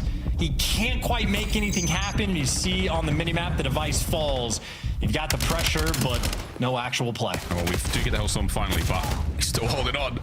We're still holding on. Here they come, Legend. 1 and done. Harkens back to combat evolve with a pistol like that. Get them shots in from Lunas. The 2 pieces there. And that's another wipe. Can Gwyn be the point man? He is the tip of the spear. Trying to strong arm his way on towards the zone. Oh, and the drop is there. Gwyn has to double back under the coverage of the Hellstorm. It's good. 2-0 Surge. It's huge. I mean, this feels like a massive lead considering how this map has been playing out. Nonetheless, C9, look at how quick they are to get in position on the map. 2 players around blue. Afro trying to stay alive, but they lost the device. Gwyn with the nade and Gwyn with the extra kill. Slowing down C9 just enough to get the trades. You clean house, you go back to 50-50. Honestly, a peach of a nade there coming in from Gwyn. Maybe some coordination, but now 2.5 minutes. Surge playing the survival game. It's a pitched battle, but Gwyn, he's gone to the right flank. And it's the drone, or the EMP rather, back and forth it goes. Over towards the right-hand side. Now, wait, an opening. Legend's got to go big. Gets himself 1, and he's gone the wrong way. Oh, what a save from Abe. The kill from downtown, and no goal for C9. Over to the other side we go, and the B goal is where Surge want to send this. Yeah, Abe has had an electric half so far, and he's got the device, had the device in hand. Nonetheless, 2 minutes into 2-score game. C9, this is officially desperation effort time. Beans there from 2, trying to get the gunny hot, and hey, he's going to do so. Beans there for 3. You just don't have the pressure just yet. And the defensive line, Abe is there. Oh, and he's holding it together. Abe, what a goalkeeper he's been. Shots were there, Abe brought down. You've got all the map you want right now. You have to get the next set of kills, C9 New York. 2-0 is very doable. The production has not necessarily been there in the second half, but so far Afro trying to take the game into his own hands, waiting for the goal. Here comes the run. Beans is there. It's 2-1. Dude, I mean, you might have like trophy fights as well. You want to get trophies almost in the opponent's base just for that sequence over towards A. But nonetheless, they cut the lead down to 1. They got control of the device spawn, and you got Beans roaming out towards mid. But you do see Vancouver Surge on defense, sort of swarming over towards Motel. Well, Legend gets one and falls, and Afro, he wants to play for the Jukes. He's swinging this wide left. They're going all out. He's made it across. He doesn't have any help. He has to wait for his teammates. Mid-map covered. Matt gets his... That's going to be the opener. Here we go. C9 making their way forward. Final minute to play. We're looking for the equalizer. It is an open goal all the way. Afro equalizes. 2-2. 45 on the clock. Yeah, and Surge forgot about that section of the map. They were so focused on the EMP device that Mac was able to just walk straight into blue for the power position. But now 35 seconds left. Anybody's ball game. You got Afro behind you. Oh, dear. Kills being traded on the mini map, but you got Surge right now a little bit too ahead of themselves. They're playing for the spawn kills. You got to get the device control first. Finally, Legend there to pick it up, and his teammates are behind them. 20 seconds, you're not in a massive rush. You'll get the extra time. Yeah, EMP control now. 15 seconds on the clock. We're looking for one decent attempt here. Otherwise, we go to overtime rules. Abe, they sniff out the player at the back line. A firing squad right now at Vancouver. Oh my, they're fighting their way forward. Afro on the retreat. Gets kills. Lunas, can he recover? Final push now. Sudden death. One more goal. No lives. It's on. And well, okay, so Legends got the UAV for the squad, so they'll have the intel and they have the device. They just do not have the numbers. So this is looking like it might be a slow standoff if Surge aren't going to be willing to push up the map just yet. But again, Legend should be coming to his teammates of what's going on. Abe should know. Yep, a guy right on those top steps will be the first man in line. Yeah, and that 1v1 against Afro, that good thing. There's the tags. Get on out. Again, 125 to play. If you hold the device, when the clock runs, you will win the game. Think gunfight, think the flag. Here we go. And you're just so turtled on C9. I always hate the turtles, but again, if you don't have the UAV, you're feeling a little bit squirrelier. Yep. You're just trying to, you isolate a single player. You get one kill, and you immediately have the cards in your hand. But you have to watch out for the health regen on the push. I mean, what's going to be going on here? What kind of advantage are you looking for? Up the map, we now creep Vancouver. Oh, and Gwyn's been caught out. He's dealing the damage, and Mac over the top's going to chase this one down. Not going to let him get away with his life. What a battle over to the pistols. It now goes, and the sidearms are out, and Gwyn is on the chase. He's gone and got a top green. We've lost a 2v3. Legend on the run, and he's down and out as well. Last lives. It's a 1v2. But an open goal. Gwyn versus the world, and yeah, it's just a foot race. It's a race is on, and Afro, the sprint towards it. A smile on their faces as you gambled the wrong way. Cloud9, it's kills, not the goals that win the map for them. And that is the 3-0 complete. Another tense, sudden death here on Overload. Those sequences are always so nutty as well. I mean, just the 1v1 battle Mac and Gwyn had, but in the meantime, as soon as Abe falls in Motel, and you know that Gwyn's over on the other side of the map, top green, those players flew at Legend. And Legend might have had the UAV with the device in hand, but obviously the other team can see where he's at as well. Isolate the guy with the pistol, run him over, and a snap of a play call, a delicate moment in the overtimes is Overload, but C9 come out on top and they get the 3-0. Oh man, well, quick look at our stats. What was it, an electric game. Fantastic work there from Lunas and Gwyn in the assist department, but hey, when it comes down to it, the second half was really where C9 started to shine. Not enough of a buffer, not enough of a strong bed made by Vancouver Surge in that first. They're happy to see those two go in. They've improved upon their map score when it comes to Overload, but they have not managed to find success here yet in the COD League. C9 3, Vancouver Surge 0. It's going to be a tough one, man. I mean, a 10-point game, a nail-biter-ish in the S&D, and then very much a nail-biter in the Overload. A painful one for Vancouver, but again, that is just a team sort of on the...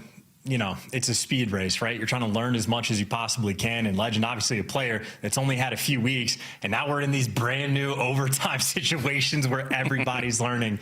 It is a tough task indeed. But I'd say ultimately, good fight out of both squads. Congrats to C9 for the 10 CDL points.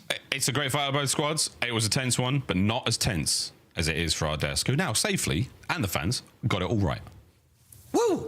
Did not see the 3-0 coming in after the first half of that overload. Let's talk a little bit about what just went down. Allie, you said at the end of this series, one player is not dropping enough damage in this lobby, and you don't think he'll survive. I mean, respectfully, it's like one of those things where it's always going to be hard when you kind of just throw him to the wolves of the professionals, right? Him it's being not that Legend? the talent isn't there. Yes, Legend, sorry. It's not that the talent isn't there. It's just like I feel like this is something you learn in challengers. You go, you get a feel for the game first, and then maybe you get brought up to the pro scene. We saw XNet. It took him, 2 years, and now he's hanging with some of the best. I just think it was too soon. Legend, rough go in that game number 3. And let's talk overload as we take a look at the highlights here. Overtime is going to be exciting. This is only our second sudden death that we have seen since the start of the league. Walk me through kind of the situations, because you can't drop the EMP, right? You're stuck with just a pistol. You're stuck with that pistol, right? So in that situation, you saw Gwyn's kind of just hoping like his teammates can stay alive while he makes the play, and he gets in that super long gunfight with Mac, and it's like, okay, I gotta get up top green, try to get a kill or two, and make this easier on my teammates. Well, you see Cloud9, they recognize that, and they decided to just push out the guy with the EMP and go and score. I will say though, I mean, they fought them tight. Like every map was super close, and if you're the Vancouver Surge, you look back at this and listen, unless these numbers are wrong, which I don't think they are, Legend had 5,500 damage. Abe, Gwyn, Lunars had 8,200 or more. 2 of those guys had 9,000. So like, yeah, there is one guy that's significantly lagging behind. And despite that, you lost a 10-point hard point, a 2-round search and destroy where you could not get the sniper out of Beans' hand, and then an overtime Scar overload where for the majority of this game, you had a commanding lead. It was just a rally at the very end where you made one mistake. So like if Legend is playing better, and I'm talking like, dude, I don't marginally better. Okay, they probably win this series legitimately. So I agree. So there's 2 angles. Like, do we go through this next 3 weeks or whatever it is until the league starts back up and hope he develops and get to that point, or do you make the change? Because now you have evidence from this match, like, hey, we kind of are like we can compete. It's not all loss. Can we do an Allie versus Puckett debate here? Because GM Allie would drop a Legend right now, and she would pick up a player from Challengers. True or false? True. And who would you go after? I don't watch too much Challengers. I'd actually probably call Big Al, my other Big Al, in Shift and probably get his opinion on this one. But, I mean, respectfully, I think this was a situation where, like, Cloud9 definitely played down. I feel like Cloud9 definitely did not show their potential in the series at all. I think they should definitely review this and come back. And on the flip side, Vancouver Surge, you're upset because I saw Foundation here. I saw Foundation from Lunars. I saw Foundation from Gwyn. I saw moments from Abe. So, I mean, give them one more piece that's just putting in a little bit more damage, that plays a little bit more to the pace of Call of Duty, which respectfully is faster than Halo. We might see a different series. I would say this is his second week after the game has been out for 4 weeks, right? It'll take time. We're about to give him a 3-week break, and he is a champion with excellent accuracy, insane mechanics, and communication to raise trophies and other titles. I see both angles. I'm not going down for a kid who hasn't made it out of Challengers yet. I am keeping championship caliber talent, There's and I am going to develop Challengers it as it goes on. In the meantime, we got to go back to the start of the day. Let us know, chat. Are you on Team Allie? There's merit to both discussions. Are you in the middle? I honestly, I think you need to learn in Challengers. I think he should have started there 100%. Toronto, shall we? Start of the day. Roll the clip. Highlights. Gentlemates, there we go. Thank you. Paris Gentlemates versus LA Thieves. Yeah, I mean, coming into this upset, right? Yeah, I mean, coming into this series, we thought it was going to be like a Game 5, an absolute grueler and banger. Dan Ghosty, a.k.a. Den Ghosty, a.k.a. the Messiah, has just been dominating. I mean, literally, it's like you drop this guy, and he just tells you everything why you should not have dropped him. I was not the problem. 38-13, map number 1, a dominant Game 2, and then the overload just blitzing them, absolutely cooking them. Like, these guys, this Gentlemates team, they look gross, man. Like, they're not, Thieves aren't even in the same tier as them. After this performance, I put Gentlemates. When do we start hyping up Sib? I mean, he's been gross. I feel like we hyped him up a little bit in the last series when he was popping off with the sniper and the S&D, and it was like, you do not want to go against this guy because it feels like he's impossible to shut down. But that is a good shout. He obviously has just been very consistent in the way that he's been playing. Ghosty made it hard to talk about anybody besides Valid. him. He was so good. Hydra and friends not having the series they were expecting after a 6-0 start in week 1. They were handed their first loss. Optic, they were 6-1 coming into this when it came to map count against the Miami Heretics. who had Trakes, a rookie, in the lineup again. Trakes and crew forcing a Game 5. This was maybe the best series we've seen, including a ridiculous comeback from the Heretics in Game 4. Yeah, I mean, they're just showing us, like, pushing the limits of BO7, how incredible this game can be to watch competitively. I mean, they came back, was it like 180, 249, like coming back. That was beautiful to see. The search and destroy on both sides. If you missed this, go back and watch that Game 5. Like, both the mental battle that they had, Heretics playing some high-level Call of Duty against the world's best right now. Expect them to continuously improve, especially through this break. Optic, the only 3-0 team now after their win over the Heretics tonight. Allie, if you were looking to grow on the success for Optic Texas, what did you like today? Is there anything you need to clean up? I think they definitely are going to go back in this series and just look, especially at the tail end of that hard point and where they all just kind of got a little panicky. It was like, okay, this is kind of what our issues were a little bit last year and the year before. It was like comps could get a little chaotic, and I think they need somebody that's going to be able to right the ship and be like, everybody chill, let's get on the same page and let's close this out. I think Optic, they just need to expand the map a little bit. We need to see what they look like on Colossus, which pre-scrim indicators hasn't looked good, and then their SCAR across the board hasn't been excellent. So that's going to be primary focus for them going forward these next few weeks. Top performers here on day number 5 of the regular season. 75 kills for Ghosty, 104 in Mercury's as he goes to a game number 5. 2.14 versus a 1.3. Both AR stars popping off. But Ant in the green room, you said the ARs may be vibing for now, but the SMGs could be seeing some changes in the future. What's the expectation for the front line? Yeah, I mean, looking at the patch notes, I mean, almost every SMG got a big buff. So we might see some meta shifts, but we still got another day. Tomorrow, it's going to be electric. After the break, when those subs get buffed, we're going to see some players have a surge in their statistical department. Rosalie is now 12-1, 13-1, something ridiculous. Let's take a look at the rest of the people's standings. There's 12 teams in this thing, too. Rosalie out in front of all of us. 3-0 is Optic. Koi sitting perfect with Boston Breach for now at 2-0 each. And you saw Gentlemates pick up their second win as LA picks up their first loss. We got a bunch of teams sitting at 1-1 or 1-2, and plenty of opportunities to climb if you are the Heretics, Royal Ravens, and of course, Vancouver. So interesting game so far today. A very good match number 2, and tomorrow it could be true again. Let's take a look at the Sunday schedule, shall we? Yeah. Absolutely. I mean, and you're looking at this schedule, right? And you look at like the 2 matches for Heretics, Game 5 versus 2 good teams in Koi and Optic. Well, now you're in a must-win situation. I mean, there's moral victories in that we go Game 5, but you have to beat Cloud9. Allie, as we close things out here, we have to remind folks that 6 p.m. matchup features Toronto Koi, who is undefeated, taking on Vegas FaZe, who has recently given Gentlemates their only blemish. How far does that series go? Are we getting another Game 5? I am hoping for a Game 5. I was looking at the standings and I was like, man, I want to see more FaZe Vegas, dude. I want to see where they're at. I feel like we've gotten a lot of the top teams. I can't wait for that last match tomorrow. Big dogs in action on a championship Sunday. Well, just the last Sunday of the year. We'll see you then.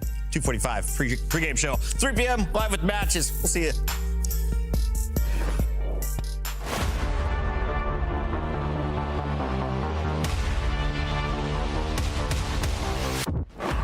We got that power. We bring the heat. It's winning now. It's no retreat. It's time for beast mode. Our energy is on the leash. We in the red zone. Standing low. We undefeated. Like, he just had a 3.0. We're undefeated. We stand alone. We undefeated. We undefeated. We stand alone. We're undefeated. We go for battle. We got no time for peace. Got them living in our shadows. Gotta give it all for the team. It's time for beast mode. Our energy is all unleashed. We in the red zone. We stand alone. We undefeated. Oh my God, he just got it. We undefeated.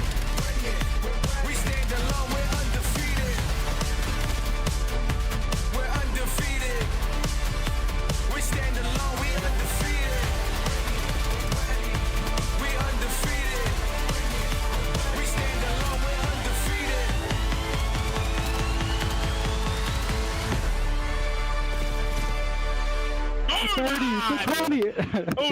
Oh my God, bro. Watch out, watch out. Intent. Nice. Nice, guys. Go push it, push it. One time. What's that again? Nice. In server and outer. Are you patio? Patio down! Nice, I'm pitching. Let's go. Nice, Dan. Keep walking. I feel like he just had a 3.0. He just went 38 and 13. Holy Good job, 3.38. That's so weird. Keep it up.